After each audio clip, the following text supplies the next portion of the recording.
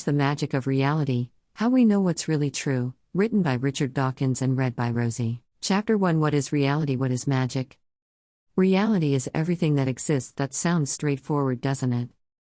Actually, it isn't. There are various problems. What about dinosaurs, which once existed, but exist no longer? What about stars, which is so far away that by the time their light reaches us, and we can see them, they may have fizzled out? We'll come to dinosaurs and stars in a moment, but in any case, how do we know things exist even in the present? Well, our five senses, sight, smell, touch, hearing, and taste, do a pretty good job of convincing us that many things are real. Rocks and camels, newly known grass and freshly ground coffee, sandpaper and velvet, waterfalls and doorbells, sugar and salt. But are we only going to call something real if we can detect it directly with one of our five senses? What about a distant galaxy too far away to be seen with the naked eye? What about a bacterium too small to be seen without a powerful microscope?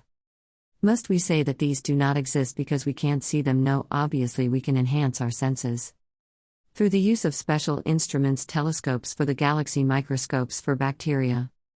Because we understand telescopes and microscopes and how they work, we can use them to extend the reach of our senses.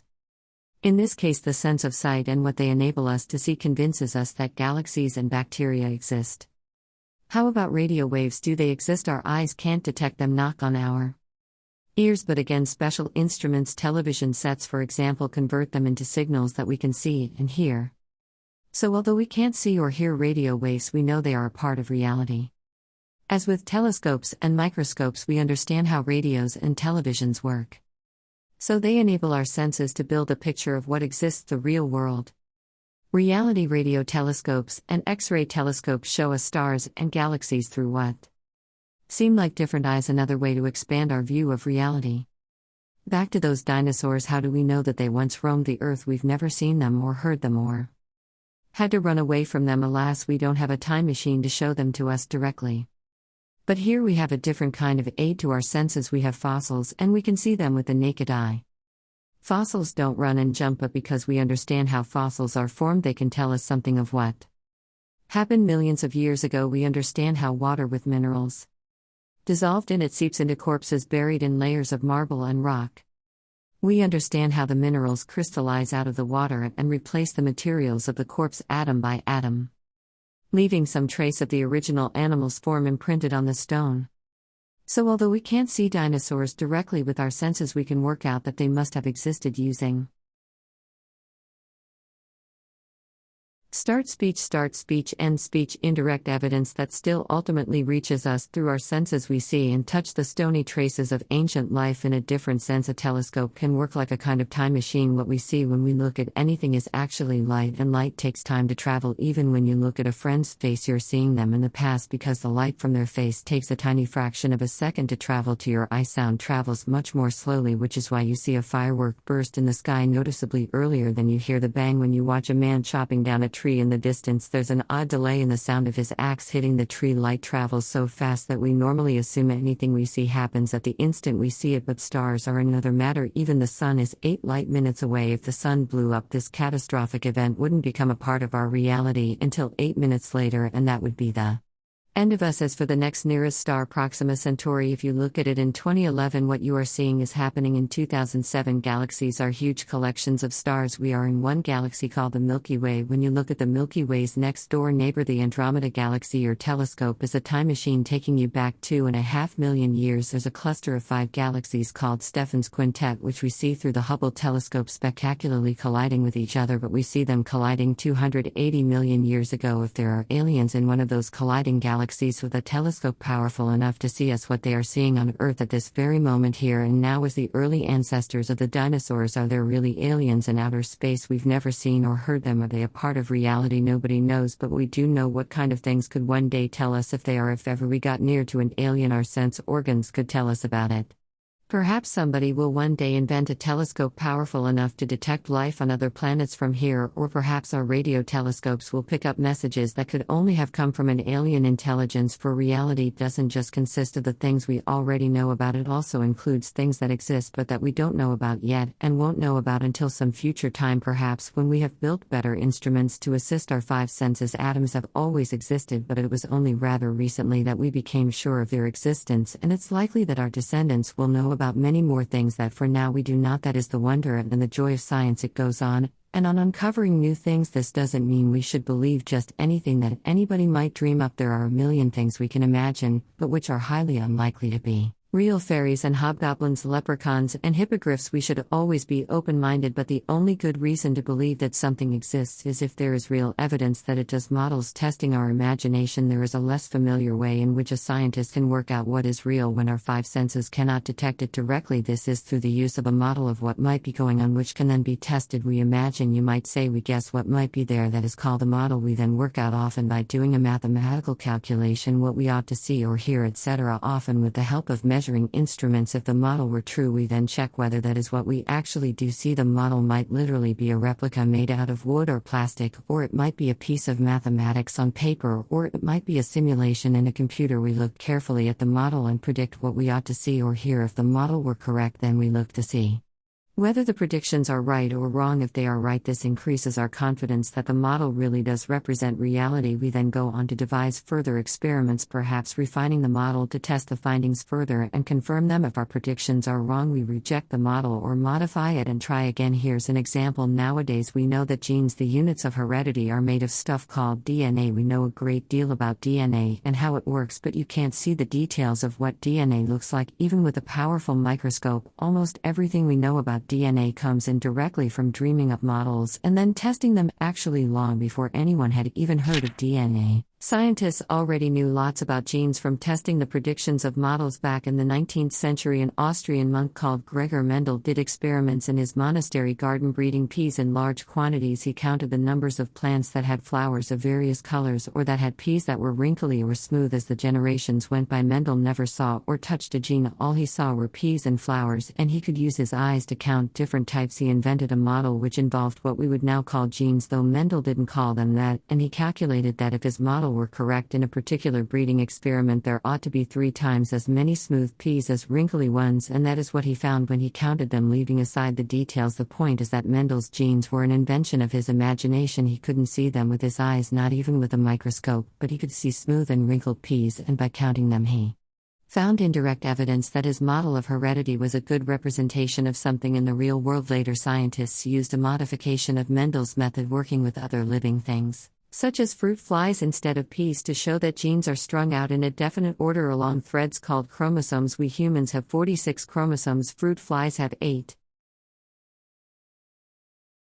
Start speech, end speech. It was even possible to work out by testing models the exact order in which genes were arranged along chromosomes.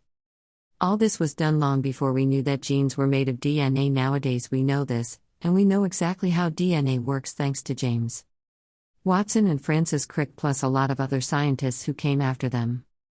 Watson and Crick could not see DNA with their own eyes. Once again, they made their discoveries by imagining models and testing them. In their case, they literally built metal and cardboard models of what DNA might look like, and they calculated what certain measurements ought to be. If those models were correct, the predictions of one model, the so-called double helix model, exactly fitted the measurements made by Rosalind Franklin and Morris Wilkins using special instruments involving X-rays beamed into crystals of purified DNA. Watson and Crick also immediately realized that their model of the structure of DNA would produce exactly the kind of results seen by Gregor Mendel in his monastery garden. We come to know what is real then in one of 3 ways. We can detect it directly using our 5 senses, or indirectly using our senses aided by special instruments such as telescopes and microscopes, or even more indirectly by creating models of what might be real, and then testing those models to see whether they successfully predict things that we can see or hear, etc. with or without the aid of instruments. Ultimately, it always comes back to our senses one way or another. Does this mean that reality only contains things that can be detected directly or indirectly by our senses and by the methods of science? What about things like jealousy and joy, happiness and love? Are these not also real? Yes, they are real, but they depend for their existence on brains. Human brains certainly, and probably the brains of other advanced animal species such as chimpanzees, dogs and whales too. Rocks don't feel joy or jealousy, and mountains do not love.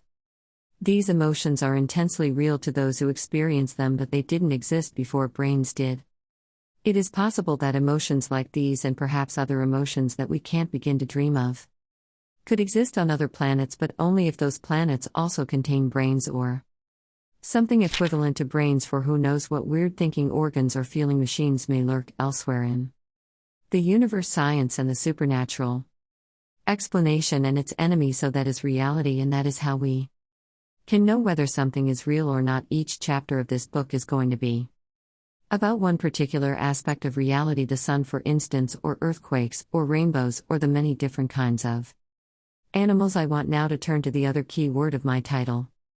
Magic. Magic is a slippery word. It is commonly used in 3 different ways, and the first thing I must do is distinguish between them. I'll call the first one supernatural magic, the second one stage magic, and the third one, which is my favorite meaning and the one I intend in my title, poetic magic. Supernatural magic is the kind of magic we find in myths and fairy tales and miracles too, though I shall leave those to one side for now and return to them in the final chapter. It's the magic of Aladdin's lamp, of wizard spells of the Brothers Grimm, of Hans Christian Andersen, and of J.K. Rowling. It's the fictional magic of a witch casting a spell and turning a prince into a frog, or a fairy godmother changing a pumpkin into a gleaming coach. These are the stories we all remember with fondness from our childhood, and many of us still enjoy when served up in a traditional Christmas pantomime, but we all know this kind of magic is just fiction and does not happen in reality. Stage magic, by contrast, really does happen, and it can be great fun, or at least something really happens, though it isn't what the audience thinks it is. A man on a stage, it usually is a man, for some reason deceives us into thinking that something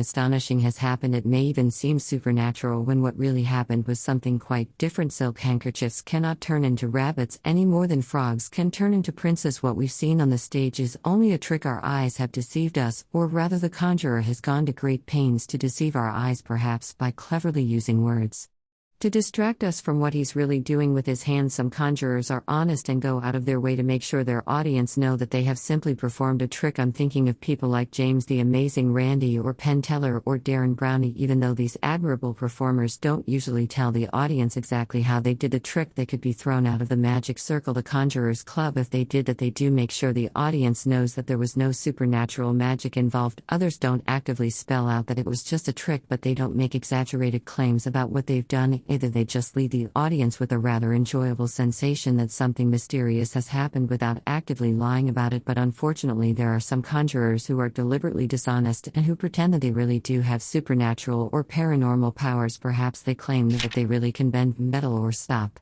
clocks by the power of thought alone. Some of these dishonest fake charlatans, is a good word for them, earn large fees from mining or oil companies by claiming that they can tell using psychic powers. Where would be a good place to drill? Other charlatans exploit people who are grieving by claiming to be able to make contact with the dead. When this happens, it is no longer just fun or entertainment, but preying on people's gullibility and distress. To be fair, it may be that not all of these people are charlatans. Some of them may sincerely believe they are talking to the dead. The third meaning of magic is the one I mean in my title, poetic magic. We are moved to tears by a beautiful piece of music, and we describe the performance as magical. We gaze up at the stars on a dark night with no moon and no city lights, and breathless with joy we say the sight is pure magic. We might use the same word to describe a gorgeous sunset, or an alpine landscape, or a rainbow against a dark sky. In this sense, magical simply means deeply moving, exhilarating, something that gives us goosebumps, something that makes us feel more fully alive. What I hope to show you in this book is that reality, the facts of the real world as understood through the methods of science, are magical in this third sense, the poetic sense, the good to be alive sense. Now I want to return to the idea of the supernatural and explain why it can never offer us a true explanation of the things we see in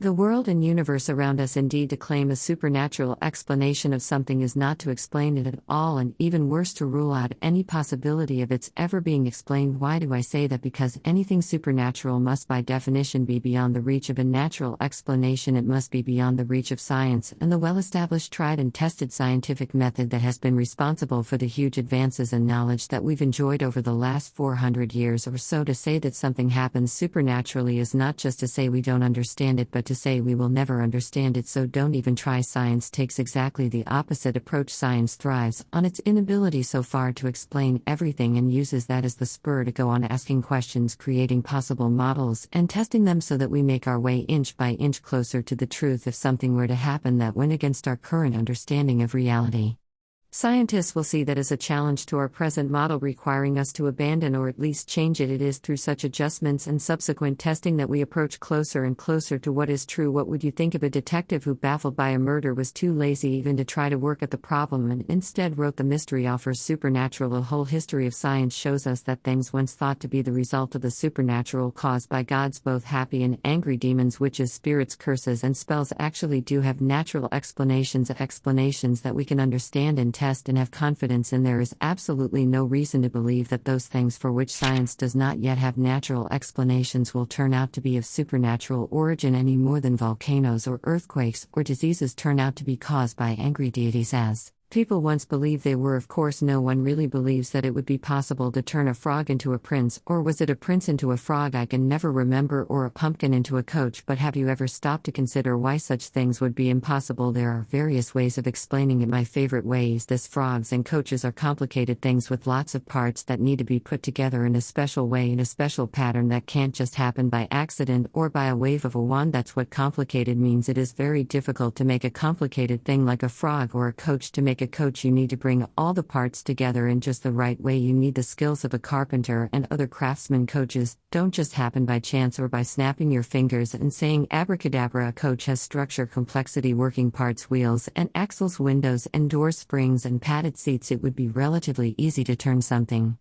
complicated like a coach into something simple like ash. For instance, the fairy godmother's wand would just need a built-in blowtorch. It's easy to turn almost anything into ash, but no one could take a pile of ash or a pumpkin and turn it into a coach, because a coach is too complicated, and not just complicated but complicated in a useful direction, in this case useful for people to travel. And let's make it a bit easier for the fairy godmother by supposing that instead of calling for a pumpkin, she called for all the parts you need for assembling a coach, all jumbled together in a box like a kit for building a model plane. The kit for making a coach consists of hundreds of planks of wood, panes of glass, rods and bars of iron, wads of padding and sheets of leather, along with nails, screws and pots of glue to hold things together. Now suppose that instead of reading the instructions and joining the parts in an orderly sequence, she just put all the bits into a great big bag and shook them up. What are the chances that the parts would happen to stick themselves together in just the right way to assemble a working coach? The answer is effectively zero, and a part of the reason for that is the massive number of possible ways in which you could combine the shuffled bits and pieces, which would not result in a working coach, or a working anything. If you take a load of parts and shake them around at random, they may just occasionally fall into a pattern that is useful or that we otherwise recognize as somehow special, but the number of ways in which that can happen is tiny, very tiny indeed, compared with the number of ways in which they will fall into a pattern that we don't recognize as anything more than a heap of junk. There are millions of ways of shuffling and reshuffling a heap of bits and pieces, millions of ways of transforming them into another heap of bits and pieces. Every time you shuffle them, you get a unique heap of junk that has never been seen before, but only a tiny minority of those millions of possible heaps will do anything useful, such as taking you to the ball, or will be remarkable or memorable in any way. Sometimes we can literally count the number of ways you can reshuffle a series of bits, as with a pack of cards, for instance, where the bits are the individual cards. Suppose the dealer shuffles the pack and deals them out to 4 players so that they each have 13 cards. I pick up my hand and gasp in astonishment. I have a complete hand of 13 spades, all the spades. I'm too startled to go on with the game, and I show my hand to the other 3 players, knowing they will be as amazed as I am. But then one by one each of the other players lays his cards on the table, and the gasps of astonishment grow with each hand. Every one of them has a perfect hand. One has 13 hearts, another has 13 diamonds, and the last one has 13 clubs. Would this be supernatural magic? We might be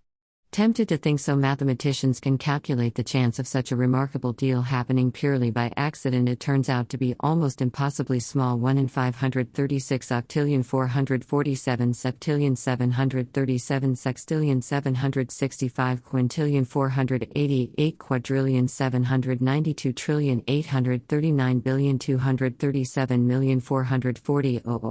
If you sat down and played cards for a trillion years, you might on one occasion get a perfect deal like that. But, and here's the thing, this deal is no more unlikely than every other deal of cards that has ever happened. The chance of any particular deal of 52 cards is 1 in 536 octillion 447 septillion 737 sextillion 765 quintillion 488 quadrillion 792 trillion 839 billion 237 million 440.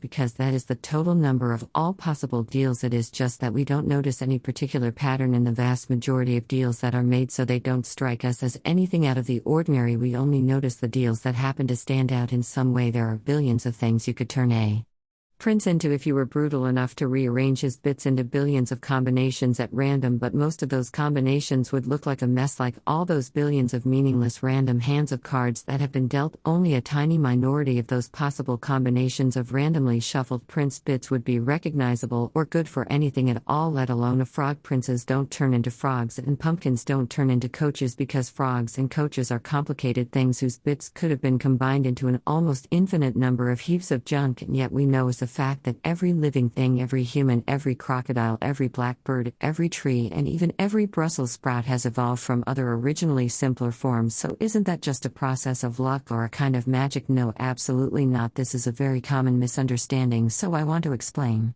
right now why what we see in real life is not the result of chance or luck or anything remotely magical at all, except of course in the strictly poetic sense of something that fills us with awe and delight, the slow magic of evolution to turn one complex organism into another complex organism in a single step, as in a fairy tale, would indeed be beyond the realms of realistic possibility. And yet complex organisms do exist. So how did they arise? How in reality did complicated things like frogs and lions, baboons and banyan trees, princes and pumpkins, you and I, come into existence? For most of history that was a baffling question which no one could answer properly. People therefore invented stories to try to explain it, but then the question was answered, and answered brilliantly in the 19th century by one of the greatest scientists who ever lived, Charles Darwin. I'll use the rest of this chapter to explain his answer briefly and in different words from Darwin's own. The answer is that complex organisms like humans, crocodiles, and Brussels sprouts did not come about suddenly in one fell swoop, but gradually, step by tiny steps, so that what was there after each step was only a little bit different from what was already there before. Imagine you want to create a frog with long legs. You could give yourself a good start by beginning with something that was already a bit like what you wanted to achieve. A frog with short legs. Say you would look over your short-legged frogs and measure their legs. You'd pick a few males and a few females that had slightly longer legs than most, and you'd let them mate together while preventing their short-legged friends from mating at all. The longer leg males and females would make tadpoles together, and these would eventually grow legs and become frogs. Then you'd measure this new generation of frogs and once again pick out those males and females that had longer than average legs and put them together to mate. After doing this for about 10 generations, you might start to notice something interesting. The average leg length of your population of frogs would now be noticeably longer than the average leg length of the starting population. You might even find that all the frogs of the 10th generation had longer legs than any of the frogs of the first generation, or 10 generations might not be enough to achieve this. You might need to go on for 20 generations or even more, but eventually you could proudly say, I have made a new kind of frog with longer legs than the old type. No wand was needed, no magic of any kind was required. What we have here is the process called selective breeding. It makes use of the fact that frogs vary among themselves, and those variations tend to be inherited, that is, passed on from parent to child by other genes. Simply by choosing which frogs breed and which do not, we can make a new kind of frog. Simple, isn't it? But just making legs longer is not very impressive. After all, we started with frogs. They were just short-legged frogs. Suppose you started not with a shorter-legged form of frog, but with something that wasn't a frog at all. Say something more like a newt. Newts have very short legs compared with frogs' legs compared with frogs' hind legs at least, and they use them not for jumping but for walking. Newts also have long tails, whereas frogs don't have tails at all, and newts are altogether longer and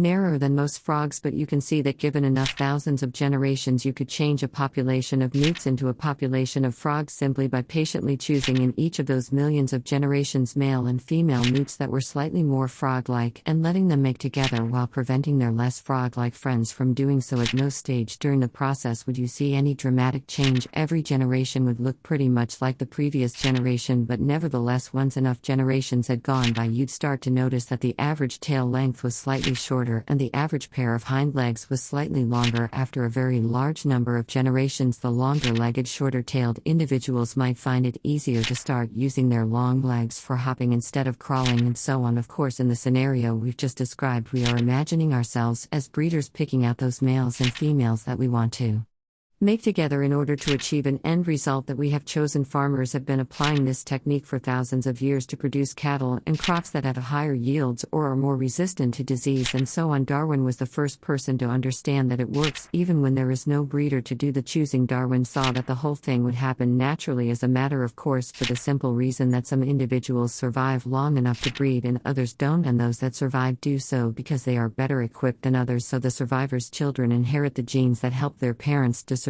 Whether it's newts or frogs, hedgehogs, or dandelions, there will always be some individuals that are better at surviving than others. If long legs happen to be helpful for frogs or grasshoppers jumping out of danger, say, or for cheetahs hunting gazelles or gazelles fleeing from cheetahs, the individuals with longer legs will be less likely to die.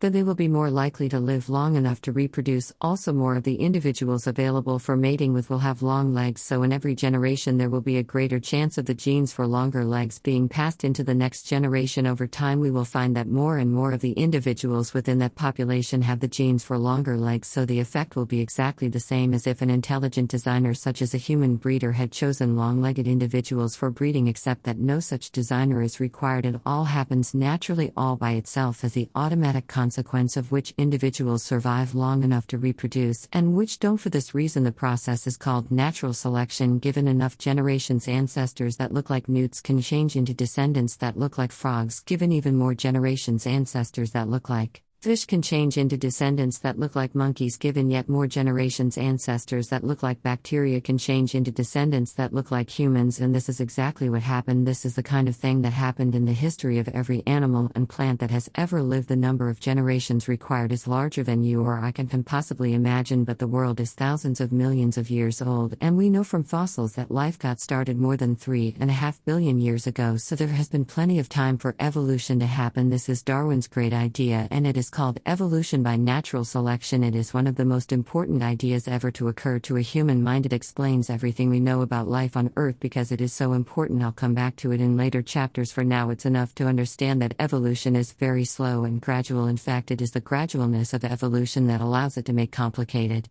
things like frogs and princes. The magical changing of a frog into a prince would be not gradual but sudden, and this is what rules such things out of the world of reality. Evolution is a real explanation which really works and has real evidence to demonstrate the truth of it. Anything that suggests that complicated life forms appeared suddenly in one go rather than evolving gradually step by step is just a lazy story, no better than the fictional magic of a fairy godmother's wand. As for pumpkins turning into coaches, magic spells are just as certainly ruled out for them as they are for frogs and princes. Coaches don't evolve, or at least not naturally in the same way that frogs and princes do, but coaches, along with airliners and pickaxes, computers and flint arrowheads, are made by humans who did evolve. Human brains and human hands evolved by natural selection just as surely as newts' tails and frogs' legs did, and human brains, once they'd evolved, were able to design and create coaches and cars.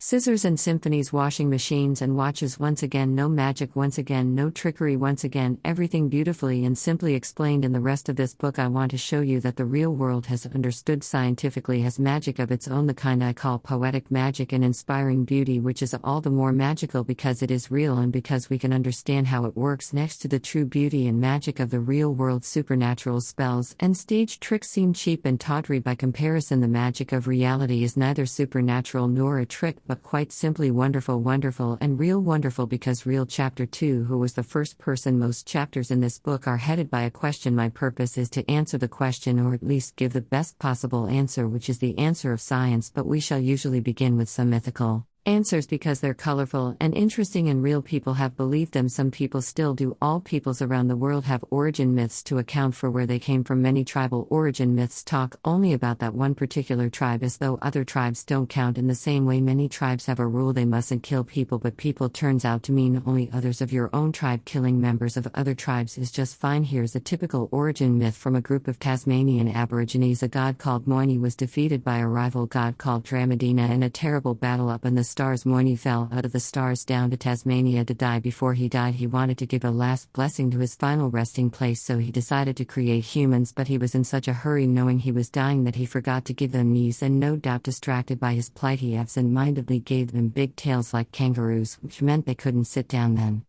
He died. The people hated having kangaroo tails and no knees, and they cried out to the heavens for help. The mighty Dromedina, who was still roaring around the sky on his victory parade, heard their cry and came down to Tasmania to see what the matter was. He took pity on the people, gave them bendable knees, and cut off their inconvenient kangaroo tails so they could all sit down at last, and they lived happily ever after. Quite often we meet different versions of the same myth. That's not surprising because people often change details while telling tales around the campfire, so local versions of the stories drift apart in a different telling of this Tasmanian myth. Moini created the first man called Parliver up in the sky. Parliver couldn't sit down because he had a tail like a kangaroo and unbendable knees. As before, the rival star god Dromedina came to the rescue. He gave Parliver proper knees and cut off his tail, healing the wound with grease. Palaver then came down to Tasmania walking along the Sky Road, the Milky Way. The Hebrew tribes of the Middle East had only a single god whom they regarded as superior to the gods of rival tribes. He had various names, none of which they were allowed to say. He made the first man out of dust and called him Adam, which just means man. He deliberately made Adam like himself. Indeed, most of the gods of history were portrayed as men or sometimes women, often of giant size and always with supernatural powers. The god placed Adam in a beautiful garden called Eden, filled with trees whose fruit Adam was encouraged to eat, with one exception. This forbidden tree was the tree of knowledge of good and evil, and the God left Adam in no doubt that he must never eat its fruit. But God then realized that Adam might be lonely all by himself and wanted to do something about it. At this point, as with the story of Dromedina and Moini, there are two versions of the myth, both found in the biblical book of Genesis. In the more colorful version, the God made all the animals as Adam's helpers, then decided that there was still something missing, a woman, so he gave Adam a general anesthetic, cut him open, removed one rib, and stitched him up again. Then he grew a woman from the rib, rather as you grow a flower from a cutting. He named her Eve and presented her to Adam as his wife. Unfortunately, there was a wicked snake in the garden who approached Eve and persuaded her to give Adam the forbidden fruit from the tree of knowledge of good and evil. Adam and Eve ate the fruit and promptly acquired the knowledge that they were naked. This embarrassed them, and they made themselves aprons out of fig leaves. When the God noticed this, he was furious with them for eating the fruit and acquiring knowledge, losing their innocence. I suppose he threw them out of the garden and condemned them and all their descendants to a life of hardship and pain. Music. To this day, the story of Adam's and Eve's terrible disobedience is still taken seriously by many people under the name of original sin. Some people even believe we've all inherited this original sin from Adam and share in his guilt, although many of them admit that Adam never actually existed. The Norse peoples of Scandinavia, famous as Viking seafarers, had lots of gods, as the Greeks and Romans did. The name of their chief god was Odin, sometimes called Vodin or Bodin, from which we get our Wednesday. Thursday comes from another Norse god, or the god of thunder, which he made with his mighty hammer. One day Odin was walking along the seashore with his brothers, who were also gods, and they came upon two tree trunks. One of these tree trunks they turned into the first man, whom they called Ask, and the other they turned into the first woman, naming her Emblem. Having created the bodies of the first man and first woman, the brother gods then gave them the breath of life, followed by consciousness, faces, and the gift of speech. Why tree trunks? I wonder why not icicles or sand dunes. Isn't it fascinating to wonder who made such stories up and why? Presumably the original inventors of all these myths knew they were fiction at the moment when they made them up. Or do you think many different people came up with different parts of the stories at different times and in different places, and other people later put them together, perhaps changing some of them without realizing that the various bits were originally just made up? Stories are fun and we all love repeating them, but when we hear a colorful story, whether it's an ancient myth or a modern urban legend whizzing around the internet, it's also worth stopping to ask whether it or any part of it is true. So let's ask ourselves that question: who was the first person? And take a look at the true scientific answer. Who was the first person? Really, this may surprise you, but there never was a first person, because every person had to have parents, and those parents had to be people too. Same with rabbits. There never was a first rabbit, never was a first crocodile, never a first dragonfly. Every creature ever born belonged to the same species as its parents, with perhaps a very small number of exceptions which I shall ignore here. So that must mean that every creature ever born belonged to the same species as its grandparents and its great-grandparents and his great-great-grandparents, and so on forever. Well, no, it's not as simple as that. This is going to need a bit of explaining, and I'll begin with a thought experiment. A thought experiment is an experiment in your imagination. What we are going to imagine is not literally possible because it takes us way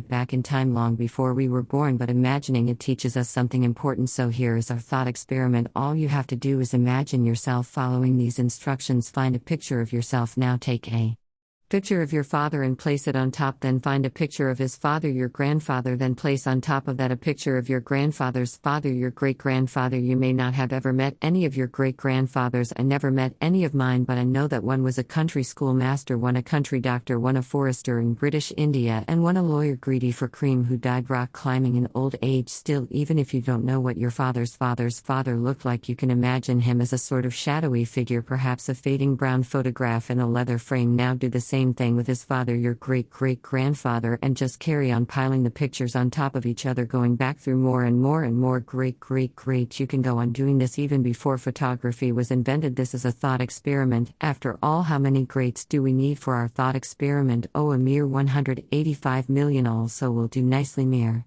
It isn't easy to imagine a pile of 185 million pictures. How high would it be? Well, if each picture was printed as a normal picture postcard, 185 million pictures would form a tower about 16,000 feet high. That's more than 40 New York skyscrapers standing on top of each other, too tall to climb even if it didn't fall over, which it would. So let's tip it safely on its side and pack the pictures along the length of a single bookshelf. How long is the bookshelf? About 3 miles. The near end of the bookshelf has the picture of you. The far end has a picture of your 185 million great-grandfather. What did he look like? An old man with wispy hair and white side whiskers, a caveman in a leopard skin. Forget any such thought. We don't know exactly what he looked like, but fossils give us a pretty good idea. Believe it or not, your 185 million great-grandfather was a fish, so was your 185 million great-grandmother, which is just as well, or they couldn't have mated with each other and you wouldn't be here. Let's now walk along our 3-mile bookshelf, pulling pictures off it one by one to have a look at them. Every picture shows a creature belonging to the same species as the picture on either side of it. Everyone looks just like its neighbors in the line, or at least as much alike as any man looks like his father and his son. Yet if you walk steadily from one end of the bookshelf to the other, you'll see a human at one end and a fish at the other, and lots of other interesting great-great-great-great-grandparents in between, which is we shall soon see include some animals that look like apes, others that look like monkeys, others that look like shrews, and so on. Each one is like its neighbors in the line, yet if you pick any two pictures far apart in the line, they are very different, and if you follow the line from humans back far enough, you come to a fish. How can this be? Actually, it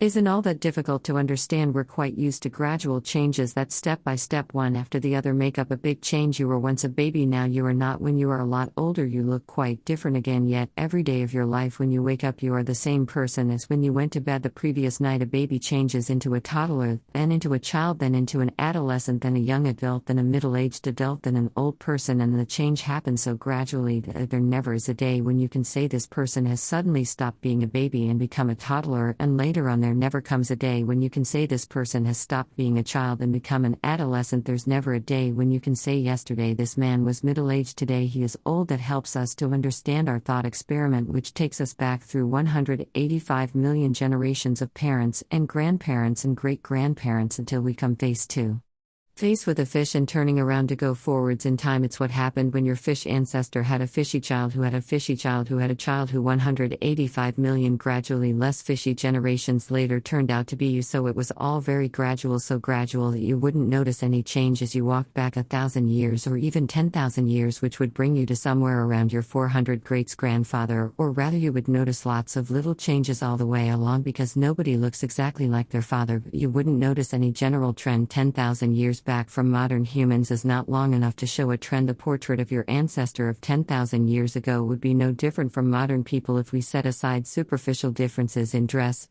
and hair and whisker style, he will be no more different from us than modern people are different from other modern people. How about 100,000 years where we might find your 400 greats-grandfather? Well, now maybe there would be a just noticeable change, perhaps a slight thickening of the skull.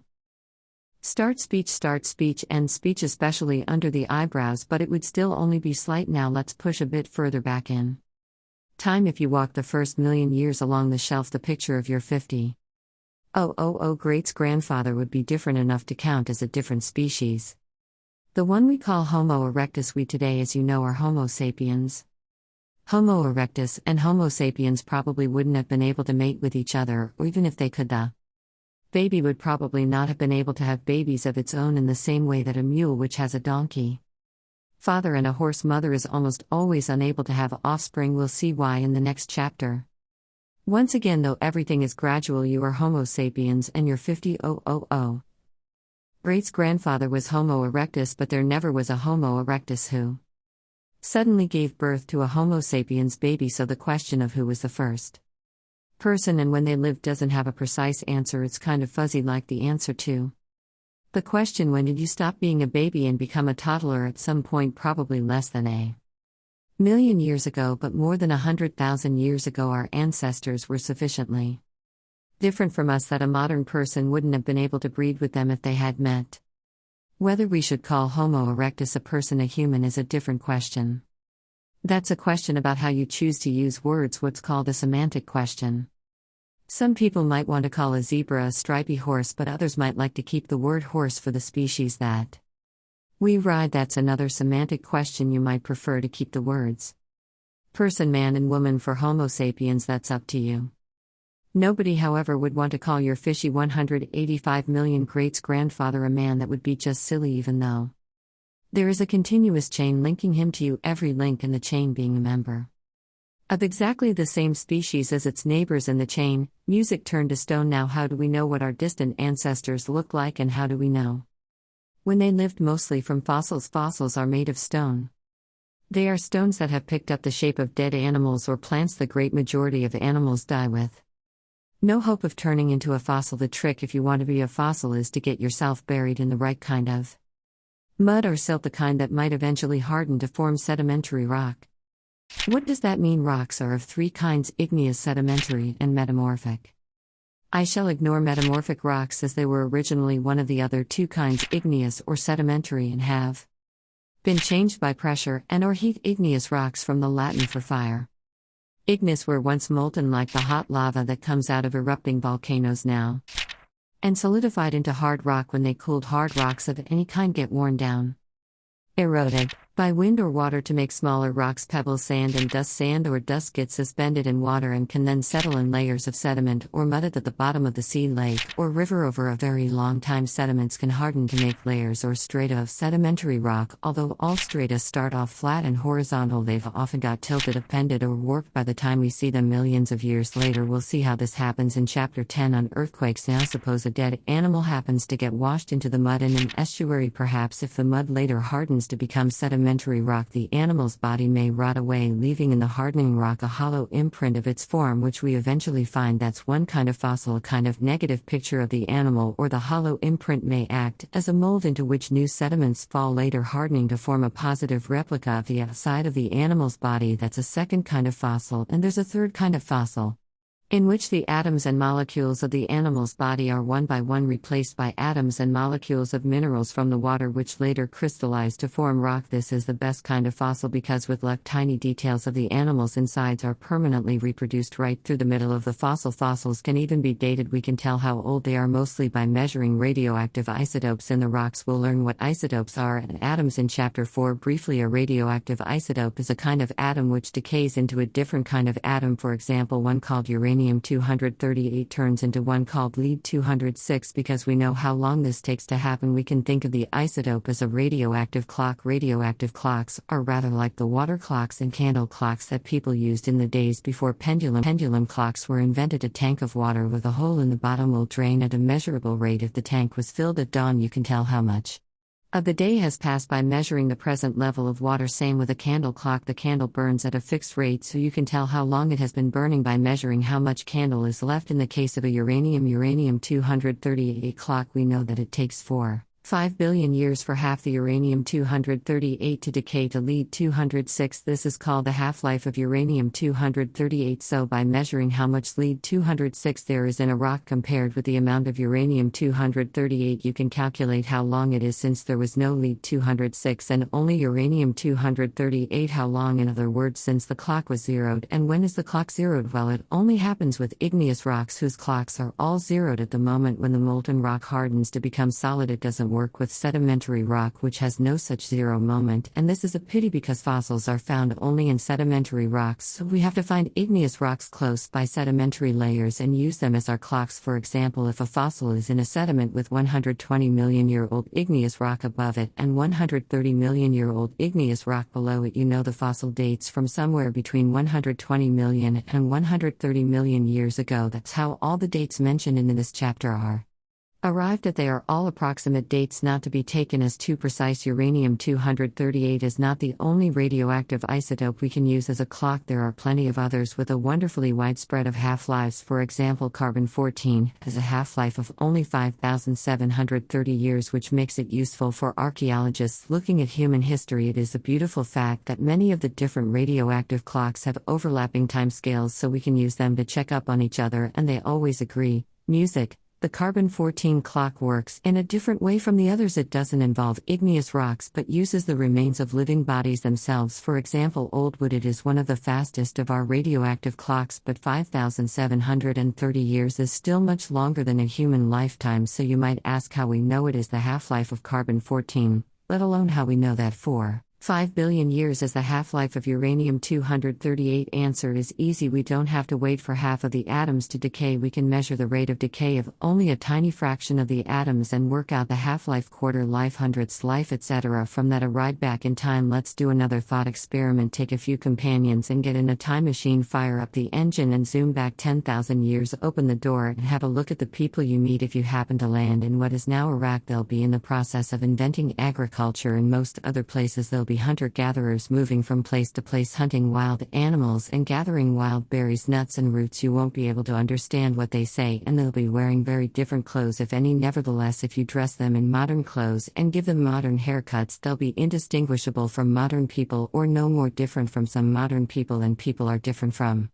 one another today, and they'll be fully capable of breeding with any of the modern people on board your time machine. Now take one volunteer from among them, perhaps your 400 greats-grandfather, because this is approximately the time when he might have lived, and set off again in your time machine back another 10,000 years to 20,000 years ago, where you have a chance to meet your 800 greats-grandparents. This time the people you see will all be hunter-gatherers, but once again their bodies will be those of fully modern humans, and once again they'll be perfectly capable of interbreeding with modern people and producing fertile offspring. Take one of them with you in the time machine and set off another 10,000 years into the past. Keep on doing this, hopping back in steps of 10,000 years at each stop, picking up a new passenger and taking him or her back to the past. The point is that eventually, after a lot of 10,000-year hops, perhaps when you've gone a million years into the past, you'll begin to notice that the people you meet when you emerge from the time machine are definitely different from us and can't interbreed with those of us who boarded with you at the start of its journey, but they will be capable of breeding with the latest additions to the passenger list, who are almost as ancient as they are themselves. I'm just making the same point as I made before about gradual change being imperceptible, like the moving our hand of a watch, but using a different thought experiment. It's worth saying in two different ways because it is so important and yet quite understandably so hard for some people to appreciate. Let's resume our journey into the past and look at some of the stations on the way back to that beautiful fish. Suppose we've just arrived in our time machine at the station labeled 6 million years ago. What shall we find there? So long as we make a point of being in Africa, we'll find our 250,000 great-grandparent, give or take some generations. They'll be apes, and they might look a bit like chimpanzees, but they won't be chimpanzees. Instead, they'll be the ancestors that we share with chimpanzees. They'll be too different from us to mate with us, and too different from chimpanzees to mate with chimpanzees, but they will be able to mate with the passengers we took on board at station 5,990,000 years ago, and probably those from station 5,900,000 years ago too, but probably not those who joined us at station 4 million years ago. Let's now resume our 10,000-year hops all the way back to station 25 million years ago. There we shall find your and my 1.5 million great-grandparents. At an approximate estimate, they will not be apes, for they will have tails. We would call them monkeys if we met them today. Well, they are no more closely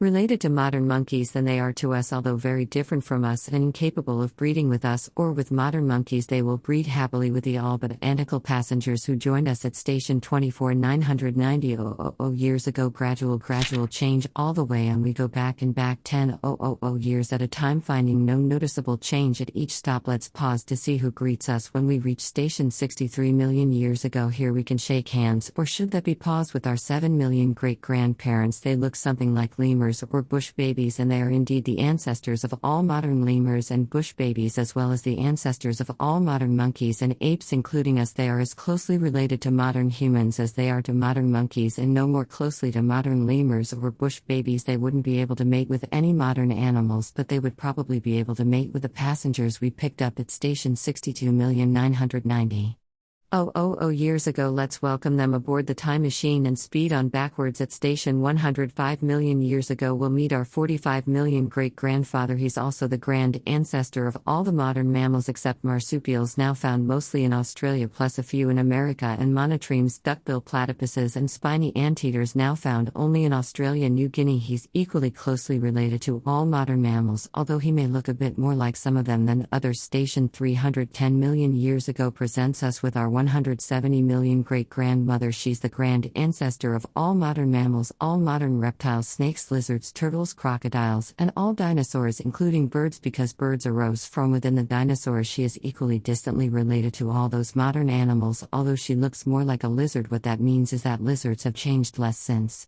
her time than, say, mammals have. Seasoned time travelers, as we are by now, it isn't far to go until we hit the fish that I mentioned earlier. Let's make one more stop on the way at station 340 million years ago, where we meet our 175 million great-grandfather. He looks a bit like a newt and is the grand ancestor of all modern amphibians, newts and frogs, as well as of all the other land vertebrates, and so does station 417 million years ago and your 185 million great-grandfather, the fish that we met before. From there we could go on even further back in time, meeting more and more distant great-grandparents, including various kinds of fish with jaws, then fish without jaws, then our knowledge starts to fade into a kind of mist of uncertainty, for these very ancient times are where we start to run out of fossils. DNA tells us we are all cousins, although we may lack the fossils to tell us exactly what our very ancient ancestors look like. We are in no doubt at all that of all living creatures are our cousins and cousins of each other, and we also know which modern animals are close cousins of each other like humans and chimpanzees, or rats and mice, and which are distant cousins of each other like humans and cuckoos, or mice and alligators. How do we know? By systematically comparing them. Nowadays the most powerful evidence comes from comparing their DNA. DNA is the genetic information that all living creatures carry in each of their cells. The DNA is spelled out along massively coiled tapes of data called chromosomes. These chromosomes really are very like the kind of data tapes you'd feed into an old-fashioned computer, because the information they carry is digital and is strung along them. In order, they consist of long strings of code letters which you can count. Each letter is either there or it isn't. There are no half measures. That's what makes it digital, and why we say DNA is spelled out. All genes in every animal, plant, and bacterium that has ever been looked at are coded messages for how to build the creature, written in a standard alphabet. The alphabet has only 4 letters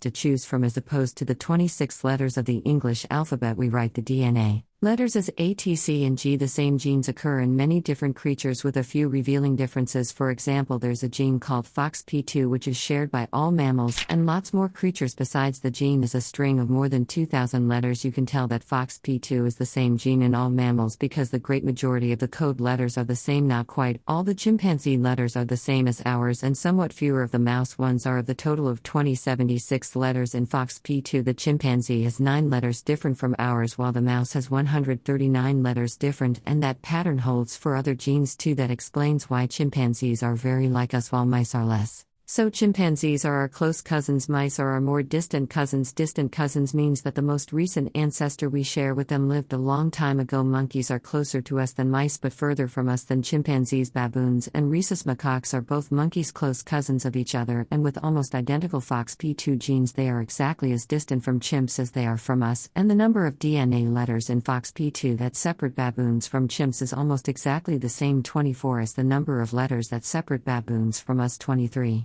It all fits. And just to finish off this little thought, frogs are much more distant cousins of all mammals. All mammals have approximately the same number of letter differences from a frog, for the simple reason that they are all exactly equally close cousins. All mammals share a more recent ancestor with each other about 180 million years ago than they do with a frog about 340 million years ago. But of course not all humans are the same as all other humans, and not all baboons are the same as all other baboons, and not all mice are the same as all other mice. We could compare your genes with mine letter by letter, and the result, we turn out to have even more letters in common than either of us does with a chimpanzee, but we'd still find some letters that are different, not many, and there's no particular reason to single out the FOXP2 gene. But if you counted up the number of letters all humans share and all our genes, it will be more than any of us shares with a chimpanzee, and you share more letters with your cousin than you share with me, and you share even more letters with your mother and your father, and if you have one with your sister or brother. In fact, you can work out how closely related any two people are to each other. Start speech, end speech by counting the number of DNA letters they share. It's an interesting count to make, and it is something we are probably going to hear more about in the future. For example, the police will be able to track somebody down if they have the DNA fingerprint of his brother. Some genes are recognizably the same with minor differences in all mammals. Counting the number of letter differences in such genes is useful for working out how closely related different mammal species are. Other genes are useful for working out more distant relationships, for example between vertebrates and worms. Other genes again are useful for working out relationships within a species, save for working out how closely related you are to me. In case you're interested, if you happen to come from England, our most recent shared ancestor probably lived only a few centuries back. If you happen to be a native Tasmanian or a Native American, we'd have to go back some tens of thousands of years to find a shared ancestor. If you happen to be a Kung San of the Kalahari Desert, we might have to go back even further. Chapter 3: Why are there so many different kinds of animals? There are lots of myths that attempt to explain why particular kinds of animals are the way that they are. Myths that explain things like why leopards have spots and why rabbits have white tails, but there don't seem to be many myths about the sheer range and variety of different kinds of animals. I can find nothing akin to the Jewish myth of the Tower of Babel, which accounts for the great variety of languages. Once upon a time, according to this myth, all the people in the world spoke the same language. They could therefore work harmoniously together to build a great tower which they hoped would reach the sky. God noticed this and took a very dim view of everybody being able to understand everybody else, whatever might they get up to next, if they could talk to each other and work together. So he decided to confound their language so that they may not understand one another's speech. This, the myth tells us, is why there are so many different languages, and why when people try to talk to people from another tribe or country, their speech often sounds like meaningless babble. Oddly enough, there is no connection between the word Babel and the Tower of Babel. I was hoping to find a similar myth about the great diversity of animals, because there is a resemblance between language evolution and animal evolution, as we shall see, but there doesn't seem to be any myth that specifically tackles the sheer number of different kinds of animals. This is surprising because there is indirect evidence that tribal peoples can be well aware of the fact that there are many different kinds of animals. In the 1920s, a now famous German scientist called Ernst Mayr did a pioneering study of the birds of the New Guinea highlands. He compiled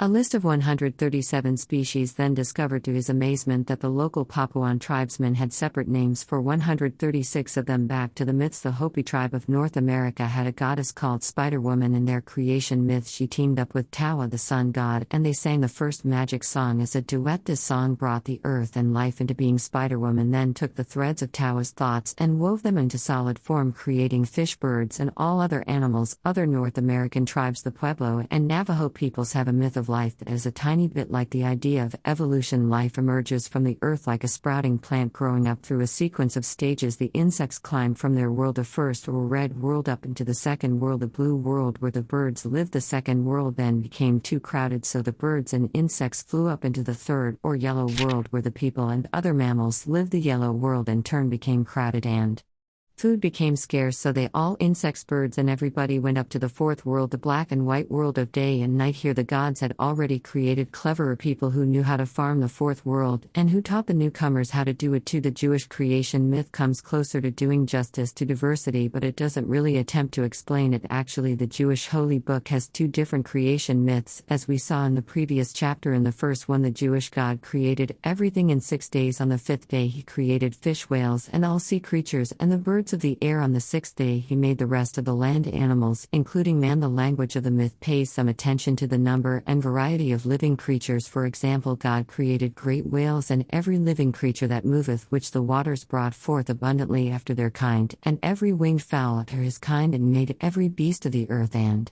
everything that creepeth upon the earth after his kind. But why was there such variety? We are not told. In the second myth we get some hint that the god might have thought his first man needed a variety of companions. Adam, the first man, is created alone and placed in the beautiful oasis garden, but then the god realized that it is not good that the man should be alone, and he therefore formed every beast of the field and every fowl of the air and brought them unto Adam to see what he would call them. Why are there really so many different kinds of animals? Adam's task of naming all the animals was a tough one, tougher than the ancient Hebrews could possibly have realized. It's been estimated that about 2 million species have so far been given scientific names, and even these are just a small fraction of the number of species yet to be named. How do we even decide whether two animals belong in The same species or in two different species where animals reproduce sexually, we can come up with a sort of definition. Animals belong to different species if they don't breed together. There are borderline cases like horses and donkeys which can breed together but produce offspring called mules or honeys that are infertile, that is, that cannot have offspring themselves. We therefore place a horse and a donkey in different species. More obviously, horses and dogs belong to different species because they don't even try to interbreed and couldn't produce offspring if they did, even infertile ones. But spaniels and poodles belong to the same species because they happily interbreed and the puppies that they produce are fertile. Every scientific name of an animal or plant consists of two lashing words, usually printed in italics. The first word refers to the genus or group of species, and the second to the individual species within the genus. Homo sapiens, wise man, and elephants. Maximus, very big elephant.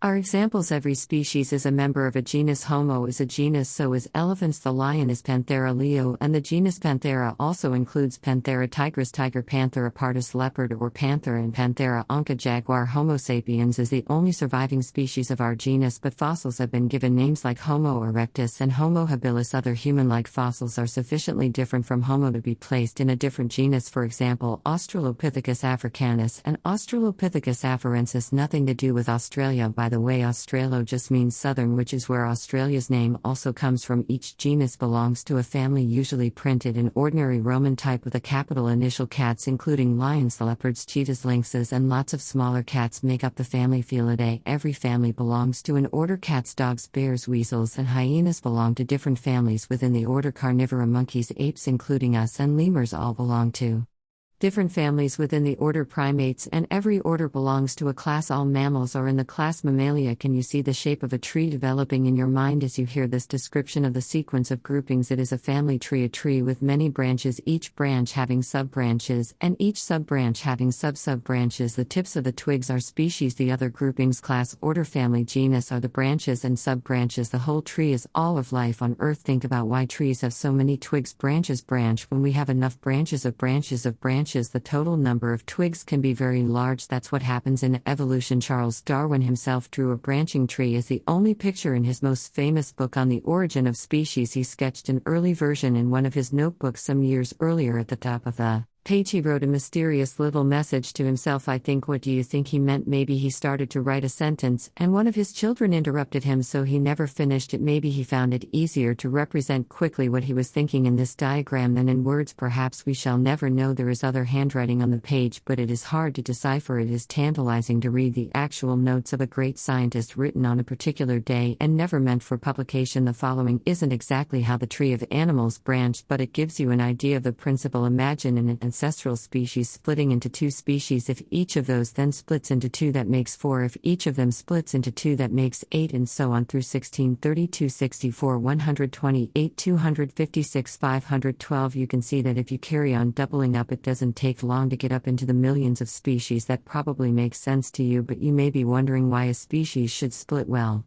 it's for pretty much the same reason as human language is split, so let's pause to think about that for a moment, pulling apart how languages and species divide. Although the legend of the Tower of Babel is of course not really true, it does raise the interesting question of why there are so many different languages. Just as some species are more similar than others, and are placed in the same family, so there are also families of languages. Spanish, Italian, Portuguese, French, and many European languages and dialects such as Romance, Galician, Occitan, and Catalan are all pretty similar to each other. Together they're called Romance languages. The name actually comes from their common origin in Latin, the language of Rome, not from any association with romance. But let's use an expression of love as our example. Depending on which country you are in, you might declare your feelings in one of the following ways. In Latin it would be te amo, exactly like modern Spanish to swear your love to someone. In Kenya, Tanzania, or Uganda, you could say in Swahili nakupenda. A bit further south in Mozambique, Zambia, or Malawi, where I was brought up, you might say in the Chinyandra language Indi Maku. and other so-called Bantu languages in southern Africa, you might say or to Azul. This Bantu family of languages is quite distinct from the Romance family of languages, and both are distinct from the Germanic family, which includes Dutch, German, and the Scandinavian languages. See how we use the word family for languages just as we do for species: the cat family, the dog family, and also of course for our own families: the Jones family, the Robinson family, the Dawkins family. It isn't hard to work out how families of related languages arise over the centuries. Listen to the way you and your friends speak to each other and compare it to the way your grandparents speak. Their speech is only slightly different, and you can easily Understand them, but they are only 2 generations away now. Imagine talking not to your grandparents but your 25 greats-grandparents. If you happen to be English, that might take you back to the late 14th century, the lifetime of the poet Geoffrey Chaucer, who wrote descriptions like this: he was a lord full fat, and then God point his e'en's taper, and rolling in his head that stared as a forness of a late his board supla his horse, and grey to star knew certainly he was a fire prelate, he was not pal as is a 4-pin ghost, a fat swan loved her best of on roast, his pal Frey was as brune as Isaberry. Well, it is recognizably English, isn't it? But if it were any more different, you'd probably consider it a separate language, as different as Spanish is from Italian. So the language in any one place changes century by century. We could say it drifts into something different. Now add the fact that people speaking the same language in different places don't often have the opportunity to hear each other, or at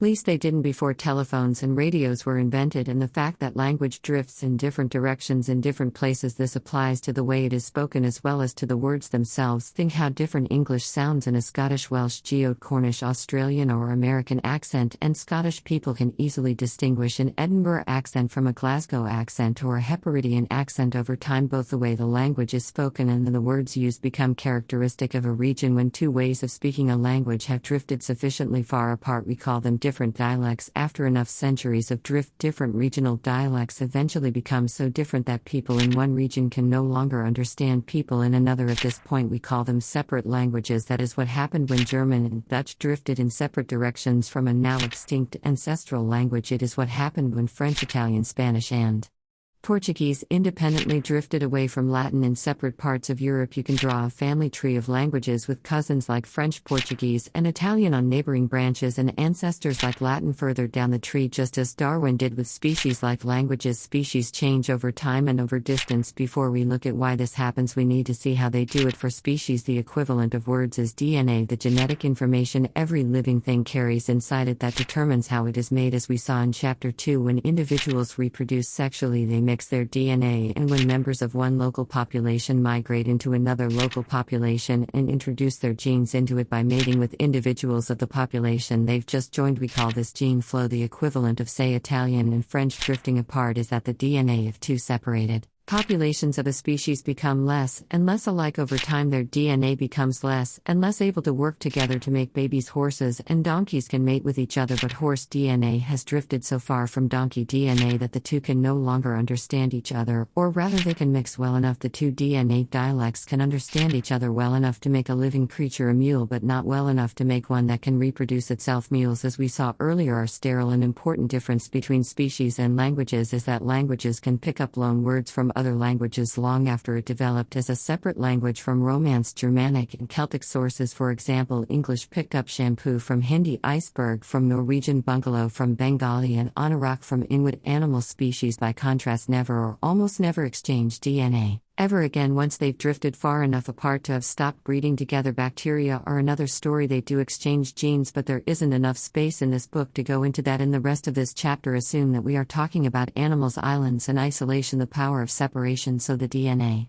of species, like the words of languages, drifts apart when separated. Why might this happen? What might start the separation? An obvious possibility is the sea populations on separate islands don't meet each other, not often anyway, so their 2 sets of genes have the opportunity to drift away from one another. This makes islands extremely important in the origins of new species, but we can think of an island as more than just a piece of land surrounded by water. To a frog, an oasis is an island where it can live, surrounded by a desert where it can't. To a fish, a lake is an island. Islands matter both for species and for languages because the population of an island is cut off from contact with other populations, preventing gene flow in the case of species, just as it prevents language drift, and so is free to begin to evolve in its own direction. The next important point is that the population of an island need not be totally isolated forever. Genes can occasionally cross the barrier surrounding it. Whether this be water or uninhabitable land. On the 4th of October 1995, a mat of logs and uprooted trees was blown onto a beach on the Caribbean island of Anguilla. On the mat were 15 green iguanas alive, after what must have been a perilous journey from another island, probably Guadalupe, 160 miles away. 2 hurricanes called Louis and Marilyn had roared through the Caribbean during the previous month, uprooting trees and flinging them into the sea. It seems that one of these hurricanes must have torn down the trees in which start speech, end speech. The iguanas were climbing. They love sitting up trees, as I've seen in Panama, and blown them out to sea. Eventually reaching Anguilla, they crawled off their unorthodox means of transport onto the beach and began anew life, feeding and reproducing and passing on their DNA on a brand new island home. We know this happened because the iguanas were seen arriving on Anguilla by local fishermen. Centuries earlier, although nobody was there to witness it, something similar is almost certainly what brought the iguanas' ancestors to Guadalupe in the first place, and something like the same story almost certainly accounts for the presence of iguanas on the Galapagos Islands, which is where we turn for the next step in our story. The Galapagos Islands are historically important because they probably inspired Charles Darwin's first thoughts on evolution when, as a member of the expedition on HMS Beagle, he visited them. In 1835, they are a collection of volcanic islands in the Pacific Ocean near the equator, about 600 miles west of South America. They're all young, just a few million years old, formed by volcanoes punching up from the bottom of the sea. This means that all the species of animals and plants on the islands must have arrived from elsewhere, presumably the mainland of South America, and recently, by evolutionary standards, once arrived species could make the shorter crossings from island to island sufficiently often to reach all the islands, maybe once or twice every century or so, but sufficiently seldom that they were able to evolve separately, drift apart, as we've been saying this chapter. During the intervals between the rare crossings, nobody knows when the first iguanas arrived in the Galapagos. They probably rafted across from the mainland just like the ones that arrived in Anguilla in 1995. Nowadays, the nearest island to the mainland is San Cristobal. Darwin knew it by the English name of Chatham, but millions of years ago there were other islands too which have now sunk beneath the sea. The iguanas could have arrived first on one of the now sunken islands and then crossed to other islands, including those still above water today. Once there, they had the opportunity to flourish in a new place, just like the ones that arrived in Anguilla in 1995. The first iguanas on Galapagos would have evolved to become different from their cousins on the mainland, partly by just drifting like languages, and partly because natural selection would have favored new survival skills. A relatively barren volcanic island is a very different place from the South American mainland. The distances between the different islands are much smaller than the distance from any of them to the mainland, so accidental sea crossings between islands would be relatively common, perhaps once per century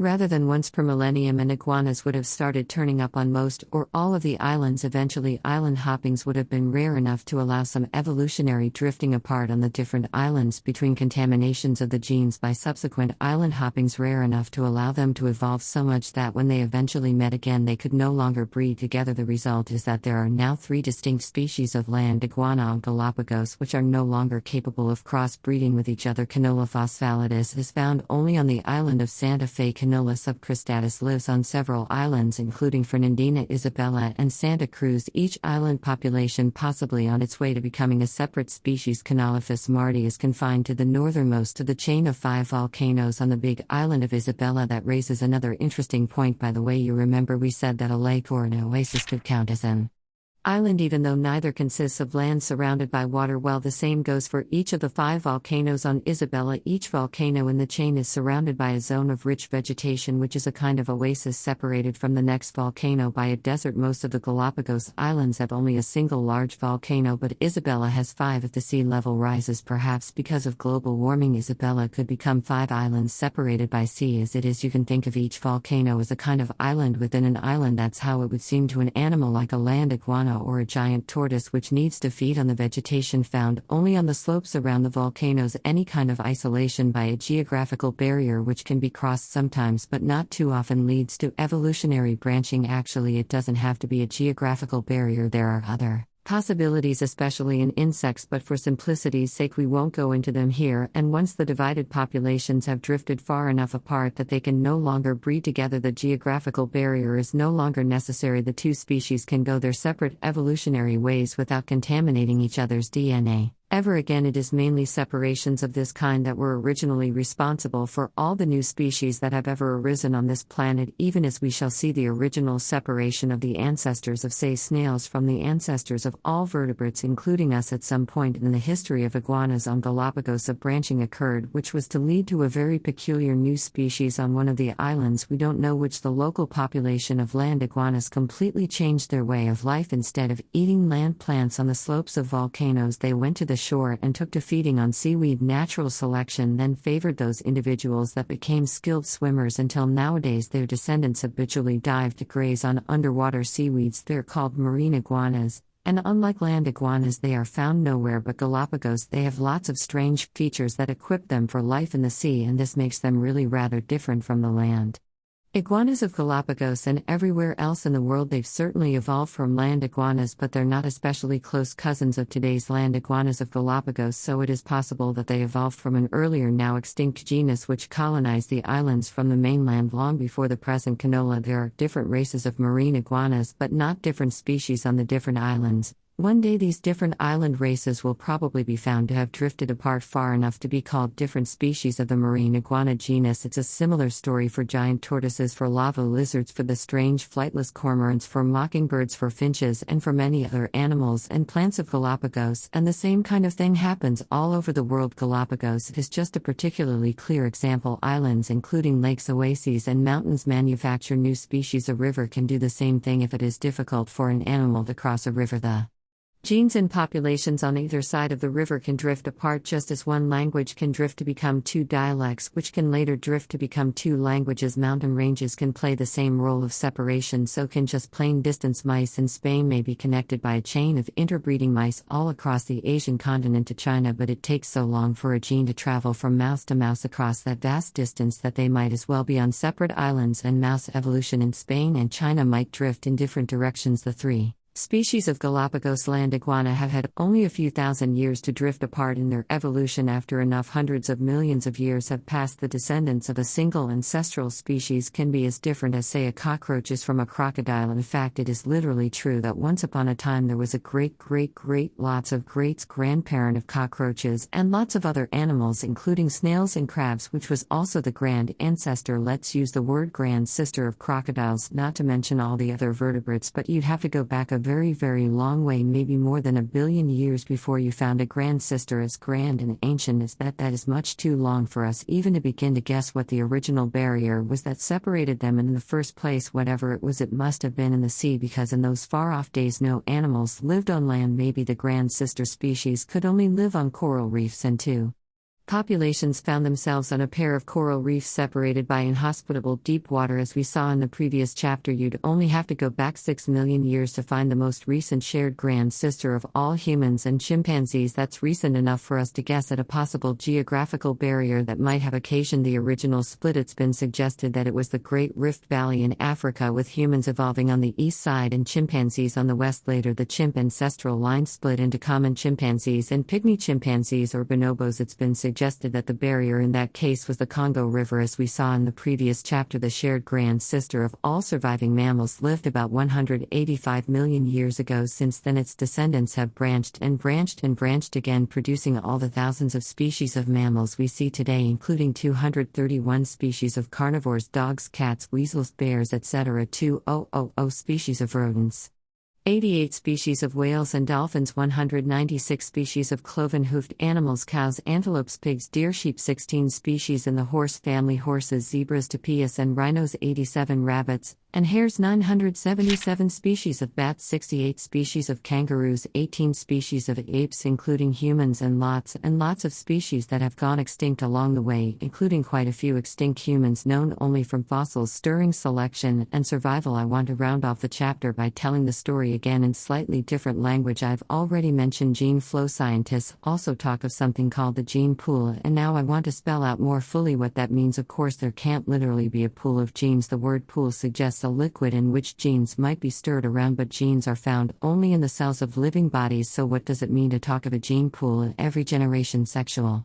reproduction sees to it that genes are shuffled. You were born with the shuffled genes of your father and your mother, which means the shuffled genes of your 4 grandparents. The same applies to every individual in the population over the long reach of evolutionary time, thousands of years, tens of thousands, hundreds of thousands of years. During that time, this process of sexual shuffling sees to it that the genes within the whole population are so thoroughly shuffled, indeed stirred, that it makes sense to talk of a great swirling pool of genes. The gene pool, you remember our definition of a species as a group of animals or plants that can breed with each other. Now you can see why this definition matters. If two animals are members of the same species in the same population, that means their genes are being stirred about in the same gene pool. If two animals are members of different species, they cannot be members of the same gene pool because their DNA cannot mix in sexual reproduction even if they live in the same country and meet each other frequently. If populations of the same species are geographically separated, their gene pools have the opportunity to drift apart so far apart eventually that if they happen to meet again, they can no longer breed together. Now that their gene pools have moved beyond mixing, they have become different species and can go on moving further apart for millions of years to the point where they might become as different from one another as humans are from cockroaches. Evolution means change in a gene pool. Change in a gene pool means that some genes become more numerous, others less. Genes that used to be common become rare or disappear altogether. Genes that used to be rare become common, and the result is that the shape or size or color or behavior of typical members of the species changes. It evolves because of changes in the numbers of genes in the gene pool. That's what evolution is. Why should the numbers of different genes change as the generations go by? Well, you might say it would be surprising if they didn't, given such immensities of time. Think of the way language changes over the centuries. Words like V and vowel soons are the vast. Phrases like stab me vitals have now more or less dropped out of English. On the other hand, the phrase I was like, meaning I said, which would have been incomprehensible as recently as 20 years ago, is now commonplace. So is cool as a term of approval. So far in this chapter, I haven't needed to go much further than the idea that gene pools in separate populations can drift apart like language. But actually, in the case of species, there is much more to it than drifting. This much more is natural selection, the supremely important process that was Charles Darwin's greatest discovery. Even without natural selection, we'd expect gene pools that happen to be separated to drift apart, but they drift in a rather aimless fashion. Selection nudges evolution in a purposeful direction, namely the direction of survival. The genes that survive in a gene pool are the genes that are good at surviving. And what makes a gene good at surviving? It helps other genes to build bodies that are good at surviving and reproducing, bodies that survive long enough to pass on the genes that help them to survive. Exactly how they do it varies from species to species. Genes survive in bird or bat bodies by helping to build wings. Genes survive in mole bodies by helping to build stout spade-like hands. Genes survive in lion bodies by helping to build fast-running legs and sharp claws and teeth. Genes survive in antelope bodies by helping to build fast-running legs and sharp hearing and eyesight. Genes survive in leaf insect bodies by making the insects all but indistinguishable from leaves. However different the details in all species, the name of the game is gene survival in gene pools. Next time you see an animal, any animal or any plant, look at it and say to yourself, what I am looking at is an elaborate machine for passing on the genes that made it. I'm looking at a survival machine for genes. Next time you look in the mirror, just think that is what you are too. Chapter 4, Music. Things made of. In Victorian times, a favorite book for children was Edward Lear's Book of Nonsense, as well as the poems about the owl and the pussycat, which you may know because it is so famous. The Jumblies and the Pebble who has no toes. I love the recipes at the end of the book. The one for Crumbly's cutlets begins like this: procure some strips of beef, and having cut them into the smallest possible slices, proceed to cut them still smaller, 8 or perhaps 9 times. What do you get if you keep on cutting stuff into smaller and smaller pieces? Suppose you take a piece of anything and cut it in half using the thinnest and sharpest razor blade you can find. Then you cut that in half, then cut that half in half, and so on over and over again. Do the pieces eventually get so small that they can't get any smaller? How thin is the edge of a razor blade? How small is the sharp end of a needle? What are the smallest bits that things are made of? The ancient civilizations of Greece, China, and India all seem to have arrived at the same idea that everything is made from 4 elements: air, water, fire, and earth. But one ancient Greek, Democritus, came a bit closer to the truth. Democritus thought that if you cut anything up into sufficiently small pieces, you would eventually reach a piece so small that it couldn't be cut any further. The Greek for cut is Thomas, and if you stick an A in front of a Greek word, it means not or you can't. So atomic means something too small to be cut any smaller, and that is where our word atom comes from. An atom of gold is the smallest possible bit of gold. Even if it were possible to cut it any smaller, it would cease to be gold. And the atom of iron is the smallest possible bit of iron, and so on. We now know that there are about 100 different kinds of atoms, of which only about 90 occur in nature. A few others have been concocted by scientists in the lab, but only in tiny quantities. Pure substances that consist of one kind of atom only are called elements. Same word as was once used for earth, air, fire, and water, but with a very different meaning. Examples of elements are hydrogen, oxygen, iron, chlorine, copper, sodium, gold, carbon, mercury, and nitrogen. Some elements such as molybdenum are rare on Earth, which is why you may not have heard of molybdenum, but commoner elsewhere in the universe. If you wonder how we know this, wait for Chapter 8. Metals such as iron, lead, copper, zinc, tin, and mercury are elements. So are gases such as oxygen, hydrogen, nitrogen, and Start speech, end speech, neon. But most of the substances that we see around us are not elements but compounds. A compound is what you get when two or more different atoms join together in a particular way. You've probably heard water referred to as H2O. This is its chemical formula and means it is a compound of one oxygen atom joined to two hydrogen atoms. A group of atoms joined together to make a compound is called a molecule. Some molecules are very simple. A molecule of water, for example, has just those three atoms. Other molecules, especially those in living bodies, have hundreds of atoms all joined together in a very particular way. Indeed, it is the way they are joined together as well as the type and number of atoms that makes any particular molecule one compound and not another. You can also use the word molecule to describe what you get when two or more of the same kind of atom join together. A molecule of oxygen, the gas we need in order to breathe, consists of two oxygen atoms joined together. Sometimes three oxygen atoms join together to form a different kind of molecule called ozone. The number of atoms in a molecule really makes a difference even if the atoms are all the same. Music. Ozone is harmful to breathe, but we benefit from a layer of it in the Earth's upper atmosphere which protects us from the most damaging of the sun's rays. One of the reasons Australians have to be especially careful when sunbathing is that there is a hole in the ozone layer in the far south. Crystals. Atoms on parade. A diamond crystal is a huge molecule of no fixed size consisting of millions of atoms of the element carbon stuck together, all lined up in a very particular way. They are so regularly spaced inside the crystal you could think of them as being like soldiers on parade, except that they are parading in three dimensions like a shoal of fish, but the number of fish in the shoal, the number of carbon atoms, and even the smallest diamond crystal is gigantic, more than all the fish plus all the people in the world, and stuck together is a misleading way to describe them if it makes you think of the atoms as solid lumps of carbon closely packed with no space in between. In fact, as we shall see, most solid matter consists of empty space that will take some explaining. I'll come back to it. All crystals are built up in the same soldiers on parade way, with atoms regularly spaced in a fixed pattern that gives the whole crystal its shape. Indeed, that's what we mean by a crystal. Some soldiers are capable of parading in more than one way, producing very different crystals. Carbon atoms, if they parade in one way, make the legendary hard diamond crystals, but if they adopt a different formation, they make crystals of graphite so soft it is used as a lubricant. We think of crystals as beautiful transparent objects,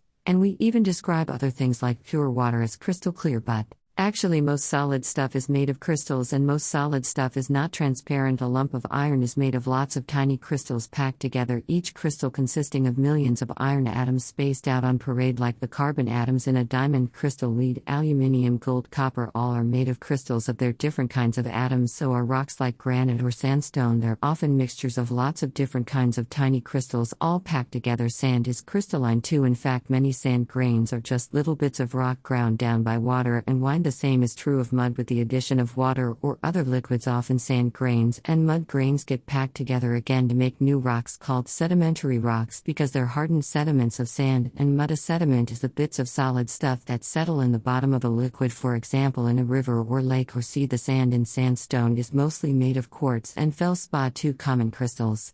In the Earth's crust, limestone is different. Like chalk, it is calcium carbonate, and it comes from ground down coral skeletons and seashells, including the shells of the tiny single-cell creatures called forams. If you see a very white beach, the sand is most likely calcium carbonate from the same shelly sauce. Sometimes crystals are made entirely of the same kind of atoms on parade, all of the same element. Diamond, gold, copper, and iron are examples, but other crystals are made of two different kinds of atoms again on parade in strict order, alternating. For example, salt, common salt, table salt is not an element but a compound of two elements, sodium and chlorine. In a crystal of salt, the sodium and chlorine atoms parade together alternately. Actually, in this case, they're called not atoms but ions, but I'm not going into why that is. Every sodium ion has 6 chlorines for neighbors at right angles to each other, in front, behind, to left, to right, above and below, and every chlorine ion is surrounded by sodiums. In just the same way, the whole arrangement is composed of squares, and this is why salt crystals, if you look at them carefully with a strong lens, are cubic, the three-dimensional form of a square, or at least have squared-off edges. Lots of other crystals are made of more than one kind of atom on parade, and many of them are found in rocks, sand, and soil. Solid, liquid, gas. How molecules move. Crystals are solid, but not everything is solid. We also have liquids and gases. In a gas, the molecules don't stick together as they do in a crystal, but rush freely about within whatever space is available, traveling in straight lines like billiard balls, but in 3 dimensions, not 2 as on a flat table. They rush about until they hit something such as another molecule or the walls of a container, in which case they bounce off again like billiard balls. Gases can be compressed, which shows there is a lot of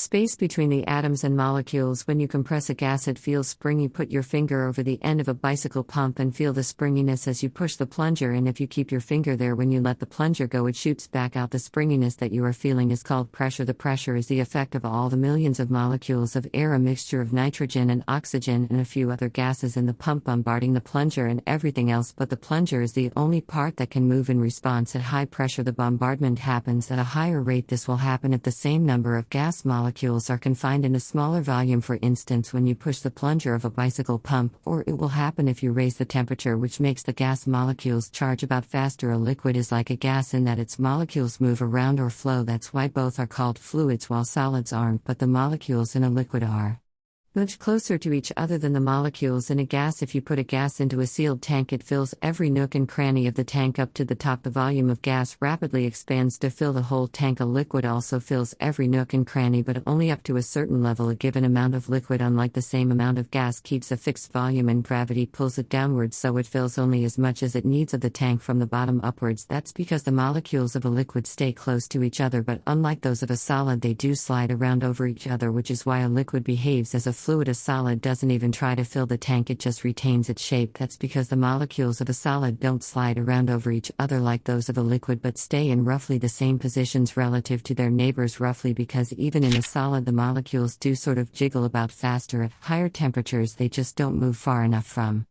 the position in the crystal parade to affect its shape. Sometimes a liquid is viscous like treacle. A viscous liquid flows, but so slowly that although a very viscous liquid eventually fills the bottom part of the tank, it takes a long time to do so. Some liquids are so viscous, flow so slowly, that they might as well be solid. Substances of this kind behave like solids even though they're not made of crystals. Glass is an example. Glass is said to flow, but so slowly that it takes centuries for us to notice. So for practical purposes we can treat glass as solid. Solid, liquid and gas are the names we give to the three common phases of matter. Many substances are capable of being all three at different temperatures. On Earth, methane is a gas. It's often called marsh gas because it bubbles up from marshes and sometimes it catches fire, and we see it lit up as eerie will-o'-the-wisps. But on a large, very cold moon of the planet Saturn called Titan, there are lakes of liquid methane. If a planet were colder still, it might have rocks of frozen methane. We think of Mercury as a liquid, but that just means it's liquid at ordinary temperatures. On Earth, Mercury is a solid metal. If you leave it outside in the Arctic winter, iron is a liquid if you heat it to a high enough temperature. Indeed, around the deep center of the Earth is a sea of liquid iron mixed with liquid nickel. For all we know, there may be very hot planets with oceans of liquid iron at the surface and perhaps strange creatures swimming in them, although that seems doubtful by our standards. The freezing point of iron is rather hot, so at the surface of the Earth we usually encounter it as iron cold. Iron, Google it, it's from the poet Rudy Kipling. And the freezing point of Mercury is rather cold, so we usually encounter it as quicksilver. At the other end of the temperature scale, both Mercury and iron become gases if you heat them enough.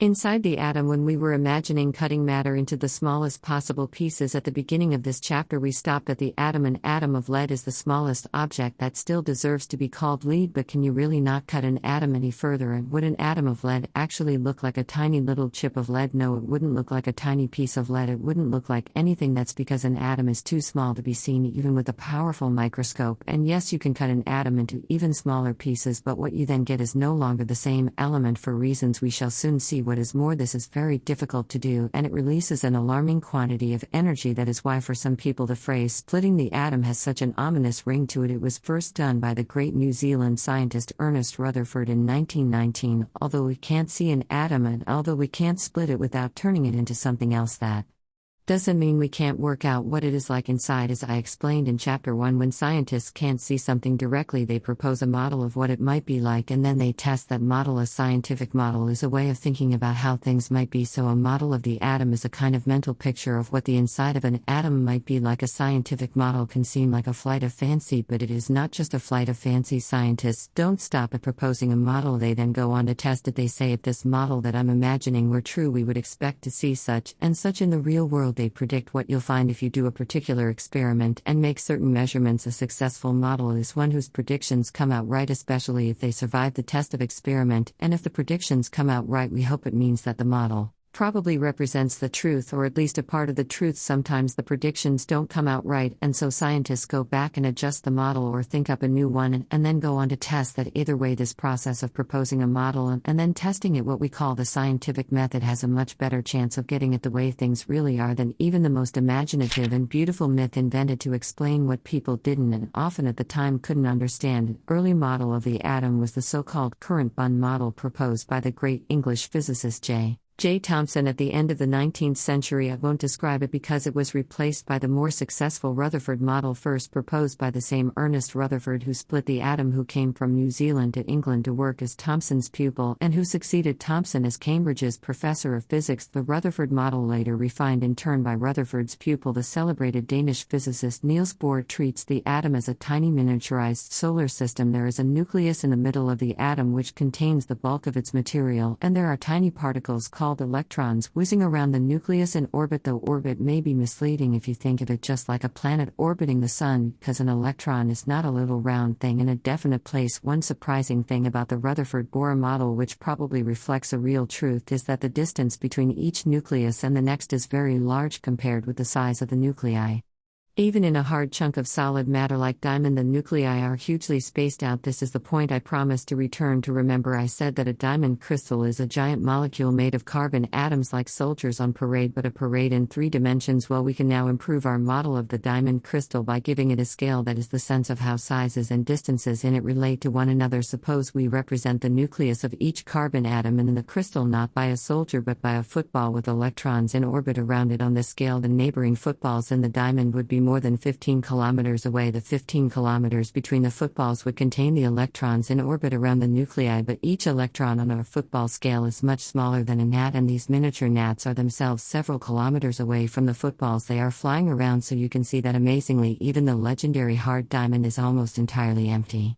Space. The same is true of all rocks, no matter how hard and solid. It is true of iron and lead. It is also true of even the hardest wood, and it is true of you and me. I've said that solid matter is made of atoms packed together, but packed means something rather odd here, because the atoms themselves are mostly empty space. The nuclei of the atoms are spaced out so far apart that if they were scaled up to footballs, any pair of them would be 15 kilometers apart with only a few nuts in between. How can this be if a rock is almost entirely empty space with the actual matter dotted about through it like footballs separated by kilometers from the nearest neighbor? How come it feels so hard and solid? Why doesn't it collapse like a house of cards when you sit on it? Why can't we see right through it? If both a wall and I are mostly empty space, why can't I walk straight through the wall? Actually, there's a rather funny story about a senior American soldier called General Stubblebine who tried to do just that. Here's the story, which I've already quoted in the previous book. This is a true story. It is the summer of 1983. Major General Albert Stubblebine III is sitting behind his desk in Arlington, Virginia, and he's staring at his wall upon which hang his numerous military awards. They detail a long and distinguished career. He is the United States Army's Chief of Intelligence with 16,000 soldiers under his command. He looks past his awards to the wall itself. There is something he feels he must do, even though the thought of it frightens him. He thinks about the choice he has to make. He can stay in his office or he can go into the next office. That is his choice, and he has made it. He is going into the next office. He stands up, moves out from behind his desk, and begins to walk. He thinks, what is the atom mostly made up of anyway? Space. He quickens his pace. What am I mostly made of? He thinks atoms. He's almost at a jog now. What is the wall mostly made up of? He thinks atoms. All I have to do is merge the spaces. Then General Stubblebine bangs his nose hard on the wall of his office. Damn, he thinks. General Stubblebine is confounded by his continual failure to walk through his wall. You can't help feeling for General Stubblebine. He knew that the wall and his own body were made of atoms so spaced out that they were like footballs 15 kilometers apart. Surely if both the wall and his own body were mostly empty space, he should be able to walk through the wall, slotting his atoms in between the walls. Atoms. Why couldn't he? Why do rocks and walls feel hard, and why can't we merge our spaces with theirs? We have to realize, as poor General Stubbleby learned the hard way, that what we feel and see as solid matter is more than just nuclei and electrons. The footballs and the gnat. Scientists talk about forces and bonds and fields which act in their different ways, both to keep the footballs apart and to keep the components of each football together, and it is those forces and fields that make things feel solid. When you get down to really small things like atoms and nuclei, the distinction between matter and empty space starts to lose its meaning. It isn't really right to say the nucleus start speech, end speech is matter like a ball, and that there is empty space until the next nucleus. We define solid matter as what? You can't walk through a wall because of those mysterious forces that link the nuclei to their neighbors in a fixed position. That's what solid means. Liquid means something similar, except that the mysterious fields and forces hold the atoms together less tightly, so they slide over each other, which means that you can walk through water, although not so fast as you can walk through air. Air, being a gas, a mixture of gases, actually is easy to walk through because the atoms in a gas whiz about freely. Rather than being tied to each other, a gas becomes difficult to walk through only if most of the atoms are whizzing in the same direction, and it is the opposite direction to the one in which you're trying to walk. This is what happens when you're trying to walk against the wind. That's what wind means. It can be difficult to walk against a strong gale and impossible against a hurricane or against the artificial gale hurled out behind the jet engine. We can't walk through solid matter, but some very small particles, such as the ones called photons, can.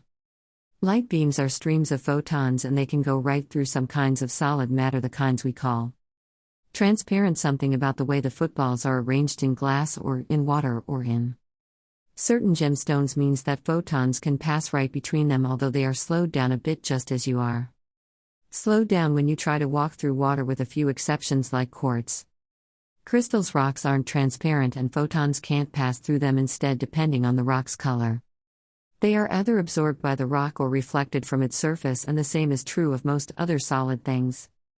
A few solid things reflect photons in a very special straight-line way. We call them mirrors. But most solid things absorb many of the photons. They aren't transparent and scatter even the ones that they reflect. They don't behave like mirrors. We just see them as opaque, and we also see them as having a color, which depends on which kinds of photons they absorb and which kinds they reflect. I return to the important subject of color in Chapter 7. What is a rainbow? Meanwhile, we need to shrink our vision to the very small indeed and look right inside the nucleus, the football itself. The tiniest things of all, the nucleus isn't really like a football. That was just a crude model. It certainly isn't round like a football. It isn't even clear whether we should speak of it as having a shape at all. Maybe the very word shaped like the word solid loses all meaning down at these very tiny sizes, and we are talking very, very tiny.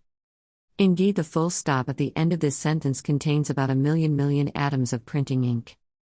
Each nucleus contains smaller particles called protons and neutrons. You can think of them as balls too if you like, but like the nuclei, they're not really balls. Protons and neutrons are approximately the same size as each other. They are very, very tiny indeed, but even so, they are still 1,000 times bigger than the electrons. Gnats in orbit around the nucleus. The main difference between a proton and a neutron is that the proton has an electric charge. Electrons too have an electric charge opposite to that of protons. We needn't bother with exactly what electric charge means here. Neutrons have no charge because electrons are so very, very tiny, while protons and neutrons are only very, very tiny. The mass of an atom is, to all intents and purposes, just its protons and neutrons. What does mass mean? Well, you can think of mass as rather like weight, and you can measure it using the same units as weight, grams or pounds. Weight is not the same as mass, however, and we'll need to explain the difference, but let's postpone that to the next chapter. For the moment, just think of mass as something like weight. The mass of an object depends almost entirely on how many protons and neutrons it has in all its atoms added together. The number of protons in the nucleus of any atom of a particular element is always the same and is equal to the number of electrons in orbit around the nucleus, although the electrons don't contribute noticeably to the mass because they're too small. A hydrogen atom has only one proton and one electron. The uranium atom has 92 protons. Lead has 82. Carbon has 6. For every possible number from 1 to 100 and a few more, there is one and only one element that has that number of protons and the same number of electrons. The number of protons or electrons that an element possesses is called the atomic number of that element. So you can define an element not just by its name but by its own unique atomic number. For example, element number 6 is carbon, element number 82 is lead. The elements are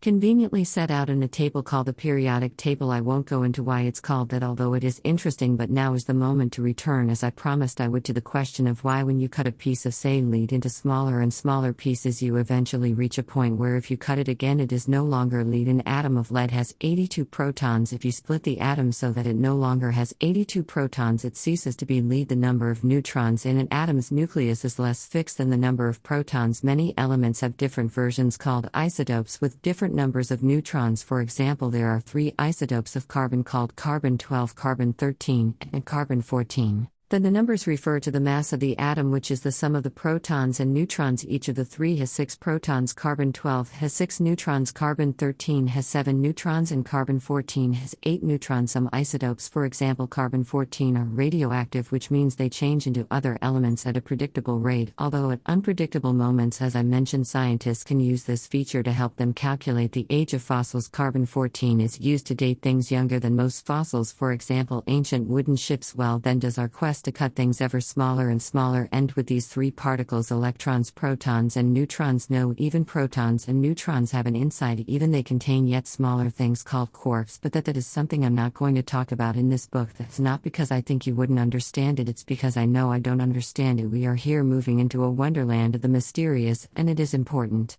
to recognize when we reach the limits of what we understand. It is not that we shall never understand these things, probably we shall, and scientists are working on them with every hope of success, but we have to know what we don't understand and admit it to ourselves before we can begin to work on it. There are scientists who understand at least something of this wonderland of the very small, but I am not one of them. I know my limitations. Carbon, the scaffolding of life. All the elements are special in their different ways, but one element, carbon, is so special that we shall end the chapter by talking briefly about that. Carbon chemistry even has its own name, separating it from the whole of the rest of chemistry. Organic chemistry. All the rest of chemistry is inorganic chemistry. So what is so special about carbon? The answer is that carbon atoms link up with other carbon atoms to form chains. The chemical compound octane, which as you may know is an ingredient of petrol gasoline, is a rather short chain of 8 carbon atoms with hydrogen atoms sticking out to the sides. The wonderful thing about carbon is that it can make chains of any length, some literally hundreds of carbon atoms long. In music, sometimes the chains come around in a loop. For example, naphthalene, the substance that mothballs are made of, whose molecules are also made of carbon with hydrogen attached, this time in 2 loops. Carbon chemistry is rather like the toy construction kit called Tinker Toy. In the laboratory, chemists have succeeded in making carbon atoms join up with each other, not just in simple loops but in wonderfully shaped Tinker Toy-like molecules named buckyballs and bucky tubes. Bucky was the nickname of Buckminster Fuller, the great American architect who invented the geodesic dome. The buckyballs and bucky tube scientists have made our artificial molecules, but they show the Tinker Toyish way in which carbon atoms can be joined together into scaffolding-like structures that can be indefinitely large. Just recently, the exciting news was announced that buckyballs have been detected in outer space in the dust drifting near to a distant star. Carbon chemistry offers a near infinite number of possible molecules, all of different shapes, and thousands of different ones are found in living bodies. For example, one very large molecule called myoglobin is found in millions of copies in all our muscles. Not all the atoms in myoglobin are carbon atoms, but it is the carbon atoms that join together in these fascinating Tinker Toy-like scaffolding structures, and that is really what makes life possible. When you think that myoglobin is only one example among thousands of equally complicated molecules in living cells, you can perhaps imagine that just as you can build pretty much anything you like if you have a large enough Tinker Toy set, so the chemistry of carbon provides the vast range of possible forms required to put together anything so complicated as a living organism. What no myths. This chapter has been unusual in that it didn't begin with a list of myths. This was only because it was so hard to find any myths on this subject. Unlike, say, the sun or the rainbow or earthquakes, the fascinating world of the very small never came to the notice of primitive peoples. If you think about this for a minute, it's not really surprising. They had no way of even knowing it was there, and so of course they didn't invent any myths to explain it. It wasn't until the microscope was invented in the 16th century that people discovered that ponds and lakes, soil and dust, even our own bodies, teem with tiny living creatures too small to see yet complicated, and in their own way beautiful or perhaps frightening depending on how you think about them. Dust mites are distantly related to spiders but too small to see except as tiny specks. There are thousands of them in every home, crawling through every carpet and every bed, quite probably including yours. If primitive peoples had known about them, you can imagine what myths and legends they might have invented to explain them. But before the invention of the microscope, their existence was not even dreamed of, and so there are no myths about them. And small as it is, even a dust mite contains more than 100 trillion atoms. Dust mites are too small for us to see, but the cells of which they are made are smaller still. The bacteria that live inside them, and us in vast numbers, are smaller even than that, and atoms are far, far smaller even than bacteria. The whole world is made of incredibly tiny things, much too small to be visible to the naked eye, and yet none of the myths or so-called holy books that some people even now think were given to us by an all-knowing God mentions them at all. In fact, when you look at those myths and stories, you can see that they don't contain any of the knowledge that science has patiently worked out. They don't tell us how big or how old the universe is. They don't tell us how to treat cancer. They don't explain gravity or the internal combustion engine. They don't tell us about germs or nuclear fusion or electricity or anesthetics. In fact, unsurprisingly, the stories in holy books don't contain any more information about the world than was known to the primitive peoples who first started telling them. If these holy books really were written or dictated or inspired by all-knowing gods, don't you think it's odd that those gods said nothing about any of these important and useful things? Chapter 5. Why do we have night and day, winter and summer? Our lives are dominated by two great rhythms, one much slower than the other. The fast one is the daily alternation between dark and light, which repeats every 24 hours, and the slow one is the yearly alternation between winter and summer, which has a repeat time of a little over 365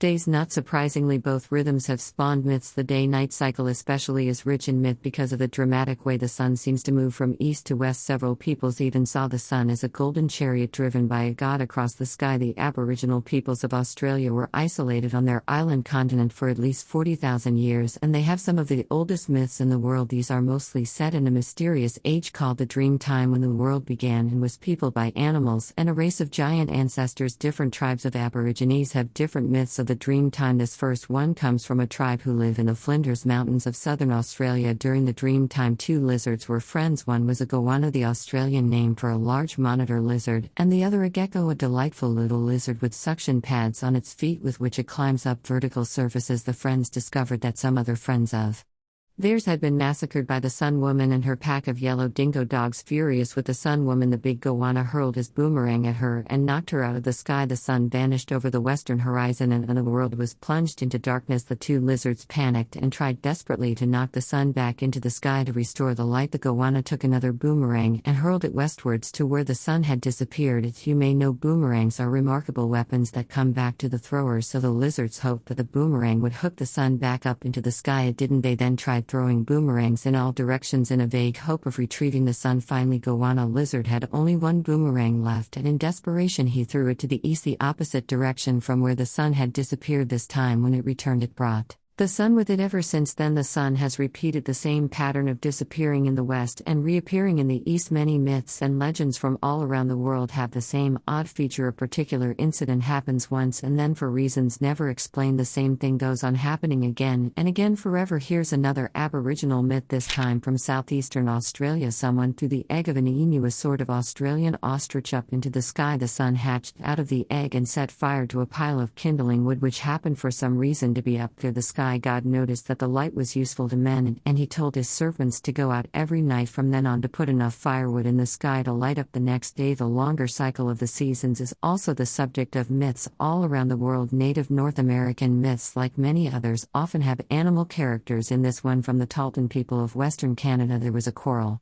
between Porcupine and Beaver over how long the seasons ought to be. Porcupine wanted winter to last 5 months, so he held up his 5 fingers, but Beaver wanted winter to last for more months than that. The number of grooves in his tail. Porcupine was angry and insisted on an even shorter winter. He dramatically bit off his thumb and held up the remaining 4 fingers, and ever since then winter has lasted 4 months. I find this a rather disappointing myth because it already assumes that there will be a winter and summer and explains only how many months each will last. The Greek myth of Persephone is better in this respect. At least Persephone was the daughter of the chief god Zeus. Her mother was Demeter, fertility goddess of the earth and the harvest. Persephone was greatly loved by Demeter, whom she helped in looking after the crops, but Hades, god of the underworld, home of the dead, loved Persephone too. One day when she was playing in a flowery meadow, a great chasm opened up and Hades appeared from below in his chariot. Seizing Persephone, he carried her down and made her the queen of his dark underground kingdom. Demeter was so grief-stricken at the loss of her beloved daughter that she stopped the plants growing and people began to starve. Eventually Zeus sent Hermes, the god's messenger, down to the underworld to fetch Persephone back up to the land of the living and the light. Unfortunately, it turned out that Persephone had eaten 6 pomegranate seeds while in the underworld, and this meant, by the kind of logic we've become used to where myths are concerned, that she had to go back to the underworld for 6 months, one for each pomegranate seed in every year. So Persephone lives above ground for part of the year, beginning in the spring and continuing through summer. During this time plants flourish and all is merry, but during the winter, when she has to return to Hades because she ate those pesky pomegranate seeds, the ground is cold and barren and nothing grows. What really changes day to night, winter to summer, whenever things change rhythmically with great precision? Scientists suspect that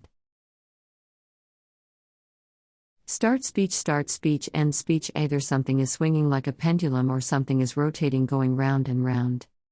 In the case of our daily and seasonal rhythms, it's the second. The seasonal rhythm is explained by the yearly orbiting of the Earth around the Sun at a distance of about 93 million miles. And the daily rhythm is explained by the Earth spinning round and round like a top. The illusion that the Sun moves across the sky is just that, an illusion. It's the illusion of relative movement. You will have met the same kind of illusion often enough. You're in a train standing at a station next to another train. Suddenly you seem to start moving, but then you realize that you aren't actually moving at all. It is the second train that is moving in the opposite direction. I remember being intrigued by the illusion the first time I traveled in a train. I must have been very young, because I also remember another thing I got wrong. On that first train journey, while we were waiting on the platform, my parents kept saying things like, "Our train will be coming soon, and here comes our train, and this is our train now." I was thrilled to get on it because this was our train. I walked up and down the corridor marveling at everything and very proud, because I thought we owned every bit of it. The illusion of relative movement works the other way too. You think the other train has moved, only to discover that it is your own train that is moving. It can be hard to tell the difference between apparent movement and real movement. It's easy if your train starts with a jolt, of course, but not if your train moves very smoothly. When your train overtakes a slightly slower train, you can sometimes fool yourself into thinking your train is still and the other train is moving slowly backwards. It's the same with the Sun and the Earth. The Sun is not really moving across our sky from east to west. What is really happening is that the Earth, like almost everything else in the universe, including the Sun itself, by the way, but we can ignore that, is spinning round and round. Technically, we say the Earth is spinning on its axis. You can think of the axis as a bit like an axle running right through the globe from North Pole to South Pole. The Sun stays almost still relative to the Earth, not relative to other things in the universe, but I'm just going to write about how it seems to us here on Earth. We spin too smoothly to feel the movement, and the air we breathe spins with us. If it didn't, we would feel it as a mighty rushing wind, because we spin at 1,000 miles an hour. At least that's the spin speed at the equator. Obviously, we spin more slowly as we approach the North or South Pole, because the ground we're standing on has less far to go to complete a circuit around the axis. Since we can't feel the spinning of the planet and the air spins with us, it's like the case of the two trains. The only way we can tell we are moving is to look at objects that are not spinning with us, objects like the stars and the Sun. What we see is the relative movement, and just as with the trains, it looks as though we are standing still and the stars and the Sun are moving across our sky. A famous thinker called Wittgenstein asked a friend and pupil called Elizabeth Anscombe, "Why do people say it was natural to think that the Sun went round the Earth rather than that the Earth turned on its axis?" Miss Anscombe said, "I suppose because it looked as if the Sun went round the Earth." Well, Wittgenstein replied, "What would it have looked like if it had looked as if the Earth turned on its axis?" You try and answer that. If the Earth is spinning at 1,000 miles an hour, why, when we jump straight up in the air, don't we come down in a different place? Well, when you're on a train traveling at 100 miles per hour, you can jump up in the air and you still land in the same place on the train. You can think of yourself as being hurled forwards by the train as you jump, but it doesn't feel like that because everything else is moving forwards at the same rate. You can throw a ball straight up on a train that comes straight down again. You can play a perfectly good game of ping pong on a train so long as it is traveling smoothly and not accelerating or decelerating or going fast around a corner, but only in an enclosed carriage. If you tried to play ping pong on an open truck, the ball would blow away. This is because the air comes with you in an enclosed carriage, but not when you're standing on an open truck. When you are traveling at a steady rate in an enclosed railway carriage, no matter how fast, you might as well be standing stock still. As far as ping pong or anything else that happens on the train is concerned, however, if the train is speeding up or slowing down and you jump up in the air, you will come down in a different place, and a game of ping pong on an accelerating or decelerating or turning train would be a strange game, even though the air inside the carriage is dead still relative to the carriage. We'll come back to this later in connection with what it is like when you throw things about in an orbiting space station working round the clock and the calendar. Night gives way to day, and day gives way to night as the part of the world we happen to be standing on spins to face the Sun or spins into the shade. But almost as dramatic, at least for those of us who live far from the equator, is the seasonal change from short nights and long hot days in summer to long nights and short cold days in winter. The difference between night and day is dramatic, so dramatic that most species of animal can thrive either in the day or in the night, but not both. They usually sleep during their off period. Humans and most birds sleep by night and work at the business of living during the day. Hedgehogs and jaguars and many other Mammals work by night and sleep by day in the same way animals have different ways of coping with the change between winter and summer. Lots of mammals grow a thick shaggy coat for the winter then shed it in spring. Many birds and mammals too migrate sometimes huge distances to spend the winter closer to the equator then migrate back to the high latitudes the far north or far south for the summer where the long days and short nights provide bumper feeding. A seabird called the Arctic tern carries this to an extreme. Arctic terns spend the northern summer and in the Arctic, then in the northern autumn they migrate south. But they don't stop in the tropics, they go all the way to the Antarctic. Books sometimes describe the Antarctic as the wintering grounds of the Arctic tern, but of course that's nonsense. By the time they get to the Antarctic, it is the southern summer. The Arctic tern migrates so far that it gets 2 summers. It has no wintering grounds because it has no winter. I'm reminded of the joking remark of a friend of mine who lived in England during the summer and went to tropical Africa to tough out the winter. Another way some animals avoid the winter is to sleep through it. It's called hibernation, from hiberners, the Latin word for wintry. Bears and ground squirrels are among the many mammals and quite a lot of other kinds of animals that hibernate. Some animals sleep continuously through the whole winter. Some sleep for most of the time, occasionally stirring into sluggish activity and then sleeping again. Usually their body temperature drops dramatically during hibernation and everything inside them slows down almost to a stop. Their internal engines just barely tick over. There's even a frog in Alaska which goes so far as to freeze solid in a block of ice, thawing out and coming to life again in the spring. Even those animals like us that don't hibernate or migrate to avoid the winter have to adapt to the changing seasons. Leaves sprout in spring and fall and autumn, which is why it's called the fall in America. So trees that are a lush green in summer become gaunt and bare in winter. Lambs are born in spring so they get the benefit of warm temperatures and new grass as they are growing. We may not grow long woolly coats in winter, but we often wear them, so we can't ignore the changing seasons. But do we understand them? Many people don't. There are even some people who don't understand that the Earth takes a year to orbit the Sun. Indeed, that's what a year is. According to a poll, 19 of British people think it takes a month, and similar percentages have been found in other European countries. Even among those who understand what a year means, there are many who think the Earth is closer to the Sun and some are more distant. In winter, tell that to an Australian barbecuing Christmas dinner in a bikini on a baking hot beach. The moment you remember that in the southern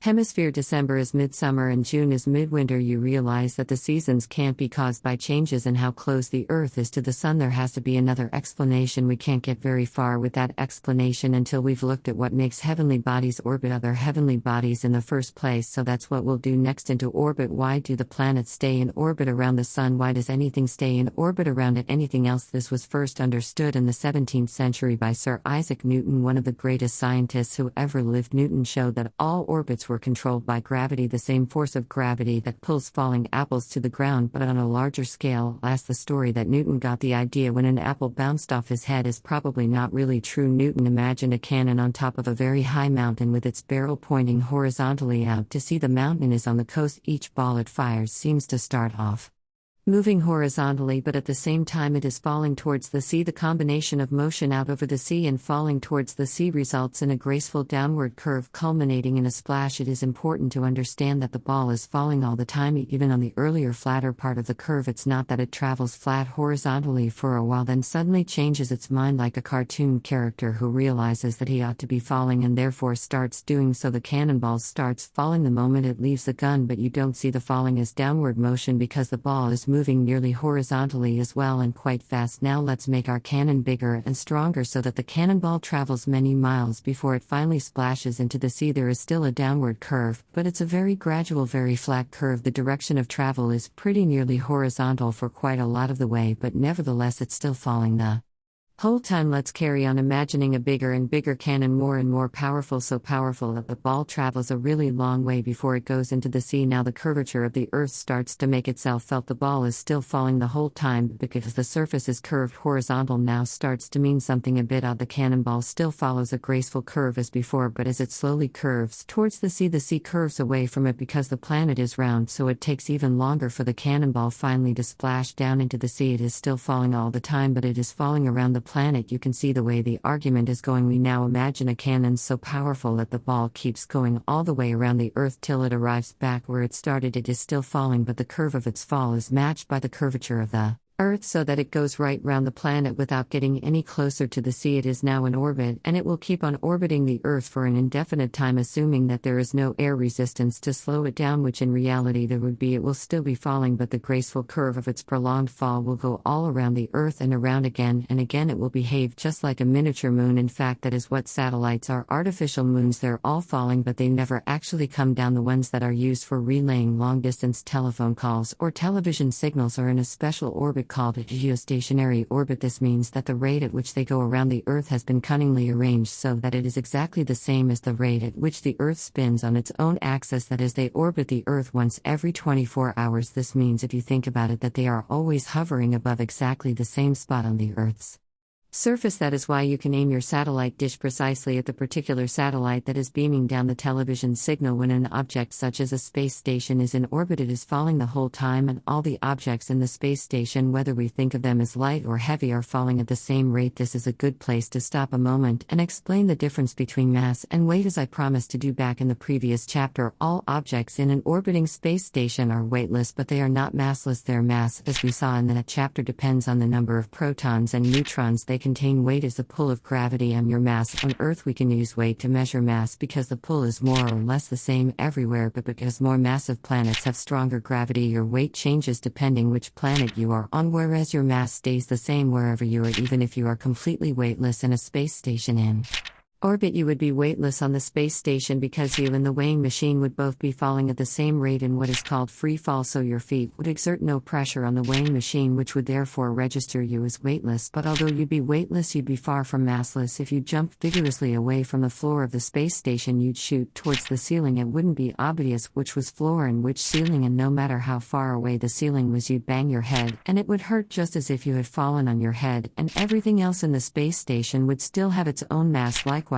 if you had a cannonball in the cabin with you, it would float about weightlessly, which might make you think it was light like a beach ball of the same size, but if you tried to throw it across the cabin, you'd soon know that it wasn't light like a beach ball. It would be hard work to throw it, and you might find yourself shooting backwards in the opposite direction. If you tried, the cannonball would feel heavy, even though it would show no special tendency to go downwards towards the floor of the space station. If you succeeded in throwing the cannonball across the room, it would behave like any heavy object. When it hit something in its path, it would not be good if it hit one of your fellow astronauts on the head, either directly or after bouncing off a wall. If it hit another cannonball, the two would bounce off each other with a proper heavy feel, unlike, say, a pair of ping pong balls, which would also bounce off each other but lightly. I hope that gives you a feel for the difference between weight and mass in the space station. A cannonball has much more mass than a balloon, although both have the same weight. 0 eggs ellipses and escaping gravity. Let's go back to our cannon on the mountain top and make it more powerful still. What will happen? Well, now we need to acquaint ourselves with the discovery of the great German scientist Johannes Kepler, who lived just before Newton. Kepler showed that the graceful curve by which things orbit other things in space is not really a circle but something known to mathematicians since ancient Greek times as an ellipse. An ellipse is sort of egg-shaped, only sort of. Eggs are not perfect ellipses. A circle is a special case of an ellipse. Think of a very blunt egg, an egg so short and squat that it looks like a ping pong ball. There's an easy way to draw an ellipse while at the same time convincing yourself that a circle is a special case of an ellipse. Take a piece of string and make it into a loop by tying the ends together in as neat and small a knot as you can. Now stick a pin in a pad of paper, loop the string around the pin, stick a pencil through the other end of the loop, pull it tight and draw all around the pin with the string loop. At full stretch you'll draw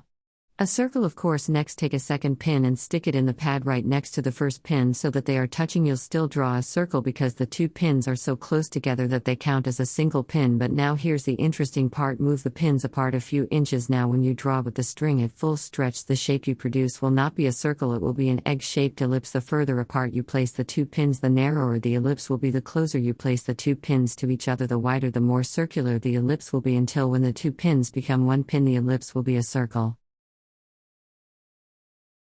Start speech, end speech. In the special case, now that we have met the ellipse, we can go back to our super powerful cabin. It has already fired a cannonball into an orbit which we assumed to be nearly circular. If we now made it more powerful still, what happens is that the orbit becomes a more stretched, less circular ellipse. This is called an eccentric orbit. Our cannonball zooms quite a long way from the Earth, then turns around and falls back. Earth is one of the two pins. The other pin doesn't really exist as a solid object, but you can think of it as an imaginary pin out there in space. The imaginary imaginary pin helps to make the mathematics understandable for some people, but if it confuses you, just forget about it. The important thing to realize is that the Earth is not the center of the egg. The orbit stretches much further away from the Earth on one side, the side of the imaginary pin, and on the other, the side where the Earth itself is the pin. We can go on making our cannon more and more powerful. The cannonball is now traveling a long, long way from the Earth and is only just pulled back around to fall back towards Earth. The ellipse is now very long and stretched indeed, and there will eventually come a point where it ceases to be an ellipse altogether. We fire the cannonball even faster, and now the extra speed just pushes it beyond the point of no return where the Earth's gravity can't summon it back. It has reached escape velocity and disappears forever, or until captured by the gravity of another body such as the Sun. Our increasingly powerful cannon has illustrated all the stages towards and beyond the establishment of an orbit. First, the ball just flops into the sea. Then, as we fire successive balls with increasing force, the curve of their travel becomes increasingly horizontal until the ball reaches the necessary speed to go into a near circular orbit. Remember that a circle is a special case of an ellipse. Then, as the speed of firing increases more and more, the orbit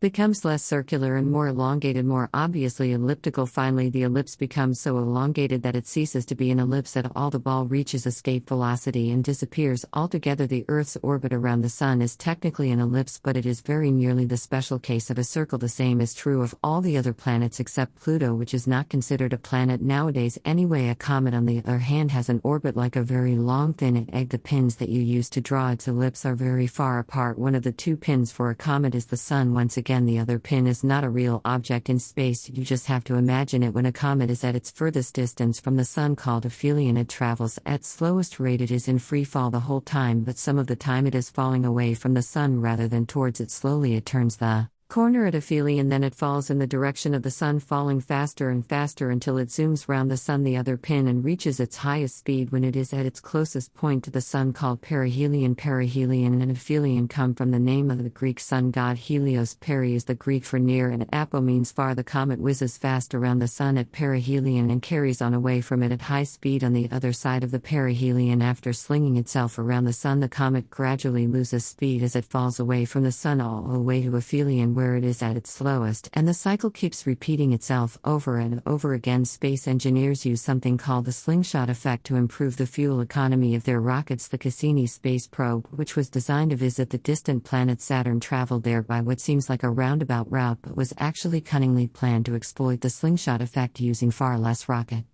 fuel than would have been needed to fly directly to Saturn. Cassini borrowed from the gravity and orbital movement of 3 planets on the way: Venus twice, then a return swing around Earth, then a final mighty heave from Jupiter. In each case, it fell around the planet like a comet, gaining speed by hanging onto its gravitational coattails as the planet whizzed around the Sun. These 4 slingshot boosts hurled Cassini out towards the Saturn system of rings and 62 moons, from where it has been sending back stunning pictures ever since. Most of the planets, as I said, orbit the Sun in near circular ellipses. Pluto is unusual not just in being too small to be called a planet anymore, but also in having a noticeably eccentric orbit. Much of the time it is outside the orbit of Neptune, but at perihelion it swoops inside and is actually closer to the Sun than is Neptune with its near-circular orbit. Even the orbit of Pluto, however, is nothing like as eccentric as that of a comet, the most famous one. Halley's Comet becomes visible to us only near perihelion when it is closest to the Sun and reflects the Sun's light. Its elliptical orbit takes it far, far away, and it returns to our neighborhood only once every 75 to 76 years. I saw it in 1986 and showed it to my baby daughter Juliet. I whispered in her ear. Of course, she couldn't understand what I was saying, but I obviously whispered it anyway, that I would never see it again, but that she would have another chance when it returned in 2061. The tail of a comet, by the way, is a train of dust, but it is not streaming out behind the head of the comet as we might think. Instead, it is blown by a stream of particles coming from the Sun, which we call the solar wind. So the tail of a comet always points away from the Sun, no matter which way the comet is traveling. There's an exciting proposal once confined to science fiction stories, but now being implemented by Japanese space engineers, to use the solar wind to propel spacecraft equipped with gigantic sails like sailing yachts on the sea using real wind. Solar wind space yachts will theoretically provide a very economical way to travel to distant worlds. A sideways look at summer. Now that we understand orbits, we can go back to the question of why we have winter and summer. Some people, you'll remember, wrongly think it is because we are closer to the Sun in summer and further away in winter. That would be a good explanation if Earth had an orbit like Pluto's. In fact, Pluto's winter and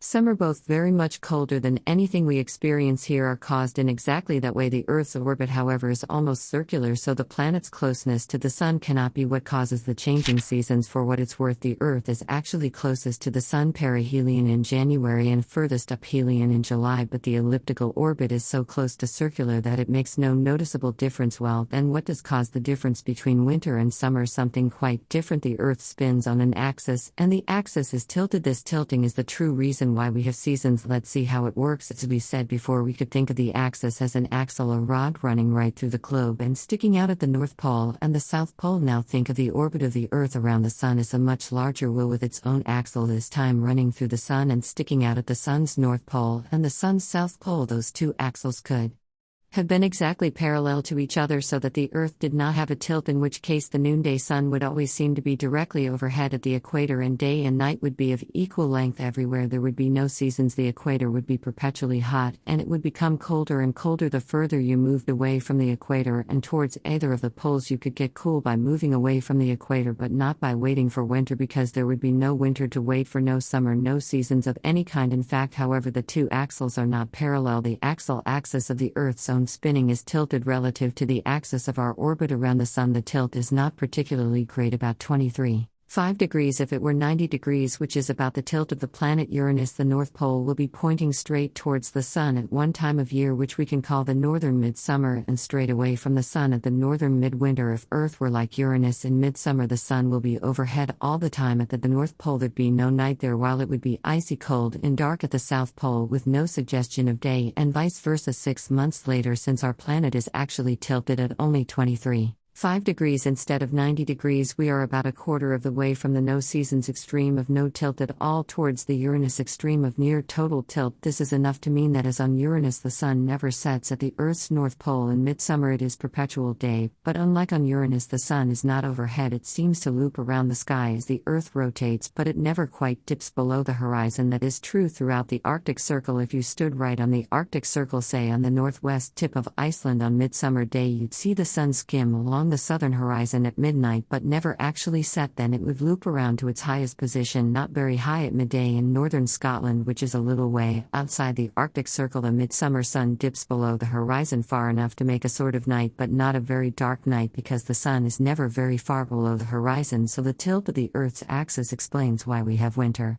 when the bit of the planet where we are is tilted away from the Sun, and summer when it's tilted towards the Sun, and why we have short days in winter and long days in summer. But does that explain why it is so cold in winter and so hot in summer? Why does the Sun feel hotter when it is directly overhead than when it is low near the horizon? It's the same Sun, so shouldn't it be equally hot no matter what the angle at which we see it? No, you can forget the fact that we are slightly nearer the Sun when tilted towards it. That's an infinitesimal difference, only a few thousand miles compared to the total distance from the Sun, about 93 million miles, and still negligible compared to the difference between the Sun's distance at perihelion and the Sun's distance at aphelion, about 3 million miles. No, what matters is partly the angle at which the Sun's rays hit us, and partly the fact that the days are longer in summer and shorter in winter. It's that angle that makes the Sun feel hotter at midday than in the late afternoon, and it's that angle that makes it more important to put on sunscreen at midday than in the late afternoon. It's a combination of the angle and the day length that makes the plants grow more in summer than in winter, with all that follows from that. So why does this angle make such a difference? Here's one way to explain it. Imagine that you are sunbathing at midday in the middle of the summer, and the Sun is high overhead. A particular inch two of skin in the middle of your back is being hit by photons, tiny particles of light, at a rate that you could count with a light meter. Now, if you sunbathe at midday in winter when the Sun is relatively low in the sky because of the Earth's tilt, light reaches the Earth at a shallower, more sideways angle. Therefore, a given number of photons are shared out over a larger area of skin. This means that the original inch two of skin gets a smaller share of the available photons than it did at midsummer. What is true of your skin is true of the leaves of plants, and that really matters because plants use sunlight to make their food night and day, winter and summer. These are the great alternating rhythms that rule our lives and the lives of all living creatures, except perhaps those that live in the dark, cold depths of the sea. Another set of rhythms that are not so important for us but matter greatly to other creatures, such as those that live on seashores, are the rhythms imposed by the orbiting moon, acting mostly through the tides. Lunar cycles are also the subject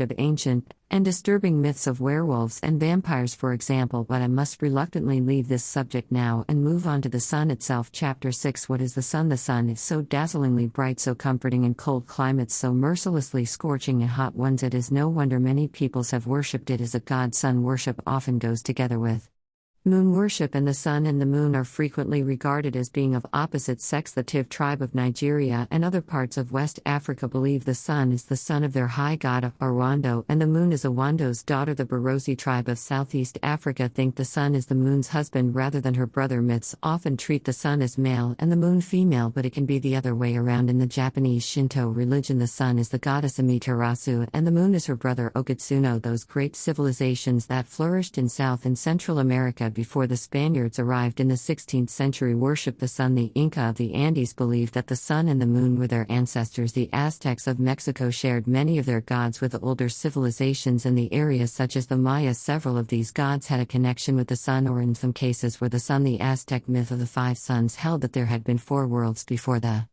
present one, each with its own sun. The earlier four worlds were destroyed one after the other by catastrophes often engineered by the gods. The first sun was the god called Black Tezcatlipoca. He fought with his brother Quetzalcoatl, who knocked him out of the sky with his club. After a period of darkness with no sun, Quetzalcoatl became the second sun. In his anger, Tezcatlipoca turned all the people into monkeys, whereupon Quetzalcoatl blew all the monkeys away and then resigned as the second sun. The god Tlaloc then became the third sun. Annoyed when Tezcatlipoca stole his wife exactly Quetzal, he sulked and refused to allow any rain to fall, so there was a terrible drought. The people begged and begged for rain, and Tlaloc became so fed up with their begging that he sent down a rain of fire instead. This burned up the world, and the gods had to start all over again. The fourth sun was Tlaloc's new wife Chakiatliku. She started out well, but then Tezcatlipoca so upset her that she cried tears of blood for 52 years without stopping. This completely flooded the world, and yet again the gods had to start from scratch. Isn't it strange, by the way, how exactly myths specify little details? How did the Aztecs decide that she cried for 52 years, not 51 or 53? The fifth sun, which the Aztecs believed is the present one that we still see in the sky, was the god Tonatu, sometimes known as Huitzilopochtli. His mother Coatlicu gave birth to him after being accidentally impregnated by a bundle of feathers. This might sound odd, but such things would have seemed quite normal to people brought up with traditional myths. Another Aztec goddess was impregnated by a good, which is the dried skin of a fruit like a pumpkin. Coatlicu's 400 sons were so enraged to find their mother pregnant yet again that they tried to behead her. However, in the nick of time she gave birth to Huitzilopochtli. He was born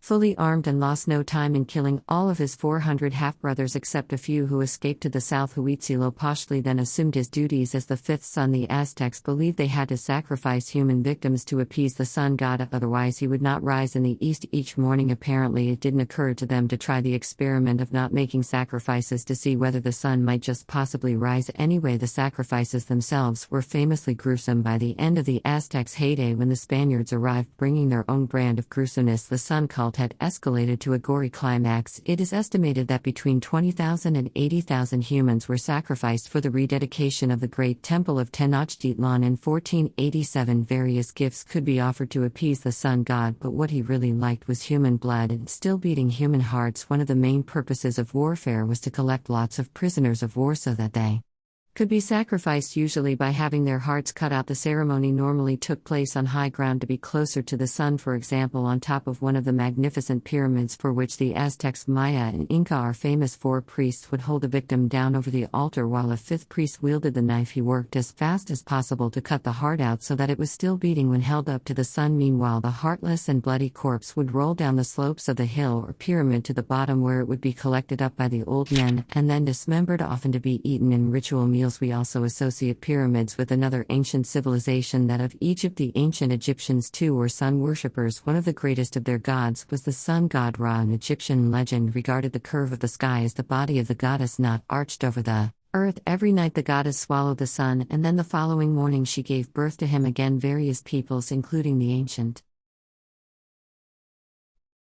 Start speech, end speech. Greeks and the Norsemen had legends about the sun being a chariot driven across the sky. The Greek sun god was called Helios, and he has given his name to various scientific terms associated with the sun. As we saw in Chapter 5 in other myths, the sun is not a god but one of the first creations of a god. In the creation myth of the Hebrew tribe of the Middle Eastern desert, the tribal god Yahweh created light on the first of his 6 days of creation, but then surprisingly he didn't create the sun until the 4th day, and God made 2 great lights, the greater light to rule the day and the lesser light to rule the night. He made the stars also where the light came from on the first day before the salmon stars existed. We are not told it is time to turn to reality, and the true nature of the sun is borne out by scientific evidence. What is the sun really? The sun is a star. It's no different from lots of other stars except that we happen to be near it, so it looks much bigger and brighter than the others. For the same reason, the sun, unlike any other star, feels hot, damages our eyes if we look straight at it, and burns our skin red if we stay out in it too long. It is not just a little bit nearer than any other star, it is vastly nearer. It is hard to grasp how far away the stars are, how big space is. Actually, it's more than hard, it's almost impossible. There's a lovely book called Earth Search by John Cassidy which makes an attempt to grasp it using a scale model. Go out into a big field with a football and plunk it down to represent the sun, then walk 25 meters away and drop a peppercorn to represent the Earth's size and its distance from the sun. The moon to the same scale would be a pinhead, and it would be only 5 centimeters away from the peppercorn, but the nearest other star, Proxima Centauri, to the same scale would be another slightly smaller football located about, wait for it, 6,500 kilometers away. There may or may not be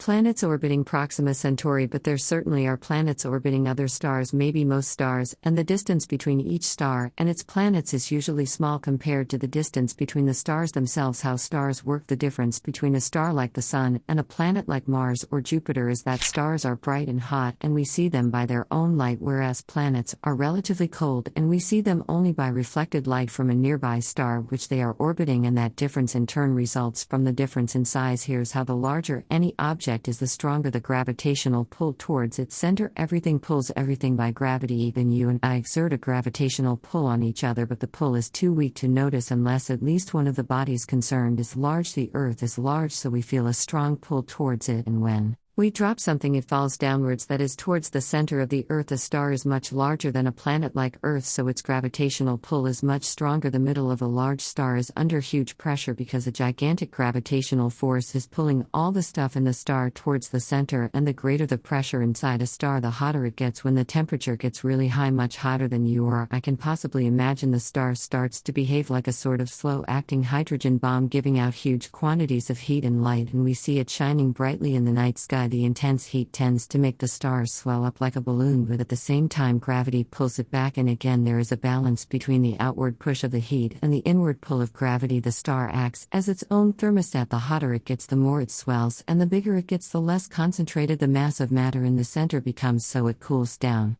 a bit. This means it starts to shrink again, and that heats it up again, and so on. That sounds as though the star bounces in and out like a heart beating, but it isn't like that. Instead, it settles into an intermediate size which keeps the star at just the right temperature to stay that way. I began by saying that the sun is just a star like many others, but actually there are lots of different kinds of stars, and they come in a great range of sizes. Our sun is not very big as stars go. It is slightly bigger than Proxima Centauri, but much smaller than lots of other stars. What is the largest star we know? That depends on how you measure them. The star that measures the greatest distance across is called Canis Majoris. From side to side diameter, it is 2,000 times the size of the Sun, and the Sun's diameter is 100 times that of the Earth. However, Canis Majoris is so wispy and light that despite its huge size, its mass is only about 30 times that of the Sun instead of the billions of times it would be if its material were equally dense. Others, such as the Pistol Star and more recently discovered stars such as Eta Carani and R136A1, not a very catchy name, are 100 times as massive as the Sun or even more, and the Sun is more than 300,000 times the mass of the Earth, which means that the mass of Eta Carani is 30 million times that of the Earth. If a giant star like R136A1 has planets, they must be very, very far away from it, or they would be instantly burned to vapor. Its gravity is so huge because of its vast mass that its planets could indeed be a very long way away and still be held in orbit around it if there is such a planet, and anybody who lives on it. Or 136A1 would probably look about as big to them as our Sun looks to us, because although it is much larger, it would also be much further away, just the right distance away, in fact in just the right apparent size to sustain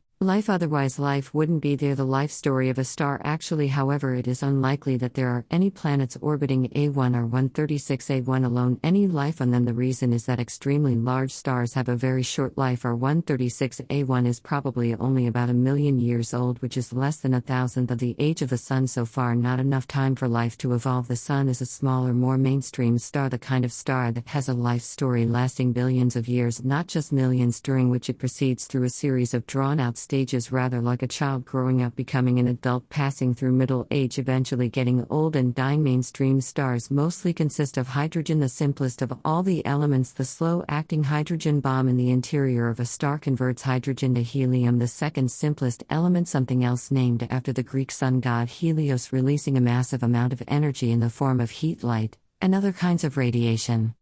You remember we said that the size of a star is a balance between the outward push of heat and the inward pull of gravity. Well, this balance stays roughly the same, keeping the star simmering away for several billions of years until it starts to run out of fuel. What usually happens then is that the star collapses into itself under the unrestrained influence of gravity, at which point all hell breaks loose. If it's possible to imagine anything more hellish than the interior of a star already, the life story of a star is too long for astronomers to see more than a tiny snapshot of it. Fortunately, as they scan the skies with their telescopes, astronomers can find a range of stars, each at a different stage of its development. Some infant stars, caught in the act of being formed from clouds of gas and dust as our Sun was 4.5 billion years ago, plenty of middle-aged stars like our Sun, and some old and dying stars which give a full taste of what will happen to our Sun in another few billion years' time. Astronomers have built up a rich zoo of stars of all different sizes and stages in their life cycles. Each member of the zoo shows what others used to be like or will be like. An ordinary star like our Sun eventually runs out of hydrogen and, as I've just described, starts burning helium. Instead, it isn't really burning but doing something much hotter. At this stage, it is called a red giant. The Sun will become a red giant in about 5 billion years' time, which means it is pretty much in the middle of its life cycle at the moment. Long before then, our poor little planet will have become much too hot to live on. In 2 billion years, the Sun will be 15 brighter than it is now, which means that the Earth will be like Venus is today. Nobody could live on Venus. The temperature there is over 400 degrees Celsius,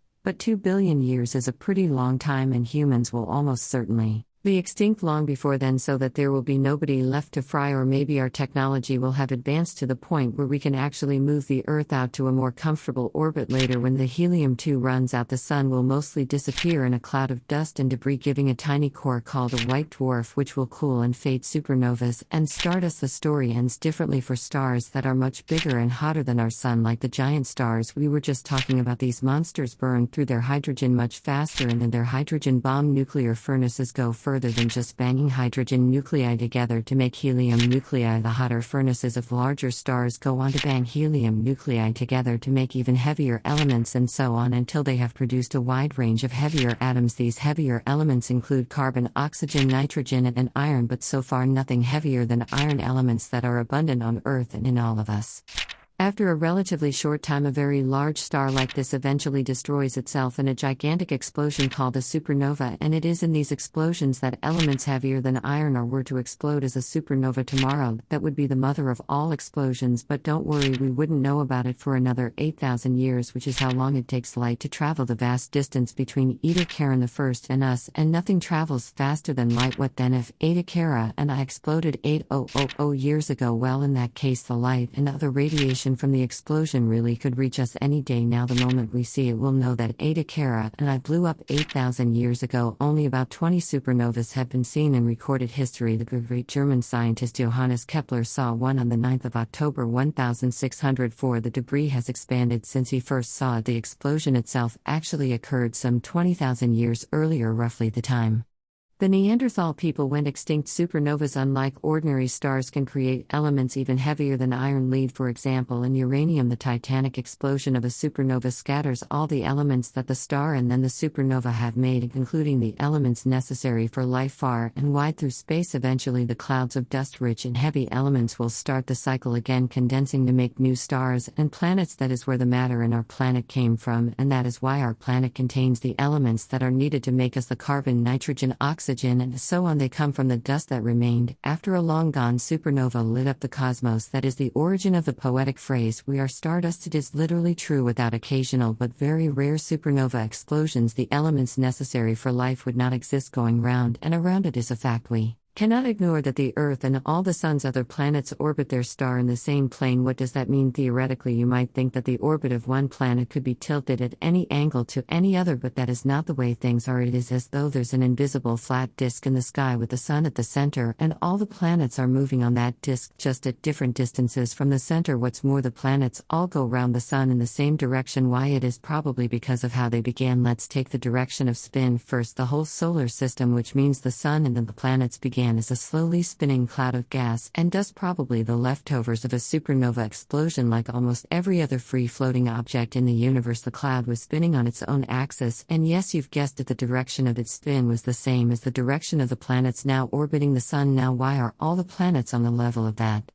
flat disk? For complicated gravitational reasons that I won't go into, but which scientists understand well. A big spinning cloud of gas and dust out in space tends to form itself into a revolving disk with a massive lump in the middle, and that is what seems to have happened with our solar system. Dust and gas and small chunks of matter don't stay as gas and dust. Gravitational attraction pulls them towards their neighbors in the way I described earlier in the chapter. They join forces with those neighbors and form larger lumps of matter. The larger a lump, the greater its gravitational pulling power. So what happened in our spinning disk was that the larger lumps became even larger as they sucked in their smaller neighbors. By far the largest lump became the Sun in the center. Other lumps large enough to attract smaller lumps to them and far enough from the Sun not to be sucked into it became the planets. Reading from nearest the Sun outwards, we now call them Mercury, Venus, Earth, Mars, Jupiter, Saturn, Uranus, and Neptune. Old lists would put Pluto after Neptune, but nowadays it is regarded as too small to count as a planet. Asteroids and shooting stars under different circumstances. Another planet could have formed too between the orbits of Mars and Jupiter, but the small bits that could otherwise have joined together to make this extra planet were prevented from doing so, probably by the brooding gravitational presence of Jupiter, and they have remained as an orbiting ring of debris called the asteroid belt. These asteroids swarm in a ring between the orbits of Mars and Jupiter, which is where the extra planet would have been if they'd managed to get together. The famous rings around the planet Saturn are there for a similar reason. They could have condensed together to make another moon. Saturn already has 62 moons, so this would have been the 63rd, but they actually stayed separate as a ring of rocks and dust in the asteroid belt, the Sun's equivalent of Saturn's ring. Some of the bits of debris are large enough to be called planetesimals, sort of not quite planets. The largest of them, called Ceres, is nearly 1,000 kilometers across, large enough to be roughly spherical like a planet, but most of them are just misshapen rocks and bits of dust. They collide with each other from time to time like billiard balls, and sometimes one of them gets kicked out of the asteroid belt and may even come close to another planet such as Earth. We see them quite commonly burning in the upper atmosphere as shooting stars or meteors. Less commonly, a meteor may be large enough to survive the ordeal of passing through the atmosphere and actually make a crash landing. On the 9th of October 1992, a meteor broke up in the atmosphere and a fragment about the size of a large brick hit a car in Peekskill, New York State. A much larger meteor the size of a house exploded above Siberia on the 30th of June 1908, setting fire to large areas of forest. Scientists now have evidence that an even larger meteor hit Yucatan in what is now Central America 65 million years ago, causing a global disaster, which is probably what killed off the dinosaurs. It has been calculated that the energy released by this catastrophic collision was hundreds of times greater than would be released if all the nuclear weapons in the world were simultaneously exploded in Yucatan. There would have been shattering earthquakes, epic tsunamis, and worldwide forest fires, and a dense cloud of dust and smoke would have darkened the Earth's surface for years. This would have starved the plants, which need sunlight, and starved the animals, which need plants. The wonder is not that the dinosaurs died, but that our mammal ancestors survived. Perhaps a tiny population survived.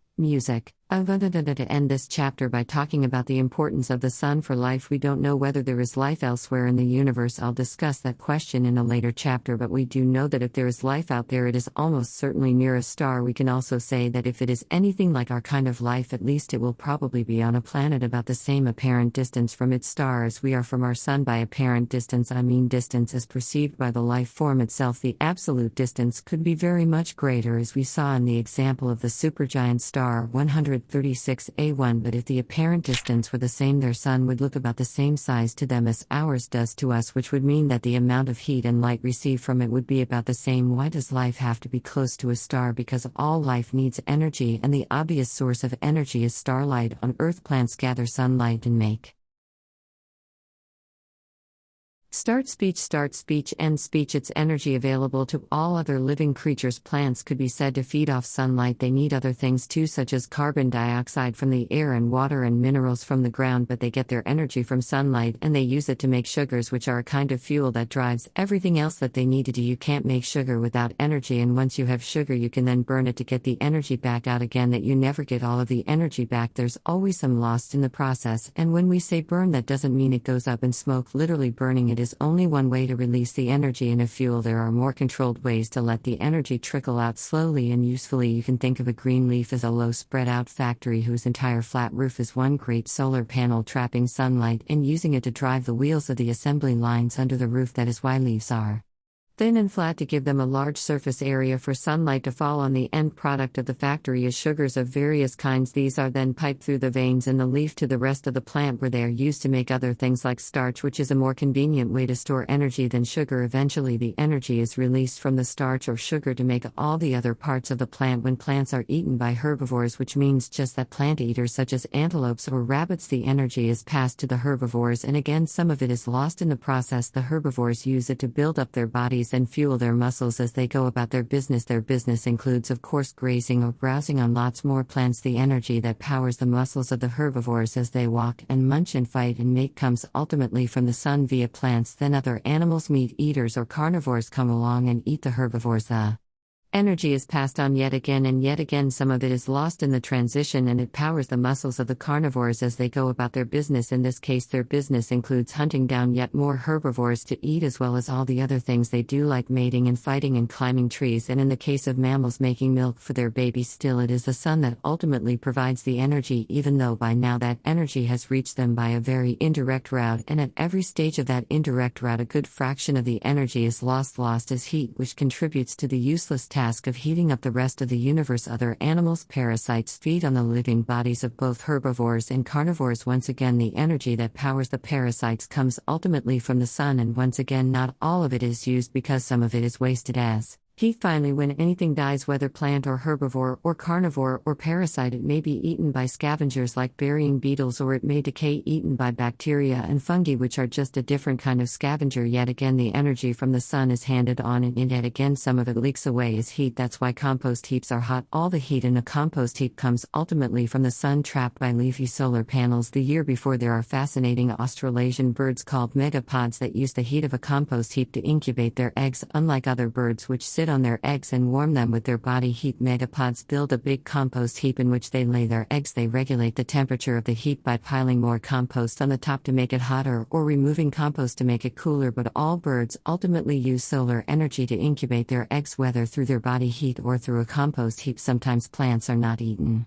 but sink into peat bogs. Over centuries, they become compressed into layers of peat by new layers added above them. People in Western Ireland or the Scottish Isles dig up the peat and cut it into brick-sized chunks, which they burn as fuel to keep their houses warm in winter. Once again, it is trapped sunlight, in this case trapped centuries earlier, whose energy is being released in the fires and cooking ranges of Galway and the Hebrides under the right conditions. And over millions of years, peat can become compacted and transformed so that it eventually becomes coal. Weight for weight, coal is a more efficient fuel than peat and burns at a much higher temperature, and it was coal fires and furnaces that powered the Industrial Revolution of the 18th and 19th centuries. The intense heat of a steel mill or a blast furnace, the glowing fireboxes that sent the Victorian steam engines thundering along iron rails, or their ships pounding through the sea. All the heat came originally from the sun via the green leaves of plants that lived 300 million years ago. Some of the dark satanic mills of the Industrial Revolution were driven by steam power, but many of the earlier cotton mills were powered by water wheels. The mill was built near a fast-running river which was ducted to flow over a wheel. This water wheel turned a great axle or drive shaft which ran the length of the factory all along the drive shaft belts, and cog wheels drove the various spinning machines and carving machines and looms. Even those machines were ultimately driven by the sun. Here's how the water wheels were driven: by water being pulled downhill by gravity, but that works only because there is a continuous supply of water up on the high ground from where it can run downhill. That water is supplied in the form of rain from clouds falling on the hills and mountains, and the clouds get their water through the evaporation of seas.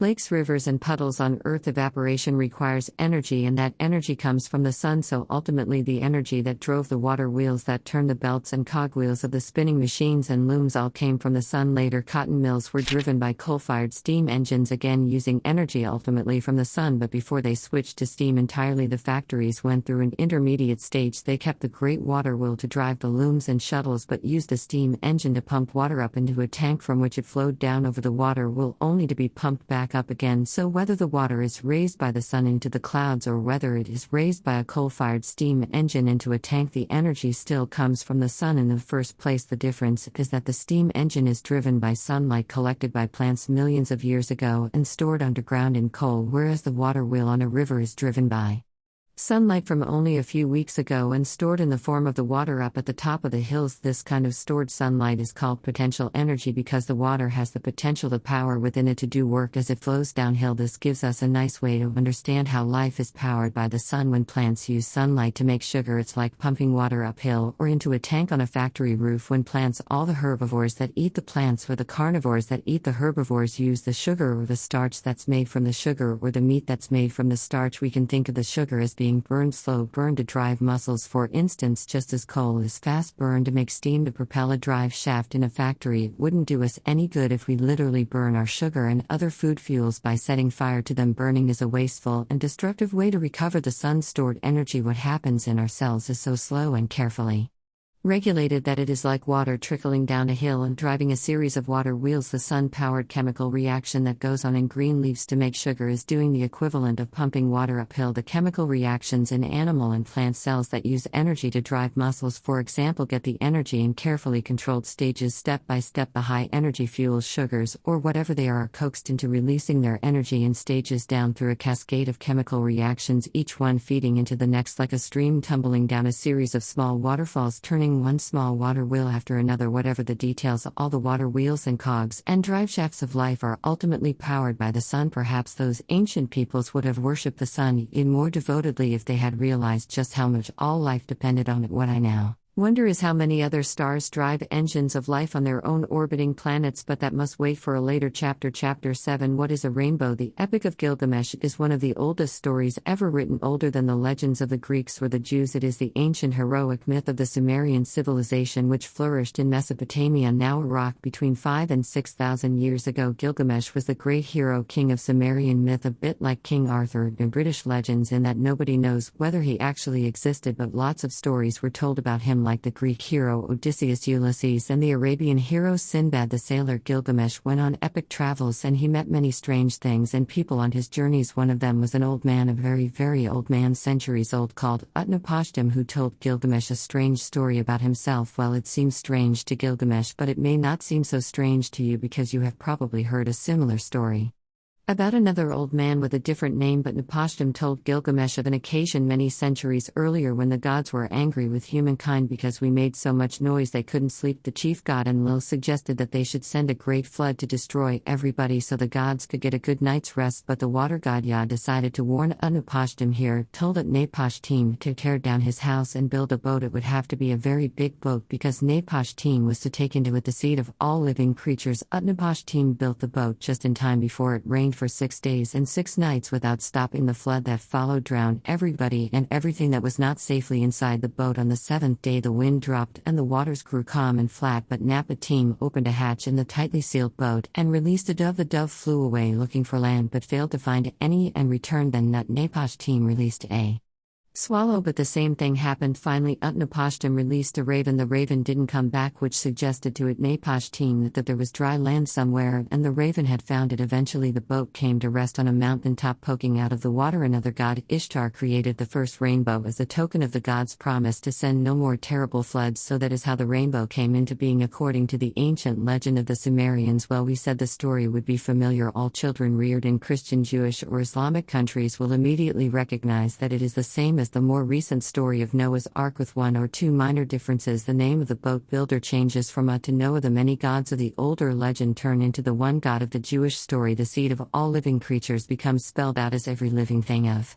All flesh two of every sort, or as the song has it, the animals went in two by two, and the Epic of Gilgamesh surely meant something similar. In fact, it is obvious that the Jewish story of Noah is nothing more than a retelling of the older legend of it was a folk tale that got passed around and it traveled down the centuries. We often find that seemingly ancient legends have come from even older legends, usually with some names or other details changed, and this one in both versions ends with the rainbow. In both the Epic of Gilgamesh and the Book of Genesis, the rainbow is an important part of the myth. Genesis specifies that it was actually God's bow which he put up in the sky as a token of his promise to Noah and his descendants. There's one more difference between the Noah story and the earlier Sumerian tale of Utnapishtim. In the Noah version, the reason for God's discontent with humans was that we were all incurably wicked. In the Sumerian story, humanity's crime was, you might think, less serious. We simply made so much noise the gods couldn't get to sleep, and the theme of noisy humans keeping the gods awake crops up quite independently in the legend of the Chumash people of Santa Cruz Island off the coast of California. The Chumash people believe that they were created on their island. It obviously wasn't called Santa Cruz then, because that is a Spanish name from the seeds of a magic plant by the earth goddess who was married to the sky snake. What we know is the Milky Way, which you can see on a really dark night in the country, but not if you live in a town where there's too much light pollution. The people of the island became very numerous, and just as in the Epic of Gilgamesh, too noisy for the goddess who touches comfort. The racket kept her awake at night, but instead of killing them all like the Sumerian and Jewish gods who Tash was kinder, she decided that some of them must move off Santa Cruz onto the mainland where she wouldn't be able to hear them, so she made a bridge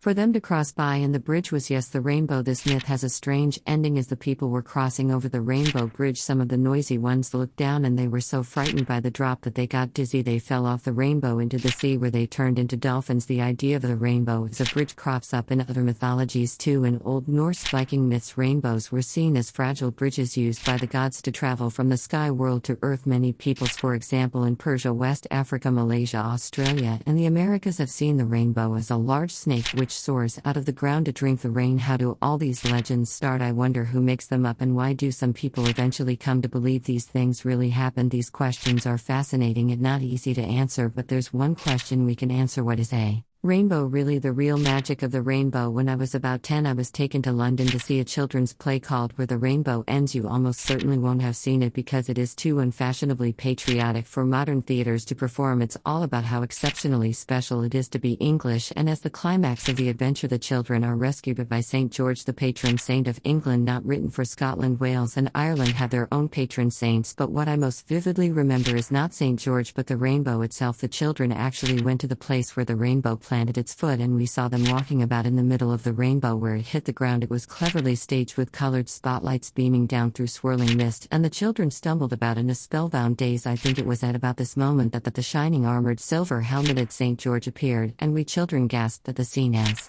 the children on the stage shouted, "St. George isn't George, isn't George," but it was the rainbow itself that seized my imagination. Never mind George, how wonderful it must be to stand right in the foot of a giant rainbow. You can see where the author of the play got the idea. A rainbow really does look like a proper object hanging out there, perhaps a few miles away. It seems to have its left foot planted, say, in a wheat field, and its right foot. If you're lucky enough to see a complete rainbow on a hilltop, you feel you ought to be able to go straight to it and stand right where the rainbow steps on the ground like the children in the play. All the myths I've described, you have the same idea. The rainbow is seen as a definite thing in a definite place, a definite distance away. Well, you'll probably have worked out that it isn't really like that. First, if you try to approach the rainbow, no matter how fast you run, you'll never get there. The rainbow will run away from you until it fades away altogether. You can't catch it, but it isn't really running away because it isn't really in a particular place at all ever. It's an illusion, but a fascinating illusion, and understanding it leads on to all sorts of interesting things, some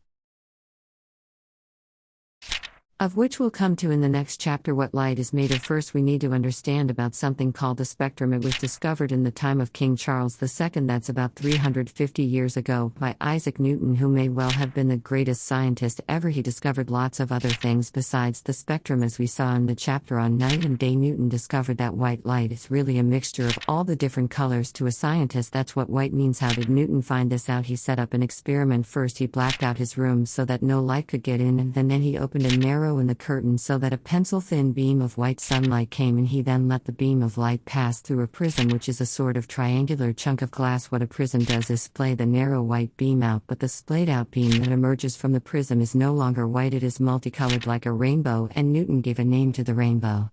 He made the spectrum. Here's how it works. When a beam of light travels through air and hits glass, it gets bent. The bending is called refraction. Refraction doesn't have to be caused by glass. Water does the trick too, and that will be important when we come back to the rainbow. It is refraction that makes an or look bent when you stick it in the river, so light is bent when it hits glass or water. But now here's the point: the angle of the bend is slightly different depending on what color the light is. Red light bends at a shallower angle than blue light, so if white light really is a mixture of colored lights, as Newton guessed what's going to happen when you bend white light through a prism, the blue light is going to bend further than the red light, so they will be separated from each other when they emerge from the other side of the prism, and then the yellow and green lights will come out in between. The result is Newton's spectrum, all the colors of the rainbow arranged in the correct rainbow order: red, orange, yellow, green, blue, violet. Newton wasn't the first person to make a rainbow with a prism. Other people had already got the same result, but many of them thought the prism somehow colored the white light, like adding a dye. Newton's idea was quite different. He thought that white light was a mixture of all the colors, and the prism was just separating them from each other. He was right, and he proved it with a pair of neat experiments. First, he took his prism as before and stuck a narrow slit in the way of the colored beams coming out of it, so that only one of them, say the red beam, passed through the slit. Then he put another prism in the path of this narrow beam of red light. The second prism bent the light as usual, but what came out of it was only red light. No extra colors were added, as they would have been if what prisms did was add color like a dye. The result Newton got was exactly what he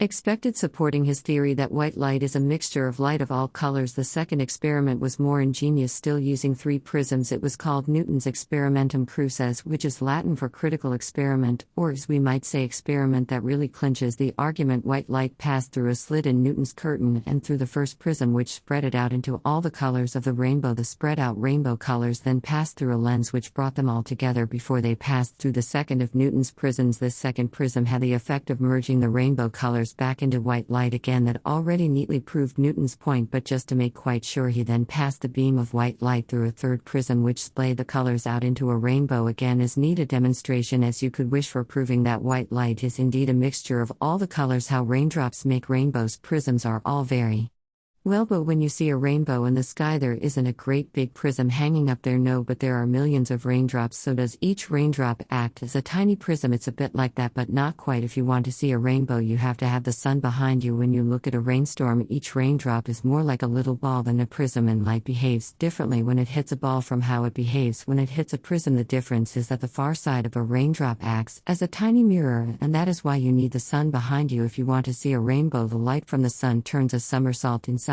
every raindrop and is reflected backwards and downwards where it hits your eyes. Here's how it works: you are standing with the sun behind and above you, looking at a distant shower of rain. The sunlight hits a single raindrop. Of course, it hits lots of other raindrops too, but wait, we're coming to that. Let's call our one particular raindrop A. The beam of white light hits A on its upper near surface, where it is bent just as it was on the near surface of Newton's prism, and of course the red light bends less than the blue, so the spectrum is already sorting itself out. Now all the colored beams travel through the raindrop until they hit the far side. Instead of passing through into the air, they are reflected back towards the near side of the raindrop, this time the lower part of the near side, and as they pass through the near side of the raindrop, they are again bent. Again, the red light bends less than the blue, so as the sunbeam leaves the raindrop, it has been splayed out into a proper little spectrum, the separated colored beams having doubled back around the inside of the raindrop, and now hurtling back in the general direction of where you are standing. If your eye happens to be in the path of one of those beams, say the green one, you'll see pure green light. Somebody shorter than you might see the red beam coming from A, and somebody taller than you might see the blue beam from A. Nobody sees the full spectrum from any one raindrop. Each of you sees only one pure color, yet all of you say you see a rainbow with all the colors. How come? Well, so far we've only been talking about one raindrop called, but there are millions of other raindrops, and they are all behaving in the same kind of way. While you're looking at A's red beam, there's another raindrop called B, which is lower than A. You don't see B's red beam because it hits you in the stomach, but B's blue beam is in exactly the right place to hit you in the eye, and there are other raindrops lower than A but higher than B whose red and blue beams miss your eye but whose yellow or green beams hit your eye. So lots of raindrops together add up to a complete spectrum in a line up and down music. But a line up and down is not a rainbow. Where does the rest of the rainbow come from? But don't forget that there are other raindrops stretching from one side of the rain shower to the other and at all heights, and of course they fill in the rest of the rainbow for you. Every rainbow you see, by the way, is trying to be a complete circle with your eye at the center of it, like the complete circular rainbow you sometimes see when you water the garden with a hose and the sun shines through the spray. The only reason we don't usually see the whole circle is that the ground gets in the way, so that's why you see a rainbow at any one split second, but in the next split second all the raindrops have fallen to a lower position. A has now fallen to where B was, so you now see A's blue beam instead of its green one, and you can't see any of B's beams, although the dog at your feet can. And a new raindrop C, whose beams you couldn't see at all before, has now fallen into the place where A was, and you now see its red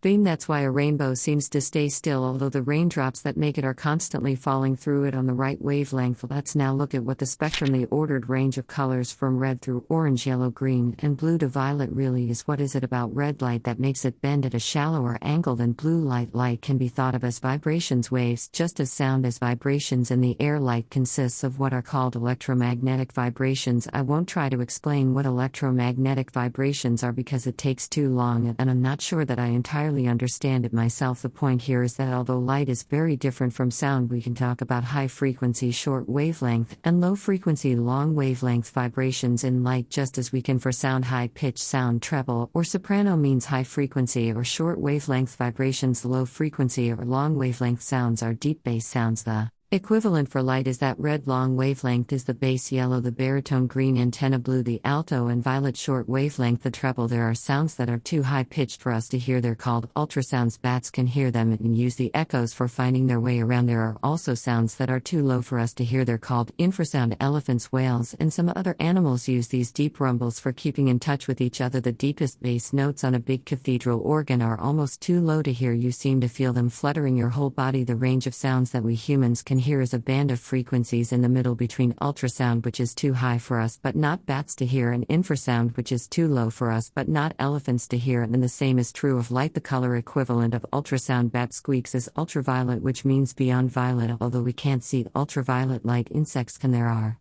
some flowers that have stripes or other patterns for luring insects in to pollinate them, patterns that can only be seen in the ultraviolet range of wavelengths. Insect eyes can see them, but we need instruments to translate the patterns into the visible part of the spectrum. For example, the evening primrose flower looks yellow to us with no pattern, no stripes, but if you photograph it in ultraviolet light, you suddenly see a star burst of stripes. The spectrum goes into higher and higher frequencies, far beyond ultraviolet, far beyond what even insects can see. X-rays could be thought of as light of even higher pitch than ultraviolet, and gamma rays are even higher still at the other end of the spectrum. Insects can't see red, but we can. Beyond red is infrared, which we can't see, although we can feel it as heat, and some snakes are especially sensitive to it, using it to detect their prey. We might call red infra orange. Deeper bass notes than infrared are microwaves, which you use to cook things.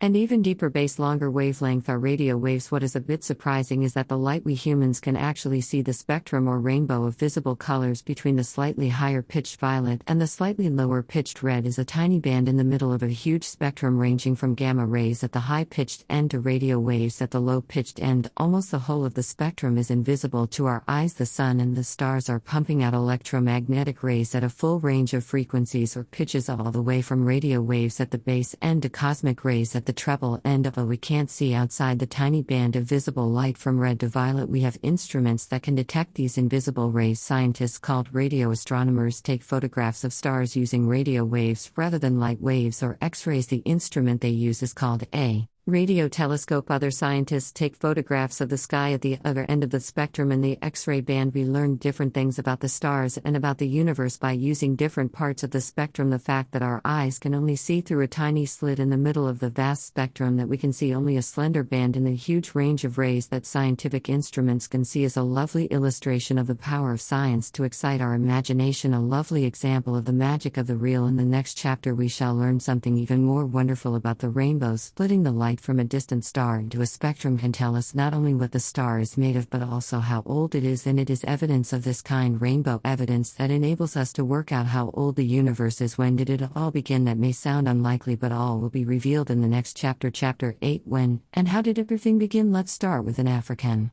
myth from a Bantu tribe, the Bashongo of the Congo. In the beginning there was no land, just watery darkness, and also importantly the god Bamba Bamba got a stomachache and vomited up the sunlight from the sun, dispelled the darkness, and heat from the sun dried up some of the water, leaving land. Bamba's stomachache still hadn't gone though, so he then sticked up the moon, the stars, animals, and people. Many Chinese origin myths involve a character called Pang, sometimes depicted as a giant hairy man with a dog's head. Here's one of the Pang myths. In the beginning there was no clear distinction between heaven and earth, it was all one gooey shadowy mess surrounding a big black egg. Curled up inside the egg was Pang. Pang slept inside the egg for 18,000 years. When he finally awoke, he wanted to escape, so he picked up his axe and hewed his way out. Some of the contents of the egg were heavy and sank to become the earth. Some of them were light and floated up to become the sky. The earth and the sky then swelled at a rate of the equivalent of 3 meters a day for another 18,000 years. Some versions of the story have Pang pushing the sky and the earth apart, after which he was so exhausted that he died. Various bits of him then became the universe that we know. His breath became the wind, his voice became thunder, his 2 eyes became the moon and the sun, his muscles farmland, and his veins roads, his sweat became rain, and his hairs became stars. Humans are descended from the fleas and lice that once lived on his body. By the way, the story of Pang pushing the sky and the earth apart is rather like the probably unrelated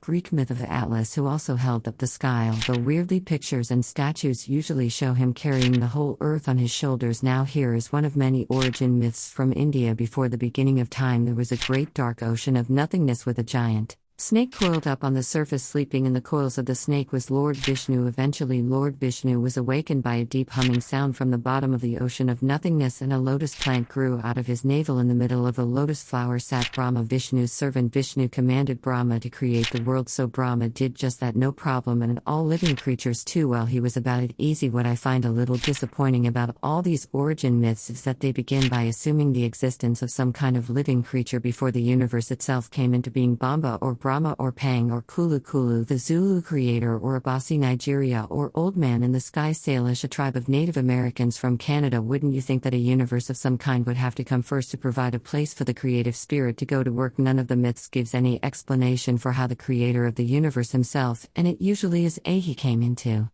existence, so they don't get us very far. Let's turn instead to what we know of the true story of how the universe began. How did everything begin really? Do you remember from chapter 1 that scientists work by setting up models of how the real world might be? They then test each model by using it to make predictions of things that we ought to see, or measurements that we ought to be able to make if the model were correct. In the middle of the 20th century, there were 2 competing models for how the universe came into being, called the steady-state model and the Big Bang model. The steady-state model was very elegant, but eventually turned out to be wrong, that his predictions based on it were shown to be false. According to the steady-state model, there never was a beginning. The universe had always existed in pretty much its present form. The Big Bang model, on the other hand, suggested that the universe began at a definite moment in time in a strange kind of explosion. The predictions made on the basis of the Big Bang model keep turning out to be right, and so it has now been generally accepted by most scientists. According to the modern version of the Big Bang model, the entire observable universe exploded into existence between 13 and 14 billion years ago. Why do we say observable? The observable universe means everything for which we have any evidence at all. It is possible that there are other universes that are inaccessible to all our senses and instruments.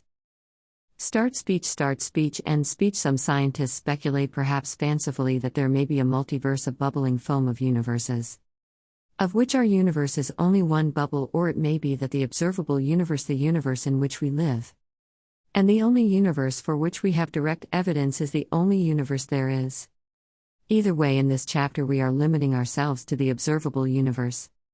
The observable universe seems to have begun in the Big Bang, and this remarkable event happened just under 14 billion years ago. Some scientists will tell you that time itself began in the Big Bang, and we should no more ask what happened before the Big Bang than we should ask what is north of the North Pole. You don't understand that, nor do I, but I do understand sort of the evidence that the Big Bang happened, and when that is what this chapter is about. First, I need to explain what a galaxy is. We've already seen in our analogy with footballs in chapter 6 that the stars are spaced out at incredibly huge distances from one another compared with the planets orbiting our sun, but vastly spaced out as they are. The stars are still actually clustered together into groups, and these groups are called galaxies. A galaxy is seen as a white swirling pattern that is actually made up of billions of stars and also clouds of dust and gas. Our sun is just one of the stars that make up the particular galaxy called the Milky Way. It's called that because on dark nights we get an end-on view of part of it. We see it as a mysterious streak or path of white across the sky, which you might mistake for a long wispy cloud until you realize what it really is, and when you do, the thought should strike you dumb with all. Since we are in the Milky Way galaxy, we can never see it in its full glory. The universe, our observable universe, is a very big place. The next important point is this: it is possible to measure how far away from us each galaxy is. How for that matter do we know how far away anything in the universe is? For nearby stars, the best method uses something called parallax. Hold your finger up in front of your face and look at it with your left eye closed. Now open your left eye and close your right. Keep switching eyes and you'll notice that the apparent position of your finger hops from side to side. That is because of the difference between the viewpoints of your two eyes. Move your finger nearer and the hops will become greater. Move your finger further away and the hops become smaller. All you need to know is how far apart your eyes are, and you can calculate the distance from eyes to finger by the size of the hops. That is the parallax method of estimating distances. Now instead of looking at your finger, look at a star out in the night sky. Switching from eye to eye, the star won't hop at all, it's much too far away. In order to make a star hop from side to side, your eyes would need to be millions of miles apart. How can we achieve the same effect of switching eyes millions of miles apart? We can make use of the fact that the Earth's orbit around the Sun has a diameter of million miles. We measure the position of a nearby star against a background of other stars. Then 6 months later, when the Earth is 186 million miles away at the opposite side of its orbit, we measure the apparent position of the star again. If the star is quite close, its apparent position will have hopped. From the length of the hop, it is easy to calculate how far away the star is. Unfortunately, though, the parallax method works only for nearby stars. For distant stars, and certainly for other galaxies, our two alternating eyes would need to be much further apart than 186 million miles. We have to find another method. You might think you could do it by measuring how brightly the galaxy seems to shine. Surely a more distant galaxy should be dimmer than a closer one. Trouble is that the two galaxies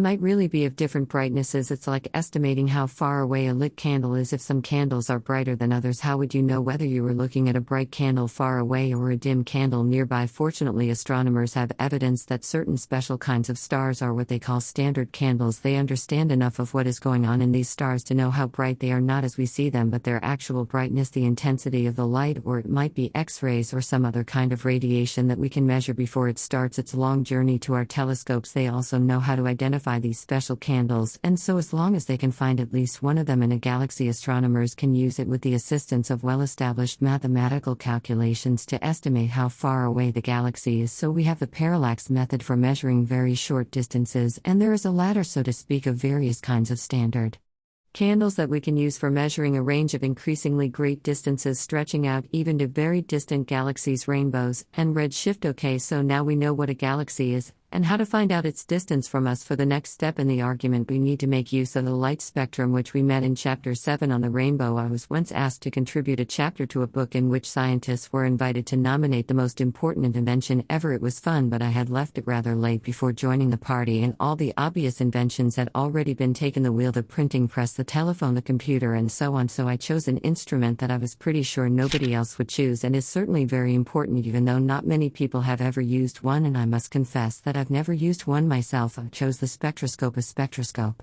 is a rainbow machine. If it is attached to a telescope, it takes the light from one particular star or galaxy and spreads it out as a spectrum, just as Newton did with his prism, but it is more sophisticated than Newton's prism because it allows you to make exact measurements along the spread out spectrum of starlight. Measurements of what is that a measure in a rainbow? Well, this is where it starts to get really interesting. The light from different stars produces rainbows that are different in very particular ways. This can tell us a lot about the stars. Does this mean that starlight has a whole variety of strange new colors that we never see on Earth? No, definitely not. You have already seen on Earth all the colors that your eyes are capable of seeing. Do you find that disappointing? I did when I first understood it. When I was a child, I used to love Hugh Lofting's Dr. Dolittle books. In one of the books, the doctor flies to the moon and is enchanted to behold a completely new range of colors never before seen by human eyes. I love this sword. For me, it stood for the exciting idea that our own familiar Earth may not be typical of everything in the universe. Unfortunately, though, that idea is worthwhile. The story was not true, could not be true, that follows from Newton's discovery that the colors we see are all contained in white light and all revealed when white light is spread out by a prism. There are no colors outside the range we are used to. Artists may come up with any number of different tints and shades, but all these are combinations of those basic component colors of white light. The colors we see inside our heads are really just labels made up by the brain to identify light of different wavelengths. We've already encountered the complete range of wavelengths here on Earth. Neither the moon nor the stars have any surprises to offer in the color department. Alas, what did I mean when I said that different stars produce different rainbows with differences we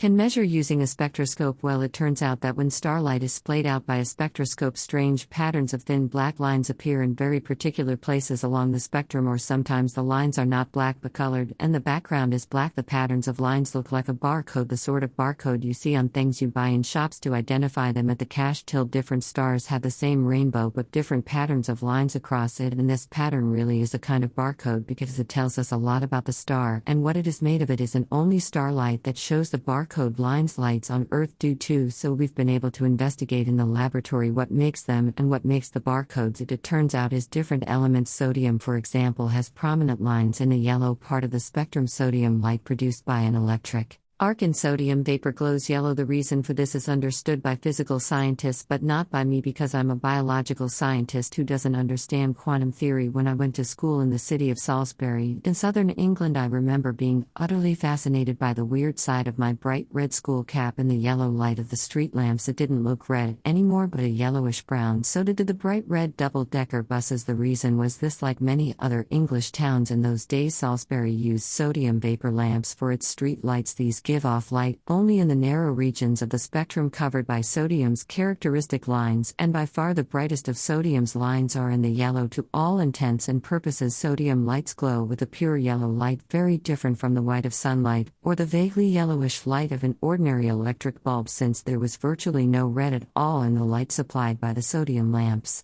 No red light could be reflected from my cap. If you are wondering what makes a cap or a bus read in the first place, the answer is that the molecules of dye or paint absorb most of the light of all colors except red. So in white light, which contains all wavelengths, mostly red light is reflected under sodium vapor street lamps. There is no red light to be reflected, hence the yellow-brown color. Sodium is just one example. Remember from chapter 4 that every element has its own unique atomic number, which is the number of protons in its nucleus and also the number of electrons orbiting it. Well, for reasons connected with the orbits of its electrons, every element also has its own unique effect upon light, unique like a barcode. In fact, a barcode is pretty much what the pattern of lines in the spectrum of starlight is. You can tell which of the 92 naturally occurring elements are present in a star by spreading the star's light out in a spectroscope and looking at the barcode lines in the spectrum. So sodium's lines are mostly in the yellow. Hydrogen produces 4 bars, one in the violet part of the spectrum, one in the dark blue, one in the pale blue, and one in the red. Since every element has a different barcode pattern, we can look at the light from any star and see which elements are present in that star. Admittedly, it's quite tricky because the barcodes of several different elements are likely to be muddled up together, but there are ways of sorting them out. What a wonderful tool the spectroscope is! It gets even better. The sodium spectrum we would measure in light from a Salisbury street lamp is the same as from a star that is not very far away. Most of the stars we see, for example the stars in the well-known constellations of the zodiac, are in our own galaxy, but if you look at the sodium spectrum from a star in a different galaxy, you get a fascinatingly different picture. Sodium light from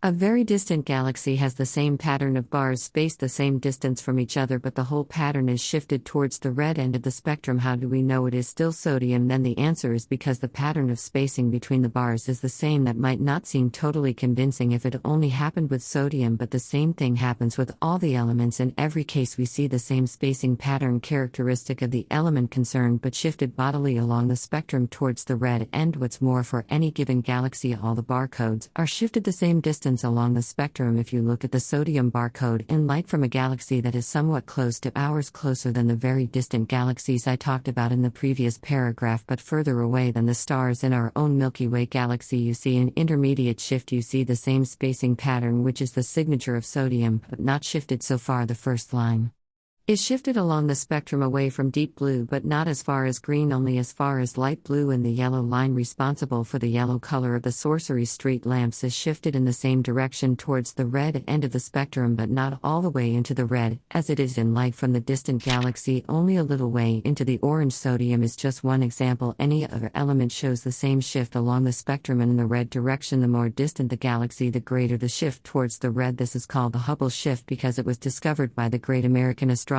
Edwin Hubble, who also gave his name after his death to the Hubble telescope. It's also called a red shift because the shift is along the spectrum and in the direction of red backwards to the Big Bang. What does the red shift mean? Fortunately, scientists understand it well. It is an example of what is called a Doppler shift. Doppler shifts can happen wherever we have waves and light.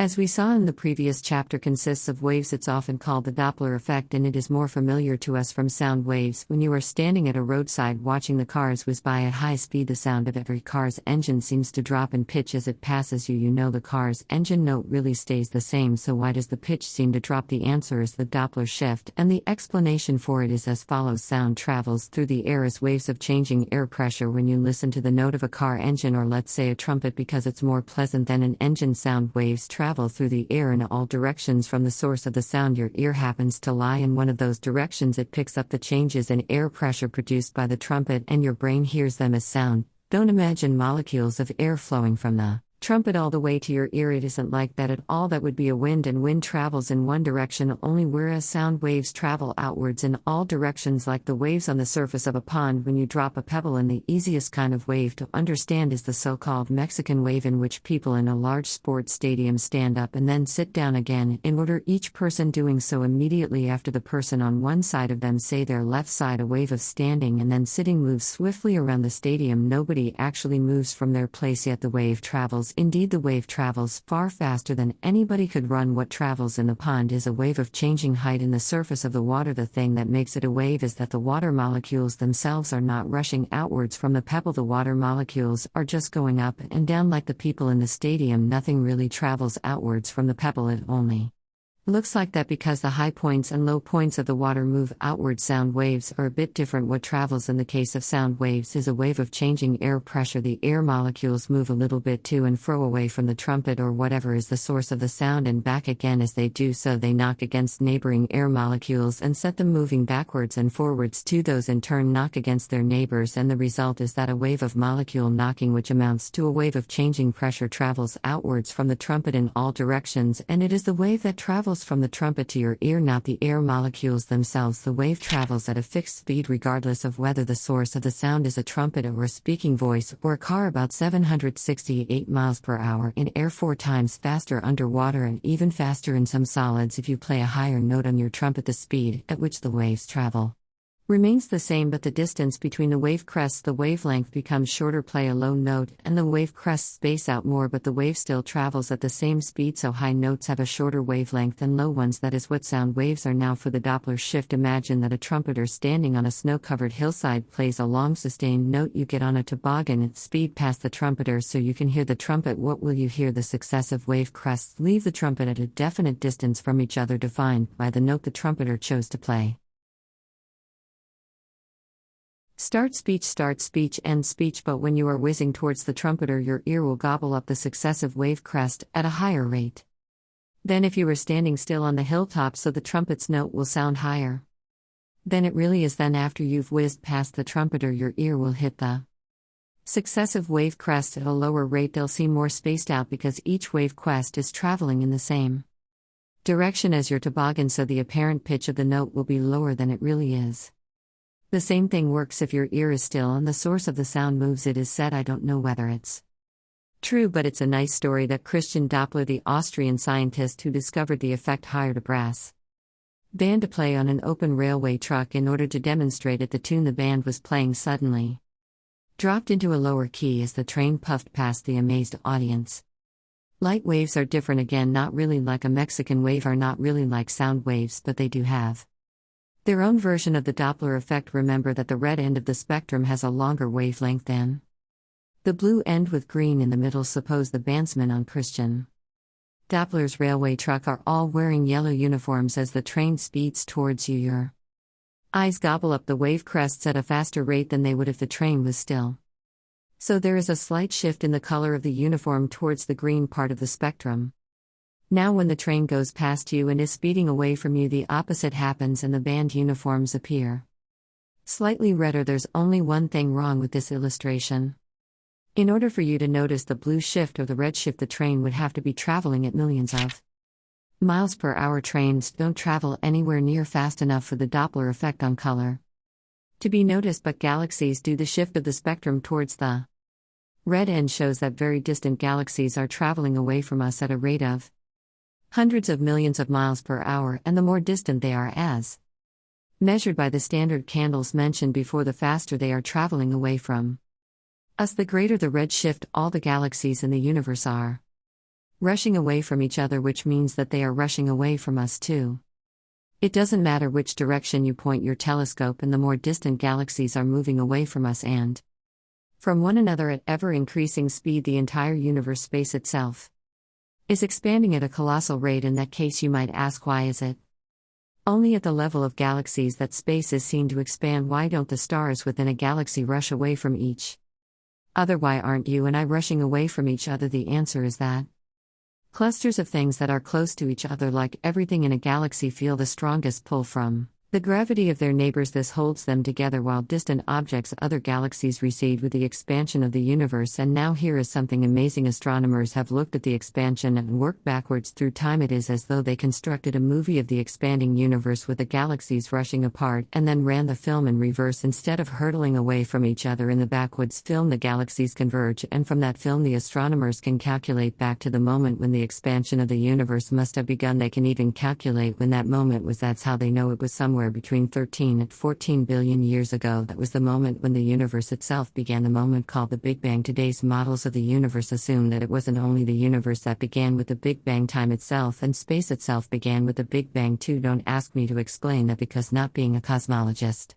I don't understand it myself, but perhaps you can now see why I nominated the spectroscope as one of the most important inventions ever. Rainbows are not just beautiful to look at in a way, they tell us when everything began, including time and space. I think that makes the rainbow even more beautiful. Chapter 9. Are we alone? So far as I know, there are few, if any, ancient myths about alien life elsewhere in the universe, perhaps because the very idea of there being a universe vastly bigger than our own world hasn't been around all that long. It took until the 1500s for scientists to see clearly that the Earth orbits the Sun, and that there are other planets that do so too, but the distance and number of the stars, let alone other galaxies, was unknown and undreamed of until relatively modern times. And it isn't that long since people first realized that the direction we called straight up in one part of the world, for example Borneo, would be straight down in another part of the world, in this case Brazil. Before then, people thought that up was the same direction everywhere, towards the place where the gods lived above the sky. There have long been numerous legends and beliefs about strange alien creatures near at hand, demons, spirits, jinns, ghosts, the list goes on. But in this chapter, when I ask, are we alone, I'm going to mean, are there alien life forms on other worlds elsewhere in the universe? As I said, myths about aliens in this sense are rare among primitive tribes. They're all too common, however, among modern city dwellers. These modern myths are interesting because, unlike ancient myths, we can actually watch as they start. We see myths being dreamed up before our very eyes. So the myths in this chapter will be modern. In California in March 1997, a religious cult called Heaven's Gate came to a sad end when all 39 of its members took poison. They killed themselves because they believed that a UFO from outer space would take their souls to another world. At the time, a bright comet called Hale-Bopp was prominent in the sky, and the cult believed, because their spiritual leader told them so, that an alien spacecraft was accompanying the comet on its journey. They bought a telescope to observe it and then send it back to the shop because it didn't work. How did they know it didn't work? Because they couldn't see the spacecraft through it. Did the cult leader, a man called Marshall Applewhite, believe the nonsense he taught his followers? Probably he did, because he was one of those who took the poison, so it looks as though he was sincere. Many cult leaders are in the business only so they can take possession of their female followers, but Marshall Applewhite was one of several cult members who had earlier had themselves castrated, so perhaps sex was not uppermost in his mind. One thing most such people seem to have in common is a love of science fiction. The members of the Heaven's Gate cult were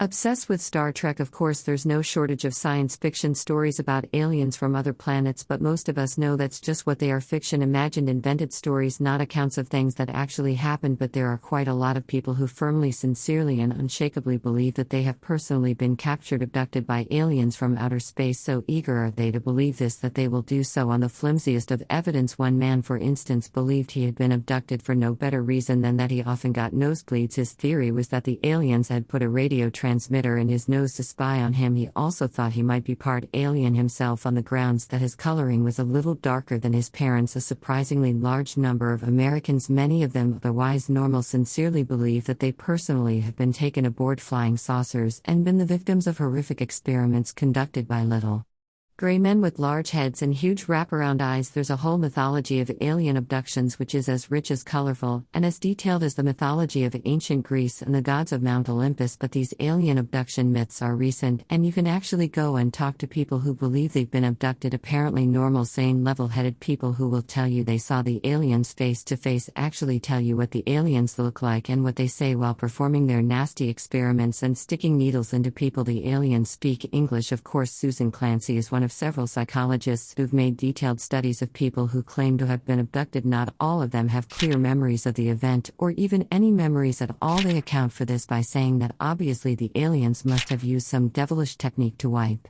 their memories clean after they finished experimenting on their bodies. Sometimes they go to a hypnotist or a psychotherapist of some kind who helps them to recover their lost memories. Recovering lost memory is a whole other story, by the way, which is interesting in its own right. When we think we remember a real incident, we may only be remembering another memory, and so on, back to what may or may not have been a real incident originally. Memories of memories can become progressively distorted. There is good evidence that some of our most vivid memories are actually false memories, and false memories can be deliberately planted by unscrupulous therapists. Memory syndrome helps us understand why at least some of the people who think they've been abducted by aliens claim to have such vivid memories of the incident. What usually happens is that a person becomes obsessed with aliens through reading stories in the newspapers about other alleged abductions. Often, as we said, these people are fans of Star Trek or other science fiction tales. It is a striking fact that the aliens they think they've met usually look very like the ones portrayed in the most recent television fiction about aliens, and they usually do the same kind of experiments as have recently been seen on television. The next thing that may happen is that the person is afflicted by a frightening experience called sleep paralysis. It's not uncommon. You may even have experienced it yourself, in which case I hope it will be a bit less scary the next time it happens if I explain it to you now. Normally when you're asleep and dreaming, your body is paralyzed. I suppose it's to stop your muscles working in tune with your dreams and making you sleepwalk, though this does of course sometimes happen, and normally when you wake and your dream vanishes, the paralysis goes and you can move your muscles, but occasionally there is a delay between your mind returning to consciousness and your muscles coming back to life.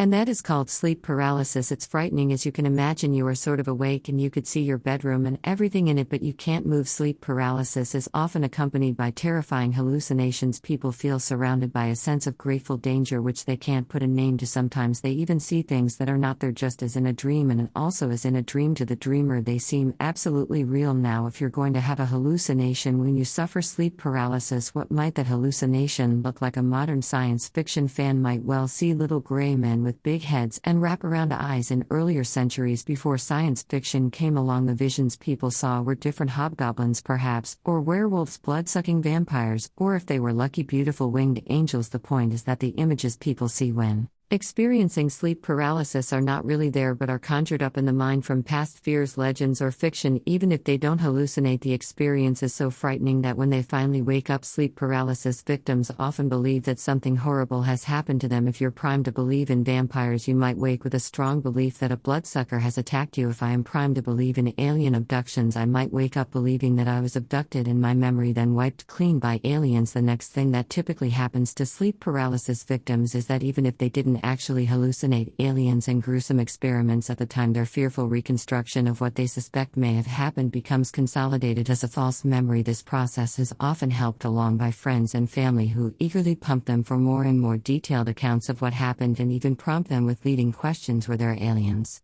What color were they? Were they gray? Did they have big wraparound eyes like in the movies? Even questions can be enough to implant or cement a false memory. When you look at it like this, it's not so surprising that a 1992 poll concluded that nearly 4 million Americans thought they had been abducted by aliens. My friend the psychologist Sue Blackmore points out that sleep paralysis was the most likely cause of earlier imagined horrors too. Before the idea of space aliens became popular in medieval times, people claimed to have been visited in the middle of the night by an incubus, a male demon visiting a female victim to have sex with her, or a succubus, a female demon visiting a male victim to have sex with him. One of the effects of sleep paralysis is that if you try to move, it feels as though something is pressing down on your body. This could easily be interpreted by the terrified victim as a sexual assault. Legend in Newfoundland talks of an old hag who visits people in the night and presses down on their chests. And there is a legend in Indochina of a great ghost who visits people in the dark and paralyzes them, so we have a good understanding of why people believe they've been abducted by aliens, and we can tie the modern myths of alien abduction in with earlier myths of rapacious incubi and succubi, or of vampires with long canine teeth who visit in the night and suck our blood. There's no good evidence at all that this planet has ever been visited by aliens from outer space, or for that matter by incubi or succubi or demons of any kind, but we are still left with the question of whether there actually are living things on other planets. Just because they haven't visited us, it doesn't mean they don't exist. Could the same process of evolution, or even a very different process that perhaps resembles our kind of evolution only slightly, have got going on other planets as well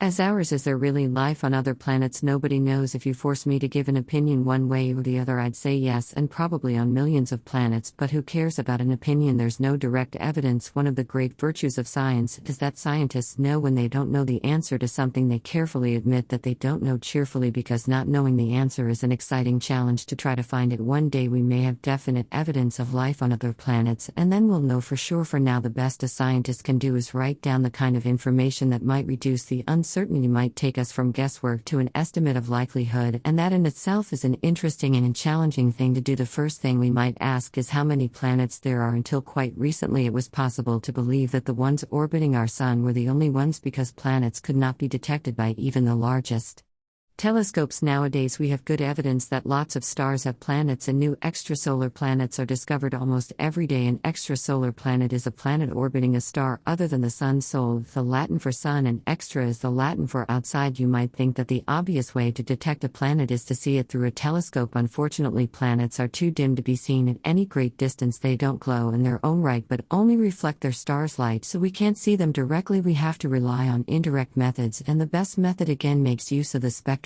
the instrument we met in Chapter 8. Here's how. Music. When a heavenly body orbits another one of approximately equal size, they orbit each other because they exert approximately equal gravitational force on each other. Several of the bright stars that we see when we look up are actually two stars, so-called binaries, in orbit around each other like the two ends of a dumbbell connected by an invisible rod. When one body is much smaller than the other, as is the case with a planet and its star, the smaller one whizzes around the larger one, while the larger one makes only little token movements in response to the gravitational pull of the smaller. We say that Earth orbits the sun, but actually the sun also makes tiny movements in response to the gravity of Earth, and a planet as large as Jupiter can have an appreciable effect on the position of its star. These token movements of a star are too small to count as going round the planet, but they are large enough to be detected by our instruments, even though we can't see the planet at all. Start speech, end speech. How we detect these movements is interesting in its own right. Any star is too far away for us to be able to see it actually moving, even with a powerful telescope. But strangely, although we can't see a star move, we can measure the speed with which it does. So that sounds odd, but this is where the spectroscope comes in. Remember the Doppler shift from Chapter 8. When the star's movement happens to be away from us, the light from it will be red shifted. When the star's movement is towards us, its light will be blue shifted. So if a star has an orbiting planet, the spectroscope will show us a rhythmically pulsating red-blue shift pattern, and the timing of these regular shifts will tell us the length of a planet's year. Of course, it's complicated when there's more than one planet, but astronomers are good at mathematics, and they can cope with that complication. At the time of writing, January 2011, 484 planets have been detected. By this means orbiting 408 stars. There will surely be more by the time you hear this. There are other methods of detecting planets. For example, when a planet passes across the face of its star, a small portion of the face of the star is obscured or eclipsed, like when we see the moon eclipsing the sun, except that the moon looks much bigger because it is so much closer. When a planet comes between us and its star, the star becomes very, very slightly dimmer, and sometimes our instruments are sensitive enough to detect this dimming. So far, 110 planets have been discovered in this way, and there are a few other methods too which have detected another 35 planets. Some planets have been detected by more than one of these techniques, and the present grand total is 519 planets orbiting stars in our galaxy. Other than the Sun in our galaxy, the great majority of stars where we have looked for planets have turned out to possess them. So assuming our galaxy is typical, we can probably conclude that most of the stars in the universe have planets in orbit around them. The number of stars in our galaxy is about 100 billion, and the number of galaxies in the universe is about the same. Again, that means something like 10,000 billion stars in total. About 10% of known stars are described by astronomers as sun-like stars that are very different from the Sun. Even if they have planets, are unlikely to support life on those planets for various reasons. For example, stars that are much bigger than the Sun tend not to last long enough before exploding, but even if we confine ourselves to the planets orbiting Sun-like stars, we're likely to be dealing in billions of billions, and that would probably still be an underestimate, all right, but how many of those planets orbiting the right kind of star are likely to be suitable for supporting life? The majority of extrasolar planets discovered so far are Jupiter's. That means they are gas giants mostly made of gas at high pressure. This is not surprising, as our methods of detecting planets are usually not sensitive enough to notice anything smaller than Jupiter's, and Jupiter's gas giants are not suitable for life as we know it. Of course, that doesn't mean that life as we know it is the only possible kind of life. There might even be life on Jupiter itself, although I doubt it. We don't know what proportion of those billions of planets are Earth-like rocky planets as opposed to Jupiter-like gas giants, but even if the proportion is quite low, the absolute number will still be high because the total is so huge. Looking for Goldilocks life, as we know it, depends on water. Once again, we should be aware of fixing our attention on life as we know it, but for the moment, exobiologists, scientists searching for extraterrestrial life regard water as essential, so much so that a good part of their effort is given over to searching the heavens for signs of it. Water is a lot easier to detect than life itself. If we find water, it certainly doesn't mean there has to be life, but it's a step in the right direction for life as we know it to exist. At least some of the water has to be in liquid form. Ice won't do, nor will steam. Close inspection of Mars shows evidence of liquid water in the past, if not today, and several other planets have at least some water, even if it's not in liquid form. Europa, one of the moons of Jupiter, is covered with ice, and it's been plausibly suggested that under the ice is a sea of liquid water. People once thought Mars was the best candidate for extraterrestrial life within the solar system, and a famous astronomer called Percival Lowell drew what he claimed were canals crisscrossing its surface. Spacecraft have now taken detailed photographs of Mars and have even landed on its surface, and the canals have turned out to be figments of Lowell's imagination. Nowadays, Europa has taken the place of Mars as the prime site of speculation about extraterrestrial life in our own solar system, but most scientists think we have to look further afield. Evidence suggests that water is not particularly rare on extrasolar planets. What about temperature? How finely tuned does the temperature of a planet have to be if it is to support life? Scientists talk of a so-called Goldilocks zone, just right like baby bear's porridge, between two wrong extremes of too hot like father bear's porridge and too cold like mother bear's porridge. The orbit of Earth is just right for life, not too close to the sun where water would boil, and not too far from the sun where all the water would freeze solid and there wouldn't be enough sunlight to feed the plants. Although there are billions and billions of planets out there, we cannot expect more than a minority of them to be just right where temperature and distance from their star are concerned. Recently, May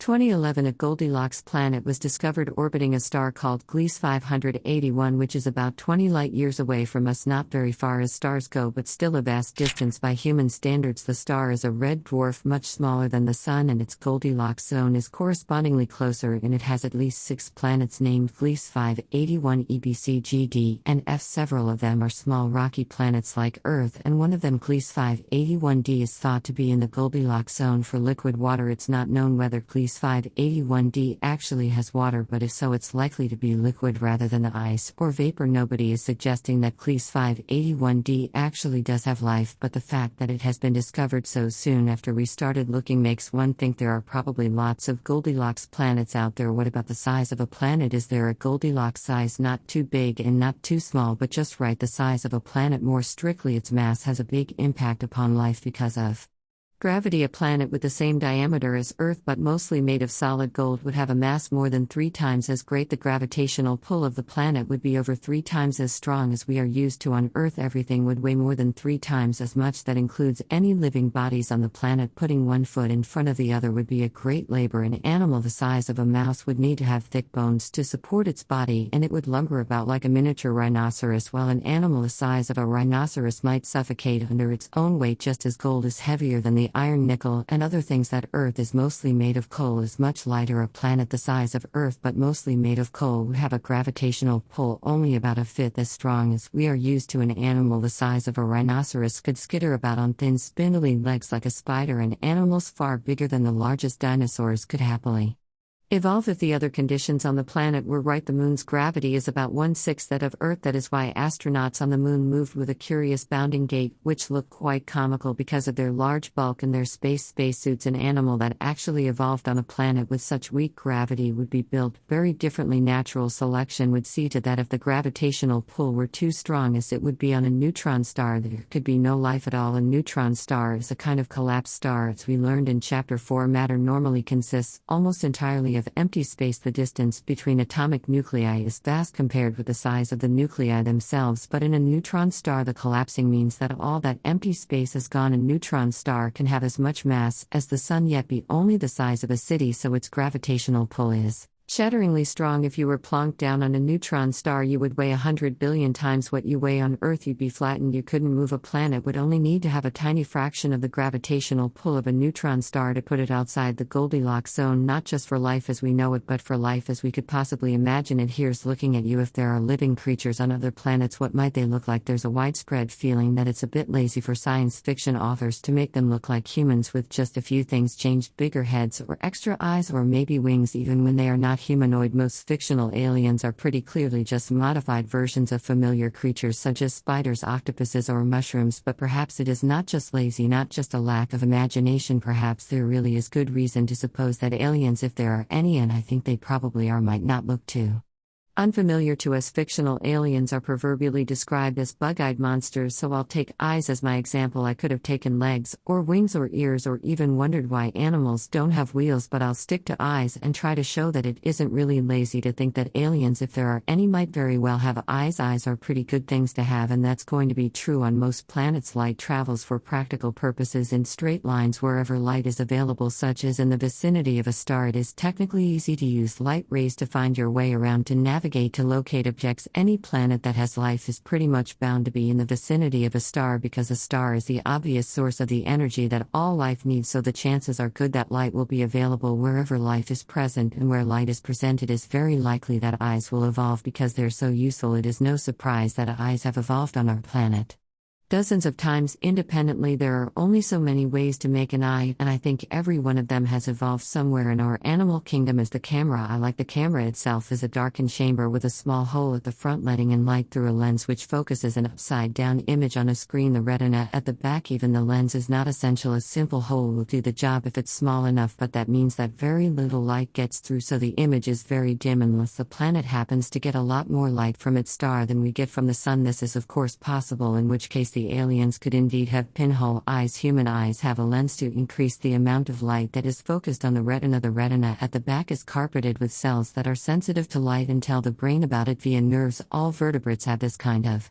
eye, and the camera eye has been independently evolved by lots of other kinds of animals, including octopuses, and invented by human designers too. Of course, jumping spiders have a weird kind of scanning eye. It's sort of like a camera eye, except that the retina, instead of being a broad carpet of light-sensitive cells, is a narrow strip. The strip rationer is attached to muscles which move it about so that it scans the scene in front of the spider. Interestingly, that's a bit like what a television camera does too, since it has only a single channel to send a whole image along. It scans across and down in lines, but does it so fast that the picture we receive looks like a single image. Jumping spider eyes don't scan so fast, and then they tend to concentrate on interesting parts of the scene such as flies, but the principle is the same. Then there's the compound eye, which is found in insects, shrimps, and various other animal groups. A compound eye consists of hundreds of tubes radiating out from the center of a hemisphere, each tube looking in a slightly different direction. Each tube is capped by a little lens, so you could think of it as a miniature eye, but the lens doesn't form a usable image, it just concentrates the light in the tube. Since each tube accepts light from a different direction, the brain can combine the information from them all to reconstruct an image, rather a crude image, but good enough to let dragonflies, for instance, catch moving prey on the wing. Our largest telescopes use a curved mirror rather than a lens, and this principle too is used in animal eyes, specifically in scallops. The scallop eye uses a curved mirror to focus an image on a retina which is in front of the mirror. This inevitably gets in the way of some of the light, as the equivalent does in reflecting telescopes, but it doesn't matter too much as most of the light gets through to the mirror. That list pretty much exhausts the ways of making an eye that scientists can imagine, and all of them have evolved in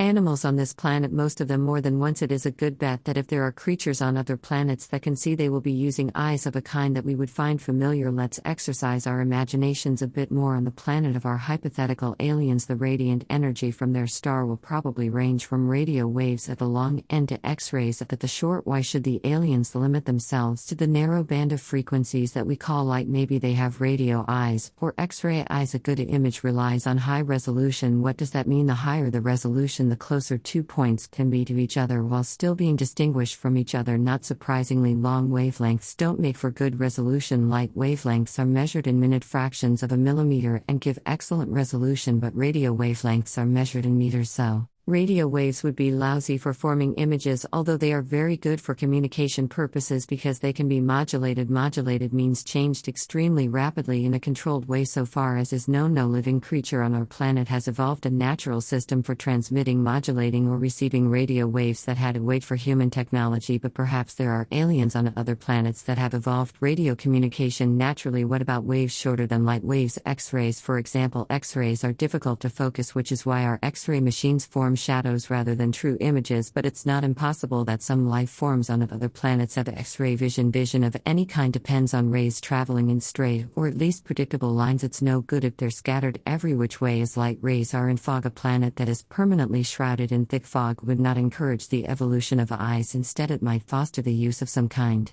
of echo-ranging system like the sonar used by bats, dolphins, and man-made submarines. River dolphins are extremely good at using sonar because their water is full of dirt, which is the watery equivalent of fog. Sonar has evolved at least 4 times in animals on our planet: in bats, whales, and 2 separate kinds of cave-dwelling birds. It would not be surprising to find sonar evolving on an alien planet, especially one that is permanently shrouded in fog. Or if the aliens had evolved organs that can handle radio waves for communication, they might also evolve true radar to find their way around. And radar does work in fog on our planet. There are fish that have evolved the ability to find their way about using distortions in an electric field that they themselves create. In fact, this trick has evolved twice independently in a group of African fish and in a completely separate group of South American fish. Duck-billed platypuses have electric sensors in their bills which pick up the electrical disturbances in water caused by the muscular activity of their prey. It's easy to imagine an alien life form that has evolved electrical sensitivity along the same lines as the fishes in the platypus, but to a more advanced level. This chapter is rather different from the others in this book because it emphasizes what we don't know rather than what we do yet. Even though we have not yet discovered life on other planets, and indeed may never do so, I hope you have seen and been inspired by how much science can tell us about the universe. Our search for life elsewhere is not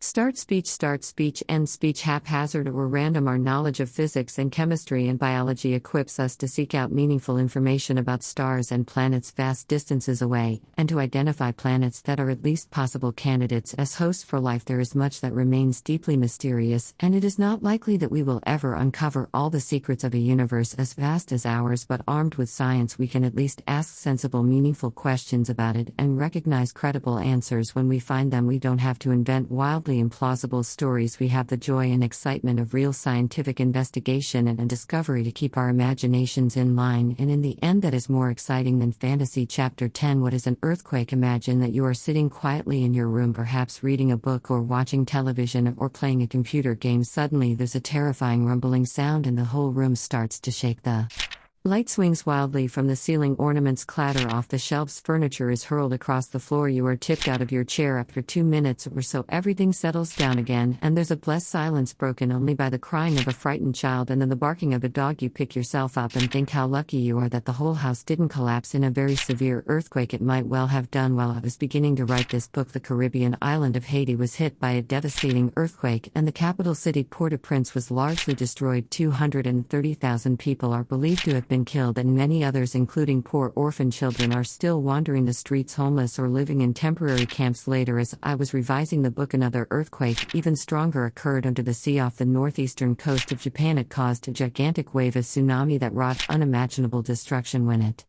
swept ashore carrying whole towns with it, killing thousands of people and leaving millions homeless and setting off dangerous explosions in a nuclear power plant already damaged by the earthquake. Earthquakes and the tsunamis they cause are common in Japan. The very word tsunami was originally Japanese, but the country had experienced nothing like this in living memory. The Prime Minister described it as the country's worst experience since the Second World War, when atomic bombs destroyed the Japanese cities of Hiroshima and Nagasaki. Indeed, earthquakes are common all the way around the rim of the Pacific Ocean. The New Zealand city of Christchurch suffered severe damage and loss of life in the quake just 1 month before that, which struck Japan. This so-called Ring of Fire includes much of California and the western United States, where there was a famous earthquake in the city of San Francisco in 1906. The largest city of Los Angeles is also vulnerable, lying on the notorious San Andreas Fault. In an earthquake, the whole landscape behaves sort of like a liquid. It looks like the sea with waves passing through it, solid dry land with waves sweeping through it as they do on the sea. That's an earthquake. If you're down on the ground, you don't see the waves because you're too close to them and too small compared with them. You just feel the ground moving and shaking beneath your feet. In a moment, I'm going to explain what an earthquake really is and what a fault line is, like the San Andreas Fault and similar ones in other parts of the world. But first, let's look at some myths. Earthquake myths. We'll begin with a pair of myths that may have grown up around particular earthquakes. Earthquakes that actually happened at certain moments in history. A Jewish legend tells how two cities, Sodom and Gomorrah, were destroyed by the Hebrew God because the people who lived there were so wicked. The only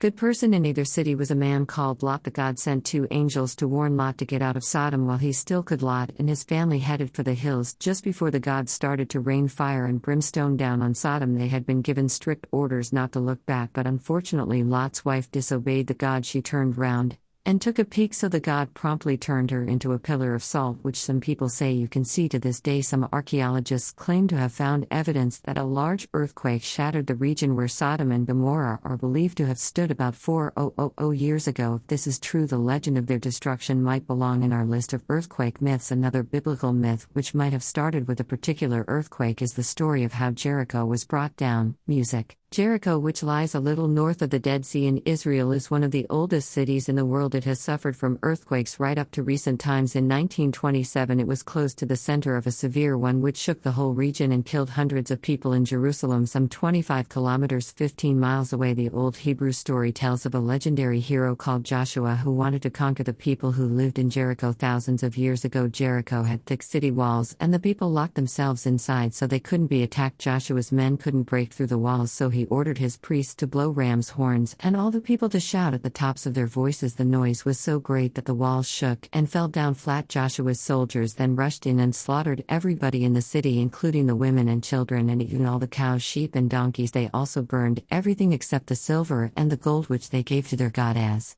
he instructed them to do, the way the myth is told. This was a good thing. The God of Joshua's people wanted it to happen so that his people could take over all the land that have previously belonged to the people of Jericho. Since Jericho is such an earthquake-prone place, people nowadays have suggested that the legend of Joshua and Jericho may have begun with an ancient earthquake which shook the city so violently that the walls fell down. You can easily imagine how a distant folk memory of a disastrous earthquake could be exaggerated and distorted as it was passed by word of mouth down through generations of people who couldn't read or write, until eventually it grew into the legend of the great tribal hero Joshua. And all that noisy shouting and horn-blowing the 2 myths just described may have begun with particular earthquakes in history. There are also lots of other myths from all around the world that have come into being as people have tried to understand what earthquakes are in general. Since Japan experiences so many earthquakes, it's not surprising that Japan has some pretty colorful earthquake myths. According to one of these, the land floated on the back of a gigantic catfish called Namazu. Whenever Namazu flipped his tail, the earth would shake. Many thousands of miles south, the Maoris of New Zealand, who arrived by canoe and settled there a few centuries before European sailors arrived, believed that Mother Earth was pregnant with her child, the god Ru. Whenever baby Ru kicked or stretched inside his mother's womb, there was an earthquake. Back in the north, some Siberian tribes believed that the earth sat on a sledge pulled by dogs and driven by a god called Tul. The poor dogs had fleas, and when they scratched, there was an earthquake. In one West African legend, the earth is a disc held up on one side by a great mountain and on the other side by a monstrous giant whose wife holds up the sky. Every so often the giant and his wife hug each other, and then, as you can well imagine, the earth moves. Other West African tribes Believed that they lived on top of a giant's head. The forest was his hair, and the people and animals were like fleas wandering around on his head. Earthquakes were what happened when the giant sneezed. At least that is what they were supposed to believe, though I rather doubt they really did. Nowadays we know what earthquakes really are, and it's time to put away the myths and look at the truth what earthquakes really are. First, we need to hear the remarkable story of plate tectonics. Everybody knows what a map of the world looks like. We know the shape of Africa and the shape of South America, and we know that the wide Atlantic Ocean separates them. We can all recognize Australia, and we know that New Zealand lies to the southeast of Australia. We know that Italy looks like a boot about to kick the football of Sicily, and some people think New Guinea looks like a bird. We can easily recognize the outline of Europe, even though the borders within it change all the time. Empires come and go, the frontiers between countries are shifted again and again through history, but the outlines of the continents themselves stay fixed, don't they? Well, no, they don't, and that's the big point. They move, although admittedly very slowly, and so do the positions of the mountain ranges, the Alps, the Himalayas, the Andes, the Rockies. To be sure, these great geographical features are fixed on the time scale of human history, but the Earth itself, if it could only think, would think that no time at all. Written history goes back only about 5,000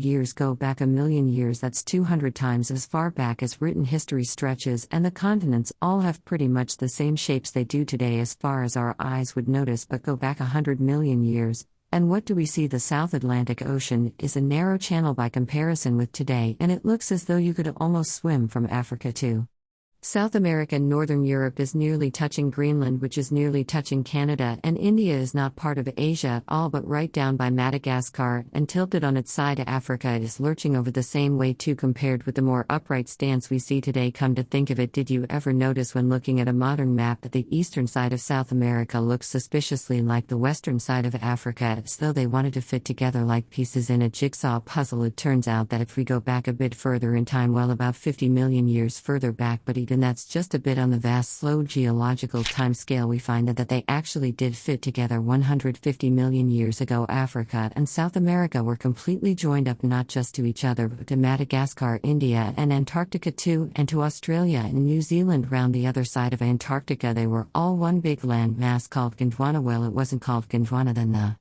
dinosaurs who lived there didn't call anything, but we called it Gondwana today. Gondwana later split up into pieces, creating one daughter continent after another. It sounds like a pretty tall story, doesn't it? I mean, it sounds pretty ridiculous that anything as massive as a continent could move thousands of miles, but we now know that it happened, and what is more, we understand how the Earth moves. We also know that the continents don't only move away from each other, sometimes they bump into each other, and when that happens, huge mountain ranges get pushed up towards the sky. That's how the Himalayas were formed when India collided with Asia. Actually, it isn't quite true that India collided with Asia, as we shall see soon. What collided with Asia was a much bigger thing called a plate, with India sitting on top of it. All continents sit on these plates. We'll come to them soon, but first, let's think a bit more about these collisions and about the continents moving apart. When you hear a word like collided, you might think of a sudden crash, as when a truck collides with a car. That isn't the way it was, and is the movement of the continents happens agonizingly slowly. Somebody once said it happens about as fast as fingernails grow. If you sit and stare at your fingernails, you don't see them growing, but if you wait a few weeks, you can see that they have grown, and you need to cut them. In the same way, you can't see South America in the act of moving away from Africa, but if you wait 50 million years, you notice that the two continents have moved a long way apart. The speed with which fingernails grow is the average speed at which the continents move, but fingernails grow at a pretty constant speed, whereas the continents move in jerks. There's a jerk, then a pause of 100 years or so, while the pressure to move again builds up, then another jerk, and so on. Perhaps now you're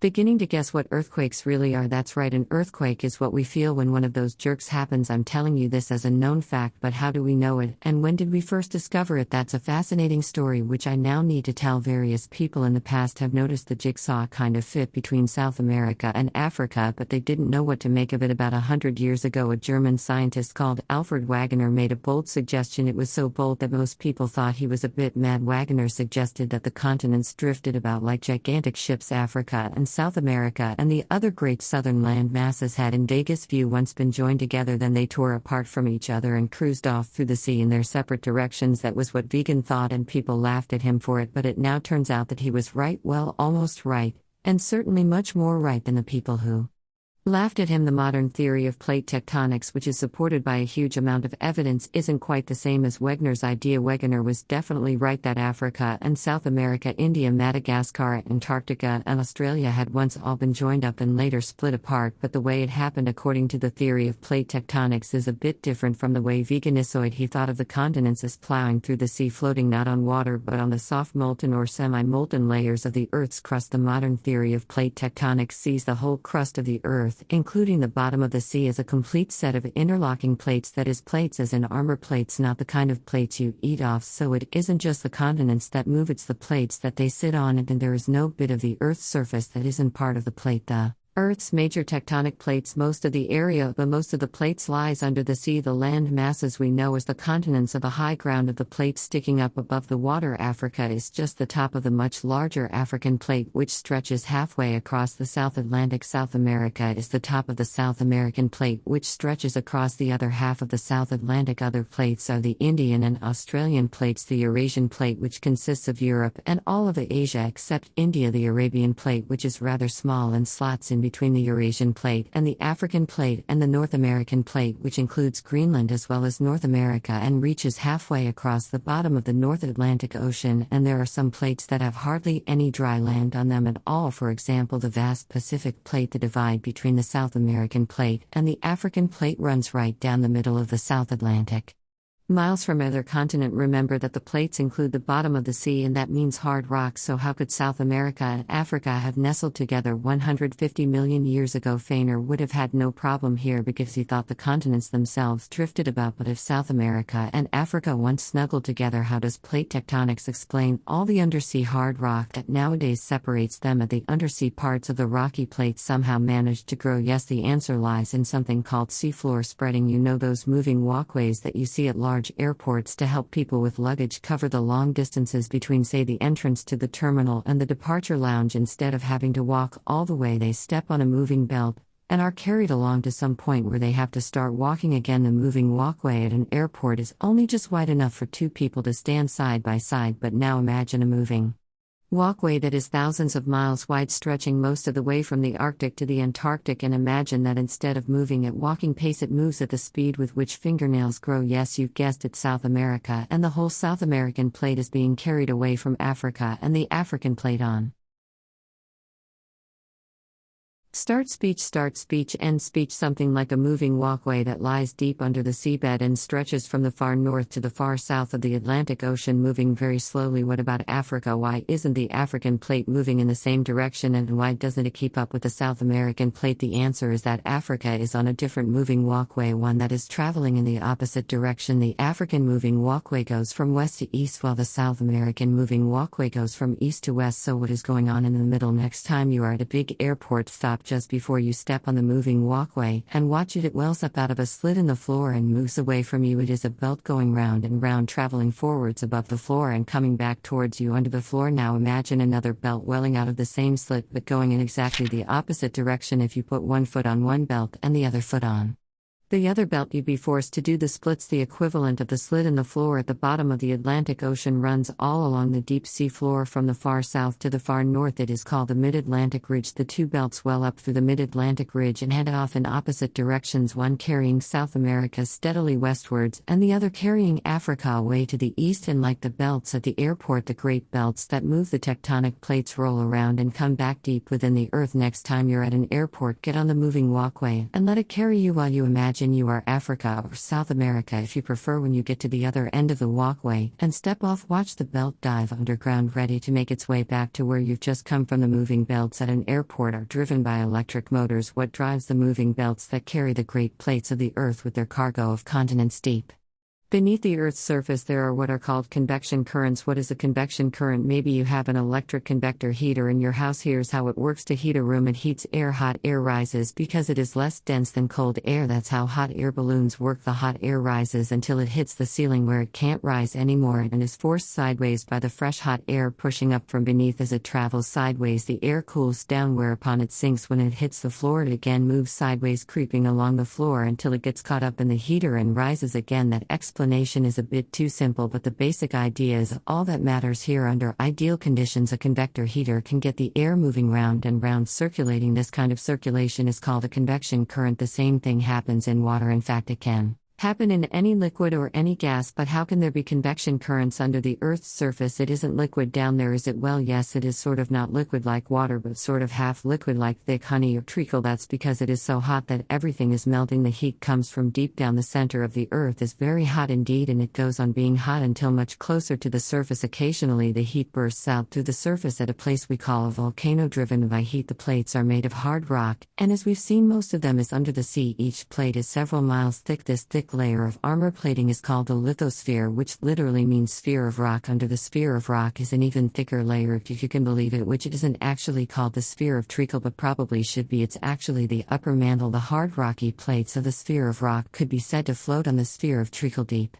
Deep beneath and within the sphere of treacle causes agonizingly slow grinding convection currents in the treacle, and it is those convection currents that carry the great rocky plates floating above. Convection currents follow pretty complicated paths. Just think about all the different ocean currents and even the winds, which are sort of high-speed convection currents, so it's no wonder that the various plates on the Earth's surface are carried in all sorts of directions rather than round and round as if they were all on a simple merry-go-round. No wonder the plates bump into each other or tear rendingly away from each other, dive one under the other, or grate sideways against each other, and no wonder we feel these titanic forces, grinding, wrenching, roaring, scraping forces as earthquakes. Terrible as earthquakes can be, the wonder is that they aren't even more terrible. Sometimes a moving plate slides underneath a neighboring plate. This is called subduction. Part of the African plate, for example, is being subducted under the Eurasian plate. This is one reason why there are earthquakes in Italy, and it's one reason why Mount Vesuvius erupted in ancient Roman times and destroyed the towns of Pompeii and Herculaneum, because volcanoes tend to sprout along the edges of the plates. The Himalayan mountains, including Mount Everest, were forced up to their great height as the Indian plate was steadily subducted under the Eurasian plate. We began with the San Andreas Fault, so let's end there. The San Andreas Fault is a long, rather straight slippage line between the Pacific plate and the North American plate. Both plates are moving northwest, but the Pacific plate is moving faster. The city of Los Angeles lies on the Pacific plate, not the North American plate, and is steadily creeping up on San Francisco, most of which is on the North American plate. Earthquakes are constantly to be expected in this whole region, and experts are predicting that there will be a big one within the next 10 years or so. Fortunately, California, unlike Haiti, is well equipped to deal with the terrible plight of earthquake victims. One day parts of Los Angeles might end up in San Francisco, but that's a long way off, and none of us will be around to see it. Chapter 11. Why do bad things happen? Why do bad things happen after a dreadful disaster such as an earthquake or a hurricane? You'll hear people saying things like, it's so unfair. What do those poor people ever do to deserve such a fate? If a really good person gets a painful disease and dies while a really bad person remains in the best of health, once again we cry unfair, or we say, where's the justice in that? It is hard to resist this feeling that somehow there ought to be a kind of natural justice. Good things should happen to good people. Bad things, if they must happen at all, should only happen to bad people. In Oscar Wilde's delightful play The Importance of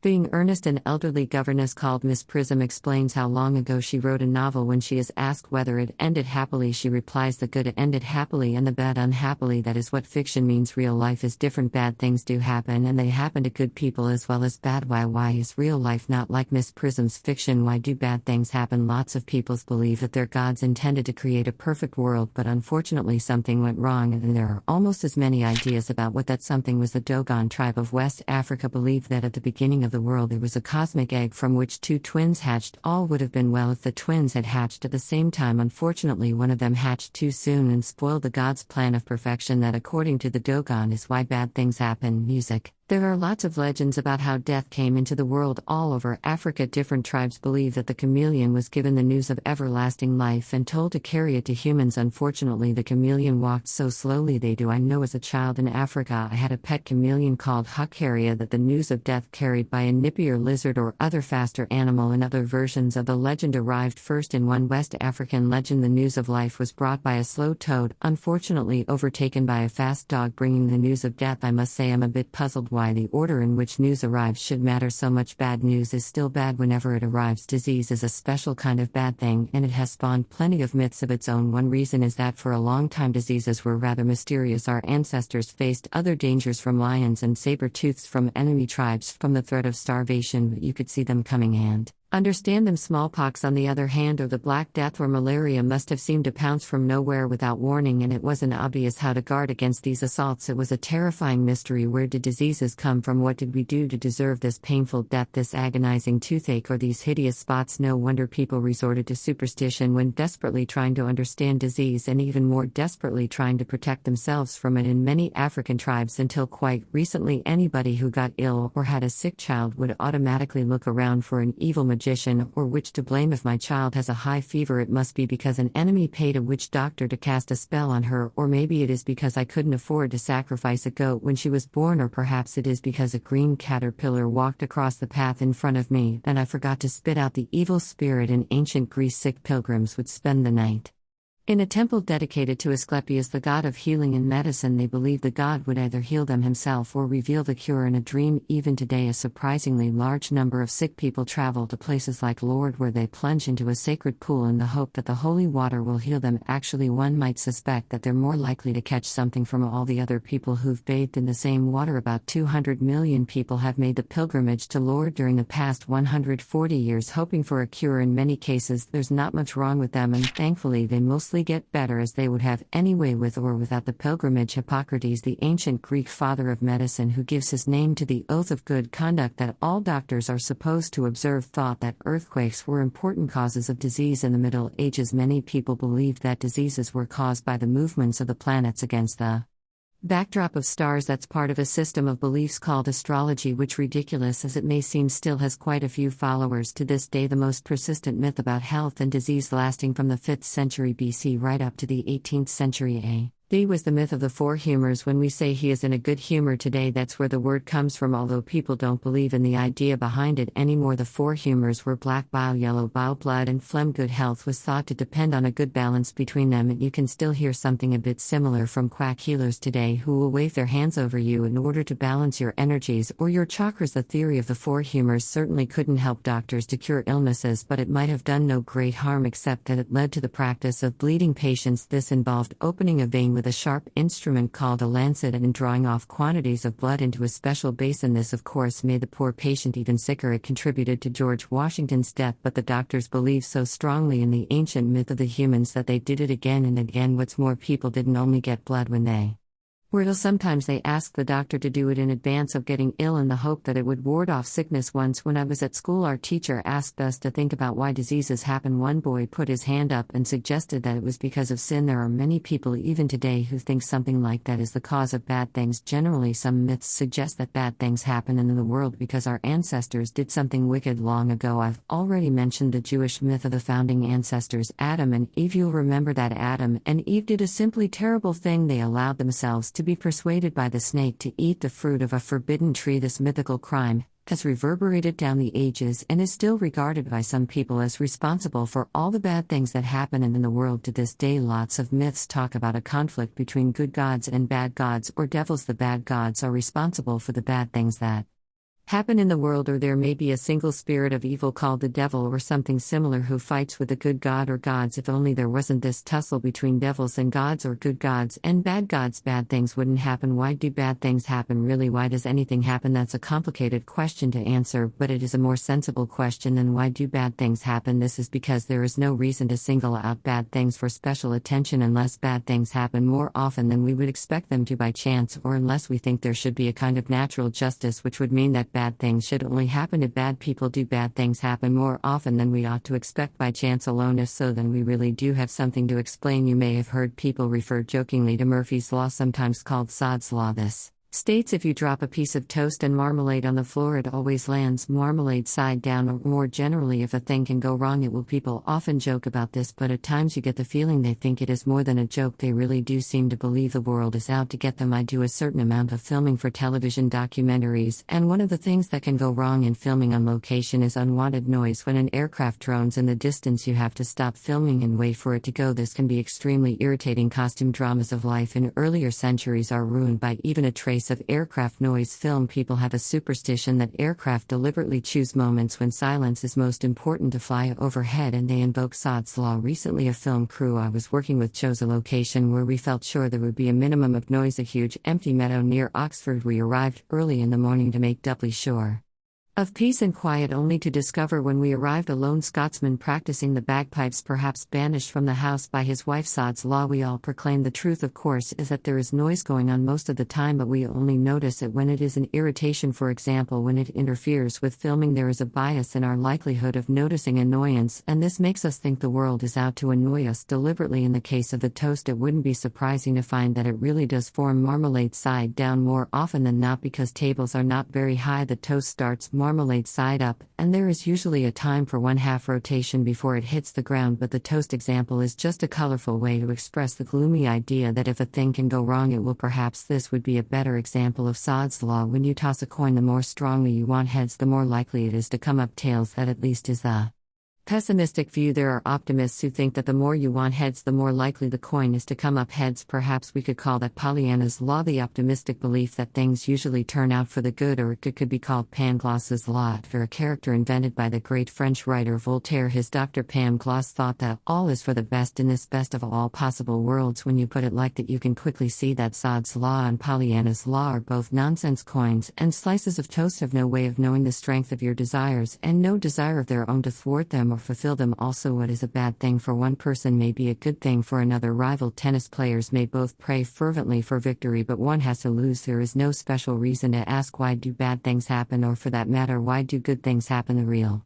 question underlying both is the more general question: why does anything happen? Luck, chance, and cause. People sometimes say everything happens for a reason. In one sense, this is true. Everything does happen for a reason, which is to say,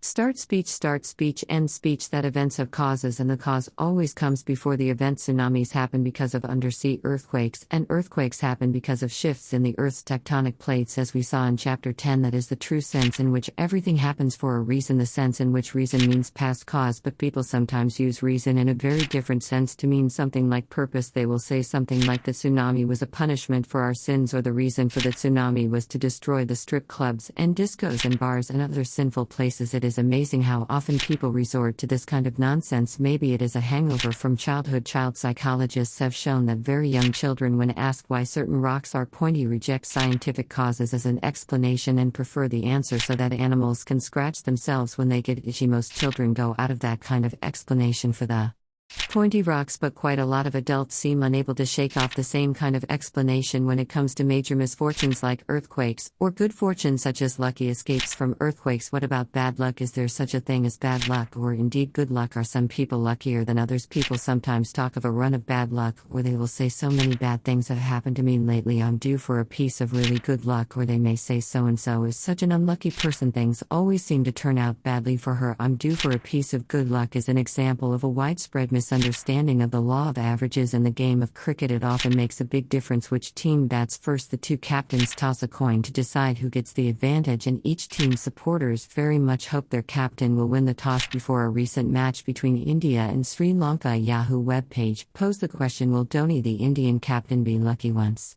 again with the toss? Of the answers they received, the following was chosen for some reason as best answer. I firmly believe in the law of averages, so my bet is on Sangakkara, the Sri Lanka captain, being lucky and winning the much hyped toss. Can you see what rubbish this is? In a series of previous matches, Dhoni had won the toss every time. Coins are supposed to be unbiased, so the misunderstood law of averages ought to see to it that Dhoni, having been lucky so far, should now lose the toss to redress the balance. Another way to put this would be to say that it was now Sangakkara's turn to win the toss, or that it would be unfair if Dhoni won the toss yet again. But the reality is that no matter how many times Dhoni has won the toss before, the chances that he will win it again this time are always 50-50. Turns and fairness simply don't come into it. We may care about fairness and unfairness, but coins don't give a toss, nor does the universe at large. It is true that if you toss a penny 1,000 times, you'd expect approximately 500 heads and 500 tails, but suppose you've tossed the penny 999 times and it's so far come up heads every time. What would you bet for the last toss? According to the widespread misunderstanding of the law of averages, you should bet on tails because the tails his turn, and it would be so unfair if it came up heads yet again. But I would place my bet on heads, and so would you if you were wise. A sequence of 999 heads in a row suggests that someone has tinkered with the penny or with the method of tossing it. The misunderstood law of averages has been the ruin of many gamblers. Admittedly, with hindsight, you can say Sangakkara was very unlucky to lose the toss because it meant that India batted on a perfect pitch, and that helped them to amass a huge score. There is nothing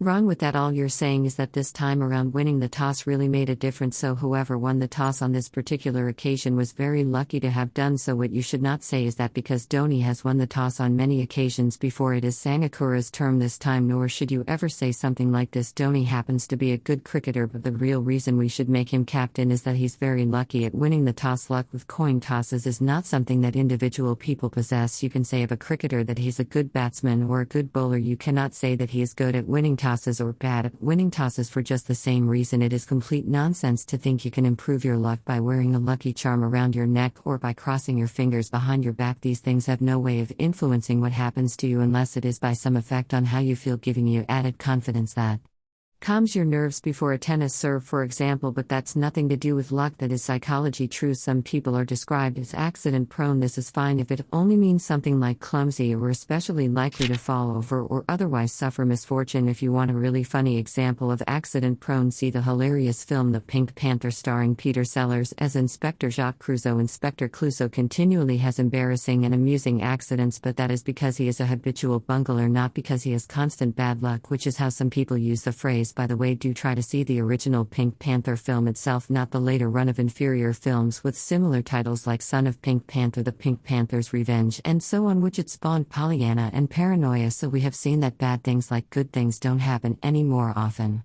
than they ought to. By chance, the universe has no mind, no feelings, and no personality, so it doesn't do things in order to either hurt or please you. Bad things happen because things happen. Whether they're bad or good from our point of view doesn't influence how likely it is that they will happen. Some people find it hard to accept this. They'd prefer to think that sinners get their comeuppance, that virtue is rewarded. Unfortunately, the universe doesn't care what people prefer. But now, having said all that, we should pause for thought. Funnily enough, I have to admit that something a bit like Sod's Law is true, although it is definitely not true that the weather or an earthquake is out to get you, for they don't care about you one way or the other. Things are a bit different when you turn to the living world. If you are a rabbit, a fox is out to get you. If you are a minnow, a pike is out to get you. I don't mean the fox or pike thinks about it, although it may. I'd be equally happy to say that a virus is out to get you, and nobody believes viruses think about anything but evolution by natural selection has seen to it that viruses and foxes and pikes behave in ways that are actively bad for their victims, behave as though they are deliberately out to get them in ways that you couldn't save. Earthquakes or hurricanes or avalanches. Earthquakes and hurricanes are bad for their victims, but they don't take active steps to do bad things. They don't take active steps to do anything, they just happen. Natural selection, the struggle for existence as Darwin called it, means that every living creature has enemies that are working hard for its downfall, and sometimes the tricks that natural enemies use give the appearance of being cleverly planned. Spiderwebs, for example, are ingenious traps laid for unsuspecting insects. A little insect called an antlion digs booby traps for its prey to fall into. The antlion itself sits under the sand at the bottom of the conical pit that it digs and seizes any ant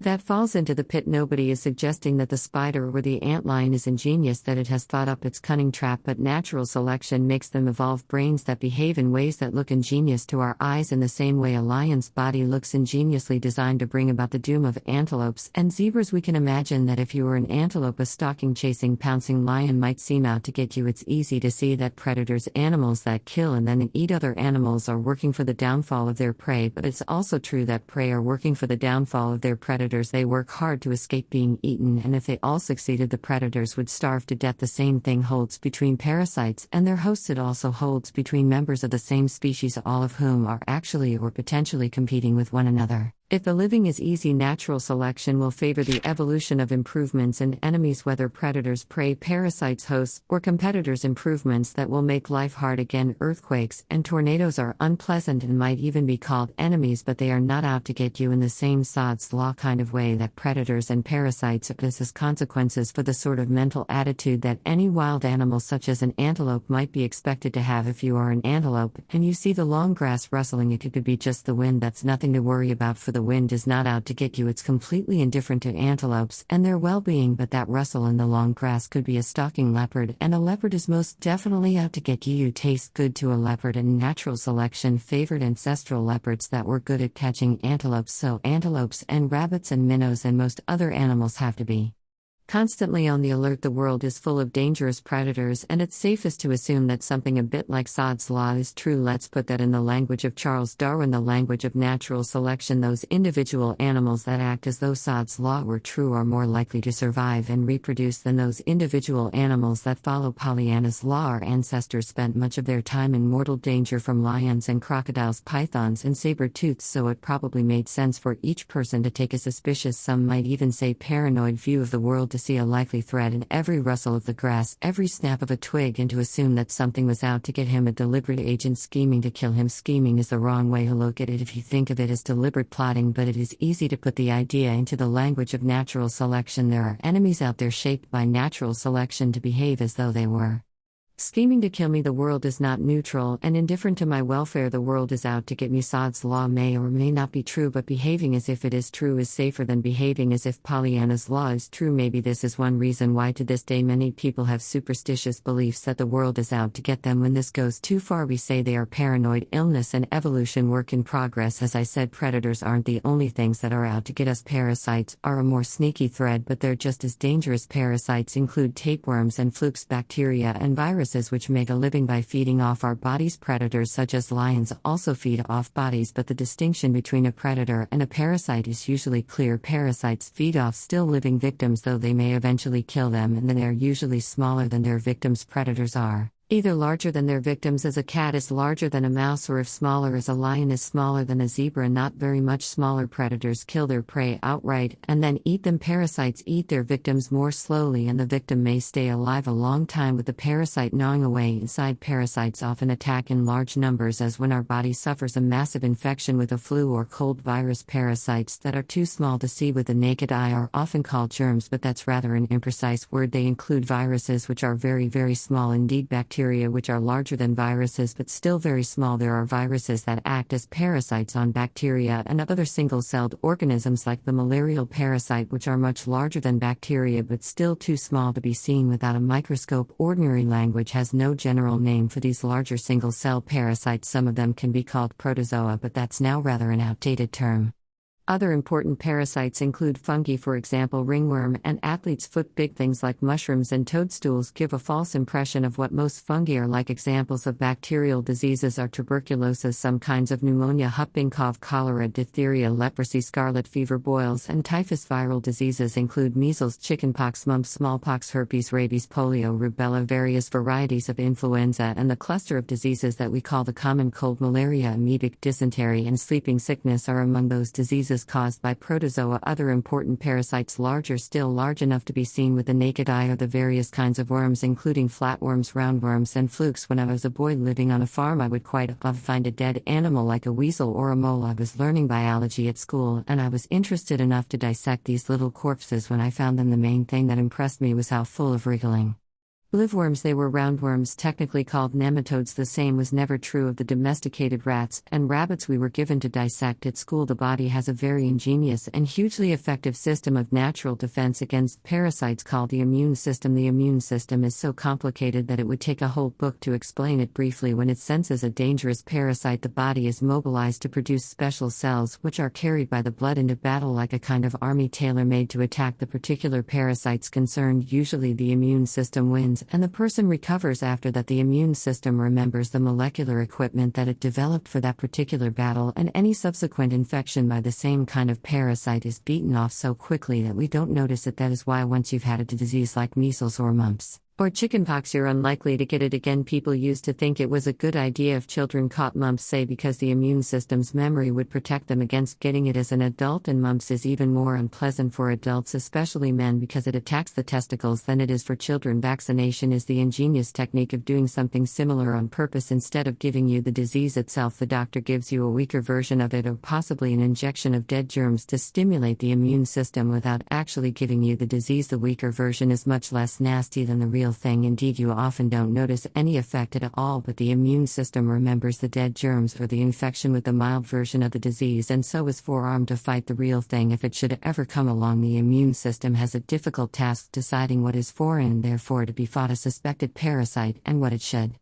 Except as part of the body itself, this can be particularly tricky. For example, when a woman is pregnant, the baby inside her is foreign. Babies are not genetically identical to their mothers because half their genes come from the father, but it is important for the immune system not to fight against the baby. This was one of the difficult problems that had to be solved when pregnancy evolved in the ancestors of mammals. It was solved after all. Plenty of babies do manage to survive in the womb long enough to be born, but there are also plenty of miscarriages, which perhaps suggests that evolution had a hard time solving it and that the solution isn't quite complete. Even today, many babies survive only because doctors are on hand, for example, to change their blood completely as soon as they are born. In some extreme cases of immune system overreaction, another way in which the immune system can get it wrong is to fight too hard against a supposed attacker. That is what allergies are. The immune system needlessly, wastefully, and even damagingly fighting harmless things. For example, pollen in the air is normally harmless, but the immune system of some people overreacts to it, and that's when you get the allergic reaction called hay fever. You sneeze and your eyes water, and it's very unpleasant. Some people are allergic to cats or to dogs. Their immune systems are overreacting to harmless molecules in or on the hair of these animals. Allergies can sometimes be very dangerous. A few people are so allergic to peanuts that eating a single one can kill them. Sometimes an overreacting immune system goes so far that a person is allergic to himself. This causes so-called autoimmune diseases. Ordos is Greek for self. Examples of autoimmune diseases are alopecia, your hair falls out in patches because the body attacks its own hair follicles, and psoriasis, an overactive immune system, causes pink scaly patches on the skin. It is not surprising that the immune system sometimes overreacts because there's a fine line to be trodden between failing to attack when you should and attacking when you shouldn't. It's the same problem we met over the antelope trying to decide whether to run away from the rustle in the long grass. Is it a leopard or is it a harmless puff of wind stirring the grass? Is this a dangerous bacterium or is it a harmless pollen grain? I can't help wondering whether people with a hyperactive immune system who pay the penalty of allergies or even autoimmune diseases might be less likely to suffer from certain kinds of viruses and other parasites. Such balance problems are all too common. It is possible to be too risk-averse, too jumpy, treating every rustle in the grass as danger or unleashing a massive immune response to a harmless peanut or to the body's own tissues, and it is possible to be too gung-ho, failing to respond to danger when it is very real or failing to mount an immune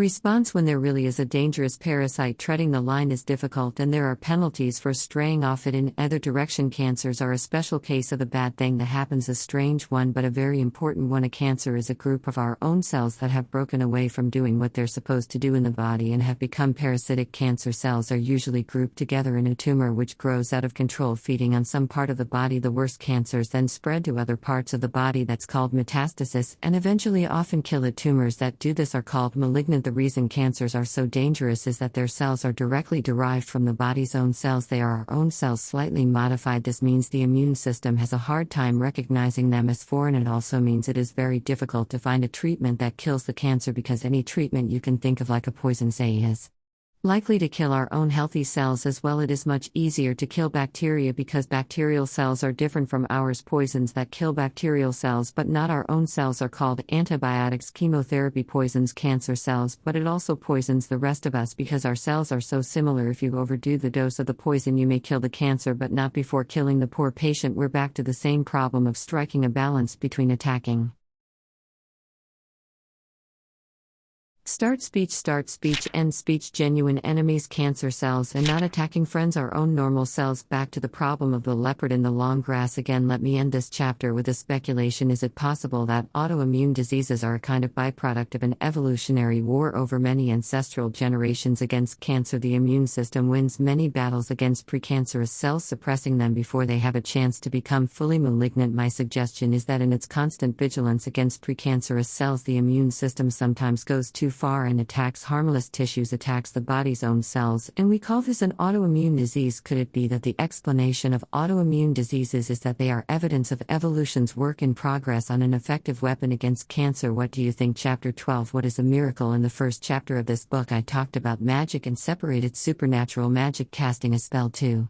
turn a frog into a prince, or rubbing a lamp to conjure up a genie from conjuring tricks, illusions such as silk handkerchiefs turning into rabbits, or women being sawn in half. Nobody nowadays believes in fairy tale magic. Everybody knows that pumpkins turn into coaches only in Cinderella, and we all know that rabbits come out of apparently empty hats only by trickery. But there are some supernatural tales that are still taken seriously, and the events they recount are often called miracles. This chapter is about miracles, stories of supernatural happenings that many people believe, as opposed to fairy tale spells which nobody believes in, conjuring tricks which look like magic but we know are fake. Some of these tales are ghost stories, spooky urban legends, or stories of uncanny coincidence. Stories like I dreamed about a celebrity whom I hadn't thought about for years, and the very next morning I heard that he died in the night. Many more come from the hundreds of religions around the world, and these in particular are often called miracles. To take just one example, there is a legend that about 2,000 years ago a wandering Jewish preacher called Jesus was at a wedding where they ran out of wine, so he called for some water and used miraculous powers to turn it into wine, very good wine. As the story goes on to tell us, people who would laugh at the idea that a pumpkin could turn into a coach, and who know perfectly well that silk handkerchiefs don't really turn into rabbits, are quite happy to believe that a prophet turned water into wine, or, as devotees of another religion would have it, flew to heaven on a winged horse.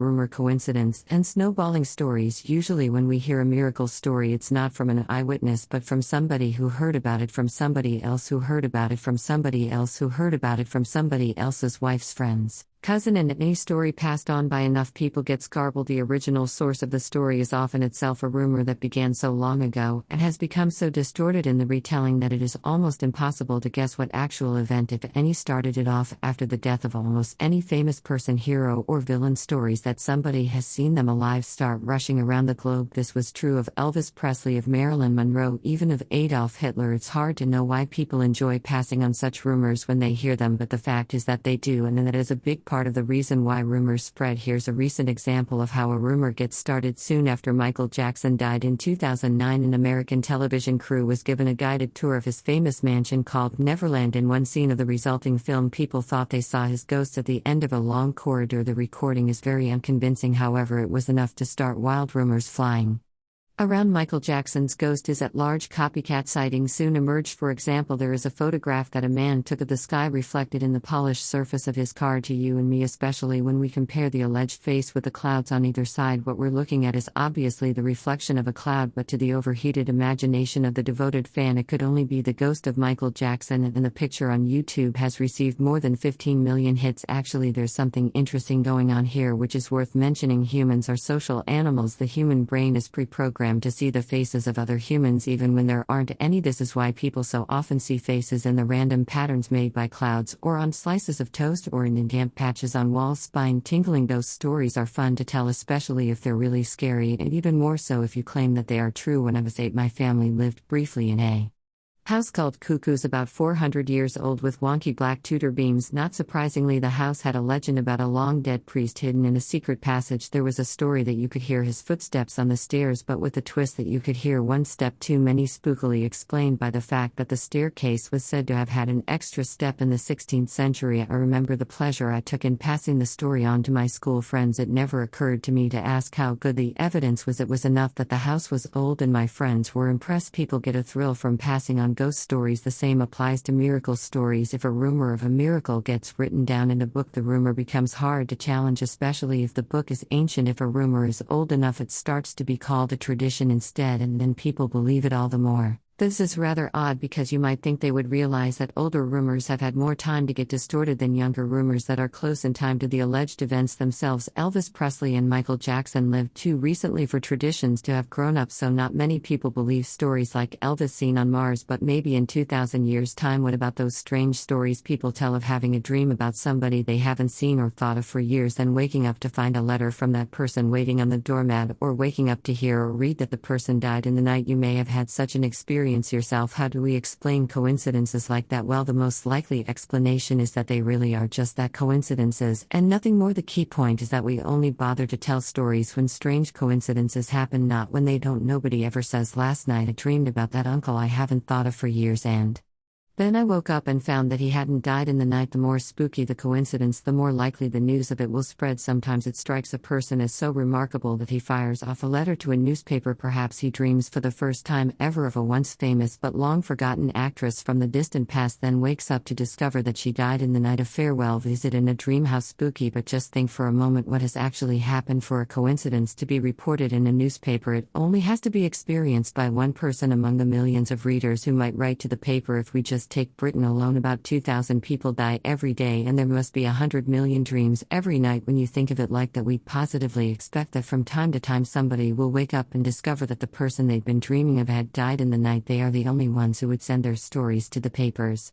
Another thing that happens is that stories grow in the telling and retelling. People enjoy a good story so much that they embellish it to make it a bit better than it was when they heard it. It's such fun giving people goose pimples that we exaggerate the story just a little to make it a bit more colorful, and then the next person to pass the story on exaggerates a bit more, and so on. For example, having woken up to find that a famous person had died in the night, you might make inquiries to discover exactly when she died. The answer might come back, oh, it must have been approximately 3 a.m. Then you work out that you could well have been dreaming about her somewhere around 3 a.m. And before you know where you are, the approximately and the somewhere around get left out of the story as it does the rounds until it becomes she died at exactly 3 a.m. And then that is exactly the moment when my cousin's friend's wife's granddaughter was dreaming about her. Sometimes we can actually pin down the explanation of a weird coincidence. A great American scientist called Richard Feynman tragically lost his wife to cancer, and the clock in her room stopped at precisely the moment she died. Goose pimples. But Dr. Feynman was not a great scientist for nothing. He worked out the true explanation. The clock was faulty. If you picked it up and tilted it, it tended to stop. When Mrs. Feynman died, the nurse needed to record the time for the official death certificate. The sacrum was rather dark, so she picked up the clock and tilted it towards the window in order to read it, and that was the moment at which the clock stopped. Not a miracle at all, just a faulty mechanism. Even if there had been no such explanation, even if the clock spring rarely had wound down to a stop at exactly the moment when Mrs. Feynman died, we shouldn't be all that impressed, no doubt. At any minute of every day or night, quite a lot of clocks in America stop, and quite a lot of people die every day. To repeat my earlier point, we don't bother to spread the news that my clock stopped at exactly 4:50 p.m. And would you believe it, nobody died. One of the charlatans I mentioned in the chapter on magic used to pretend he could restart watches by the power of thought. He would invite his large television audience to go and fetch any old broken down watch in the house and clutch it in their hand while he tried to start it remotely with the power of thought. Almost immediately the phone in the studio would ring, and a breathless voice at the other end would announce in all tones that their watch had started. Part of the explanation may have been similar to that in the case of Mrs. Feynman's clock. It's probably less true of modern digital watches, but in the days when watches had springs, simply picking up a stopped watch could sometimes restart it, as the sudden movement activated the hair spring balance. Well, this can happen more easily if the watch is warmed up, and the heat from a person's hand can be enough to do that. Not often, but it doesn't have to be often when you have 10,000 people all over the country picking up their stopped watches, perhaps shaking them and then clutching them in warm hands. Only one of the 10,000 watches has to start in order for the owner to phone through the news in great excitement and impress the entire television audience. We never hear about the 9,999 watches that didn't restart. A good way to think about miracles. There was a famous Scottish thinker in the 18th century called David Hume who made a clever point about miracles. He began by defining a miracle as a transgression or breaking of a law of nature, walking on water or turning water into wine, or stopping or starting a clock by the power of thought alone, or turning a frog into a prince would be good examples of breaking a law of nature. Miracles like that would be very disturbing indeed to science for the reasons discussed in the chapter on magic. Disturbing if they ever happen, that is. So how should we respond to stories of miracles? This was the question Hume turned to, and his answer was the clever point mentioned. If you want to know Hume's actual words, here they are, but you have to remember that he wrote them more than 2 centuries ago, and English style has changed since then. No testimony is sufficient to establish a miracle unless the testimony be of such a kind that its falsehood would be more miraculous than the fact which it endeavors to establish. Let's put Hume's point into other words. If John tells you a miracle story, you should believe it only if it would be even more of a miracle for it to be a lie or a mistake or an illusion. For example, you might say, I would trust John with my life. He never tells a lie. It would be a miracle if John ever told a lie. That's all well and good, but Hume would say something like this: however unlikely it might be that John could tell a lie, is it really more unlikely than the miracle that John claims to have seen? Suppose John claimed to have watched a cow jump over the moon. No matter how trustworthy and honest John might normally be, the idea of his telling a lie or having an honest hallucination would be less of a miracle than a cow literally jumping over the moon, so you should prefer the explanation that John was lying or mistaken. That was an extreme and imaginary example. Let's take something that really happened to see how Hume's idea might work in practice. In 1917, two young English cousins called Francis Griffiths and Elsie Wright took photographs which they said were of fairies. To modernize, the photographs are obvious fakes, but at the time when photography was still quite a new thing, even the great author Sir Arthur Conan Doyle, creator of the famously unfoldable Sherlock Holmes, was taken in by them, and so were quite a lot of other people. Years later, when Francis and Elsie were old women, they came clean and admitted that the fairies were nothing more than cardboard cutouts. But let's think like Hume and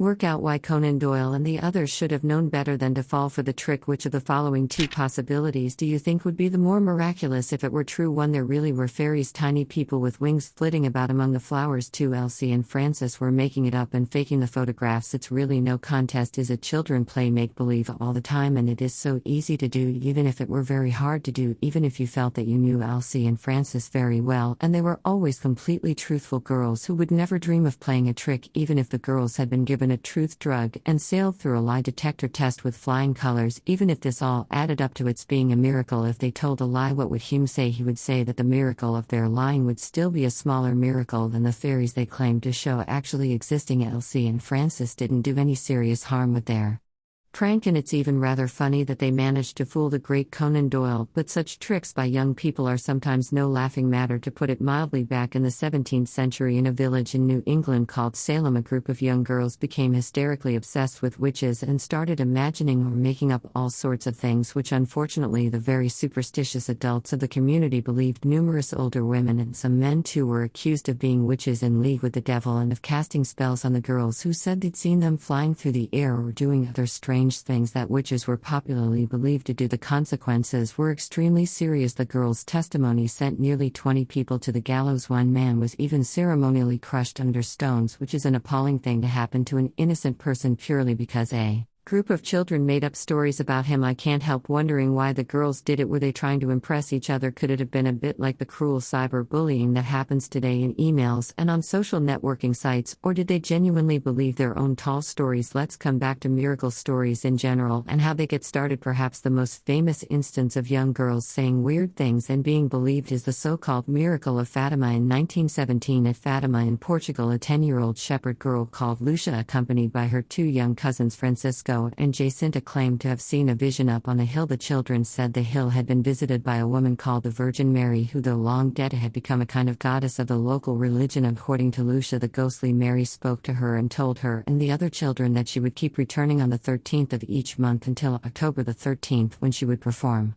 a miracle to prove she was who she said she was. Rumors of the expected miracle spread around Portugal, and on the appointed day a huge crowd of more than 70 is said to have gathered at the spot the miracle when it came involved the sun. Accounts of exactly what the sun is supposed to have done vary. To some witnesses it seemed to dance, to others it whirled around and round like a Catherine wheel. The most dramatic claim was that the sun seemed to tear itself from the heavens and come crashing down upon the horrified multitude just when it seemed that the ball of fire would fall upon and destroy them. The miracle ceased, and the sun resumed its normal place in the sky, shining forth as peacefully as ever. Now, what do we think really happened? Was there really a miracle at Fatima? Did the ghostly Mary really appear? Conveniently, she was invisible to everybody except the three children, so we don't have to take that part of the story very seriously. But the miracle of the moving sun is supposed to have been seen by 70 people, so what are we to make of that? Did the sun really move, or did the earth move relative to it so that the sun appeared to move? Let's think like Hume. Here are three possibilities to consider. 1. The sun really did move about the sky and come crashing down towards the horrified crowd before resuming its former position, or the earth changed its rotation pattern in such a way that it looked as though the sun had moved too. Neither the sun nor the earth really moved, and 70,000 people simultaneously experienced a hallucination. 3. Nothing happened at all, and the whole incident was misreported, exaggerated, or simply made up. Which of these possibilities do you think is the most plausible? All three of them seem pretty unlikely, but surely possibility 3 is the least far-fetched, the least deserving of the title of miracle. To accept possibility 3, we Only have to believe that somebody told a lie in reporting that 70,000 people saw the sun move, and the lie got repeated and spread around just like any of the popular urban legends that was around the internet nowadays. Possibility 2 is less likely. It requires us to believe that 70,000 people simultaneously experienced a hallucination involving the sun. Rather far-fetched, but however unlikely, almost miraculous. Possibility 2 may seem even that would be far less of a miracle than possibility 1. The sun is visible all over the daylight half of the world, not just in one Portuguese town. If it really had moved, millions of people all over the hemisphere, not just those in Fatima, would have been terrified out of their wits. Actually, the case against possibility 1 is even stronger than that. If the sun really had moved at the speed reported, crashing down towards the crowd, or if something had happened to change the Earth spinning sufficiently to make it look as though the sun had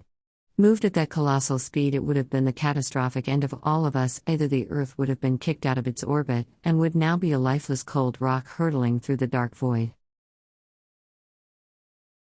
Start speech, end speech, or we'd have careened into the sun and been fried. Remember from Chapter 5 that the Earth is spinning at a rate of many hundreds of miles per hour, 1,000 miles per hour if measured at the equator, yet the apparent motion of the sun is still too slow for us to see it because it is so far away. If sun and Earth suddenly move relative to one another fast enough for a crowd to see the sun crashing down towards them, the real movement would have to be thousands of times faster than usual, and it literally would be the end of the world. It was said that Lucia told her audience to stare at the sun. This is an extremely stupid thing to do, by the way, because it could permanently damage your eyes. It could also induce a hallucination that the sun was wobbling in the sky. Even if only one person hallucinated or lied about seeing the sun move and told somebody else who told somebody else who told lots of other people, each of whom told lots of other people, that would be enough to start a popular rumor. One of those people who heard the rumor would be likely to write it down, but whether or not that's actually what happened is not what matters for Hume. What matters is that however implausible it might or might not be for 70,000 witnesses to be wrong, it is still far less implausible than for the sun to have moved in the way described. Hume didn't come right out and say miracles are impossible. Instead, he asked us to think of a miracle as an improbable event, an event whose improbability we might estimate. The estimate doesn't have to be exact, it's enough that the improbability of a suggested miracle can be roughly placed on some sort of scale and then compared with an alternative such as a hallucination or a lie. Let's go back to that game of cards we talked about in the first chapter. You remember we imagined that 4 players were each dealt a perfect hand, pure clubs, pure hearts, pure spades, pure diamonds. If this actually happened, what should we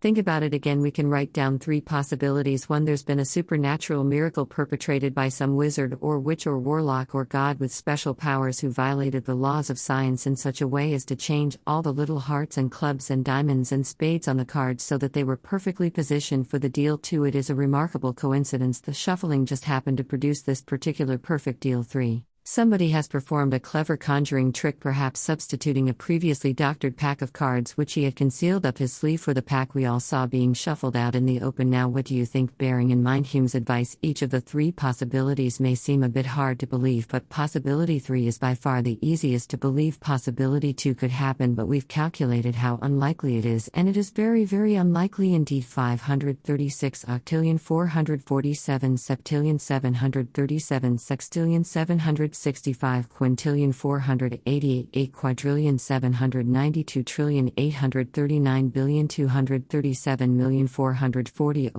to 1. We can't calculate the odds against possibility 1 as precisely as that, but just think about it. Some power or force which has never been properly demonstrated, in which nobody understands, manipulated red and black printing ink on dozens of cards simultaneously. You might be reluctant to use a strong word like impossible, but Hume isn't asking you to do that. All he's asking you to do is to compare it to the alternatives, which in this case consist of a conjuring trick and a gigantic stroke of luck. Haven't we all seen conjuring tricks, often involving cards, by the way, which are at least as mind-boggling as this? Obviously, the most likely explanation for the perfect deal is not pure luck, still less a miraculous interference with the laws of the universe, but a trick by a conjurer or a dishonest card sharp. Let's look at another famous miracle story, the one I mentioned earlier about the Jewish preacher called Jesus turning water into wine. Once again, we can list 3 main kinds of possible Explanation: when it really happened, water really did turn into wine. 2. It was a clever conjuring trick. 3. Nothing of the kind happened at all. It's just a story, a piece of fiction that somebody made up, or there was a misunderstanding of something far less remarkable which really did happen. I think there's not much doubt about the order of likelihood here. If explanation 1 were true, it would violate some of the deepest scientific principles we know, for just the same kind of reason we met in the first chapter when talking about pumpkins and Koch's frogs and Prince's molecules of pure water would have to have been transformed into a complex mixture of molecules, including alcohol, tannins, sugars of various kinds, and lots of others. The alternative explanations will have to be very unlikely indeed. If this one is to be preferred over them, a conjuring trick is possible. Much cleverer tricks than that are done regularly on stage and on television, but less likely than explanation 3. Why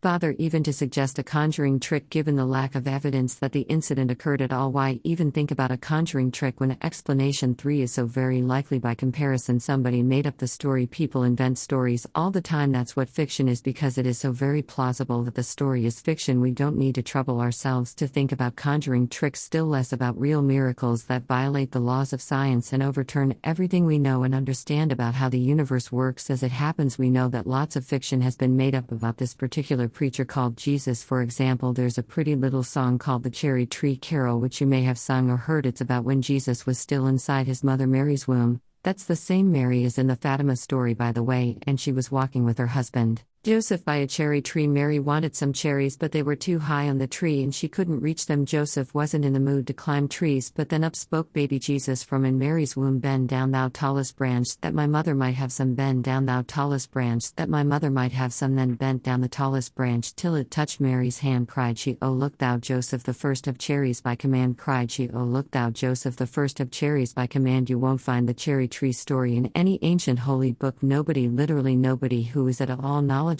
or well educated thinks it is anything but fiction. Plenty of people think the water into wine story is true, but everybody agrees that the territory story is fiction. The territory story was made up only about 500 years ago. The water into wine story is older. It appears in one of the 4 Gospels of the Christian religion, the Gospel of John, none of the other 3 as it happens, but there is no reason to believe it is anything but a made-up story, just one made up a few centuries earlier than the one about the cherry tree. All 4 of the Gospels, by the way, were written long after the events that they purport to describe, and not one of them by an eyewitness. It is safe to conclude that the water into wine story is pure fiction, just like the cherry tree story. We can say the same thing about all alleged miracles, all supernatural explanations for anything. Suppose something happens that we don't understand and we can't see how it could be fraud or trickery or lies. Would it ever be right to conclude that it must be supernatural? No. As I explained in chapter 1, that would put an end to all further discussion or investigation. It would be lazy, even dishonest, for it amounts to a claim that no natural explanation will ever be possible. If you claim that anything odd must be supernatural, you're not just saying you don't currently understand it, you're giving up and saying that it can never be understood. Today's miracle, tomorrow's technology. There are things that not even the best scientists of today can explain, but that doesn't mean we should block off all investigation by resorting to phony explanations, invoking magic or the supernatural, which don't actually explain it all. Just imagine how a medieval man, even the most educated man of his era, would have reacted if he'd seen a jet plane, a laptop computer, a mobile telephone, or a sat-nav device. He would probably have called them supernatural, miraculous, but these devices are now commonplace, and we know how they work, for people have built them following scientific principles. There never was a need to invoke magic or miracles or the supernatural, and we now see that the medieval man would have been wrong to do so. We don't have to go back as far as medieval times to make the point. A gang of Victorian international criminals equipped with modern mobile phones could have coordinated their activities in ways that would have looked like telepathy to Sherlock Holmes in Holmes's world. A suspect in a murder case who could prove that he was in New York the evening after the murder was committed in London would have a perfect alibi, because in the late 19th century it was impossible to be in New York and London on the same day. Anyone who claimed otherwise would seem to be invoking the supernatural, yet modern jet planes make it easy. The eminent science fiction writer Arthur C. Clarke summed the point up as Clarke's third law: any sufficiently advanced technology is indistinguishable from magic. If a time machine were to carry us forward a century or so, we would see wonders that today we might think impossible, miracles, but it doesn't follow that everything we might think impossible today will happen in the future. Science fiction writers can easily imagine a time machine or an antique gravity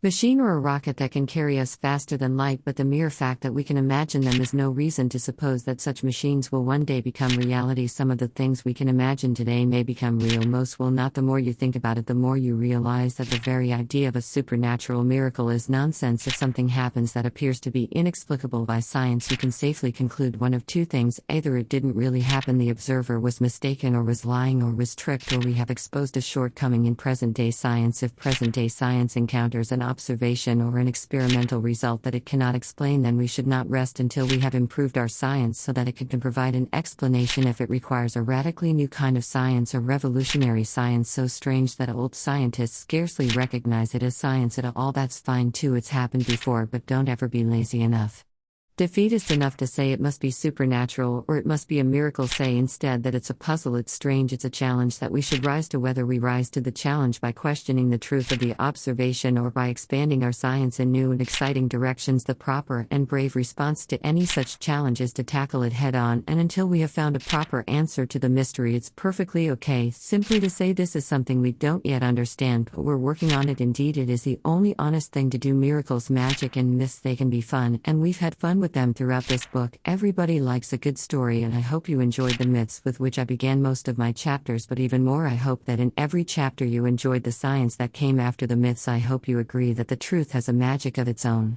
The truth is more magical in the best and most exciting sense of the word than any myth or made-up mystery or miracle. Science has its own magic, the magic of reality. The end.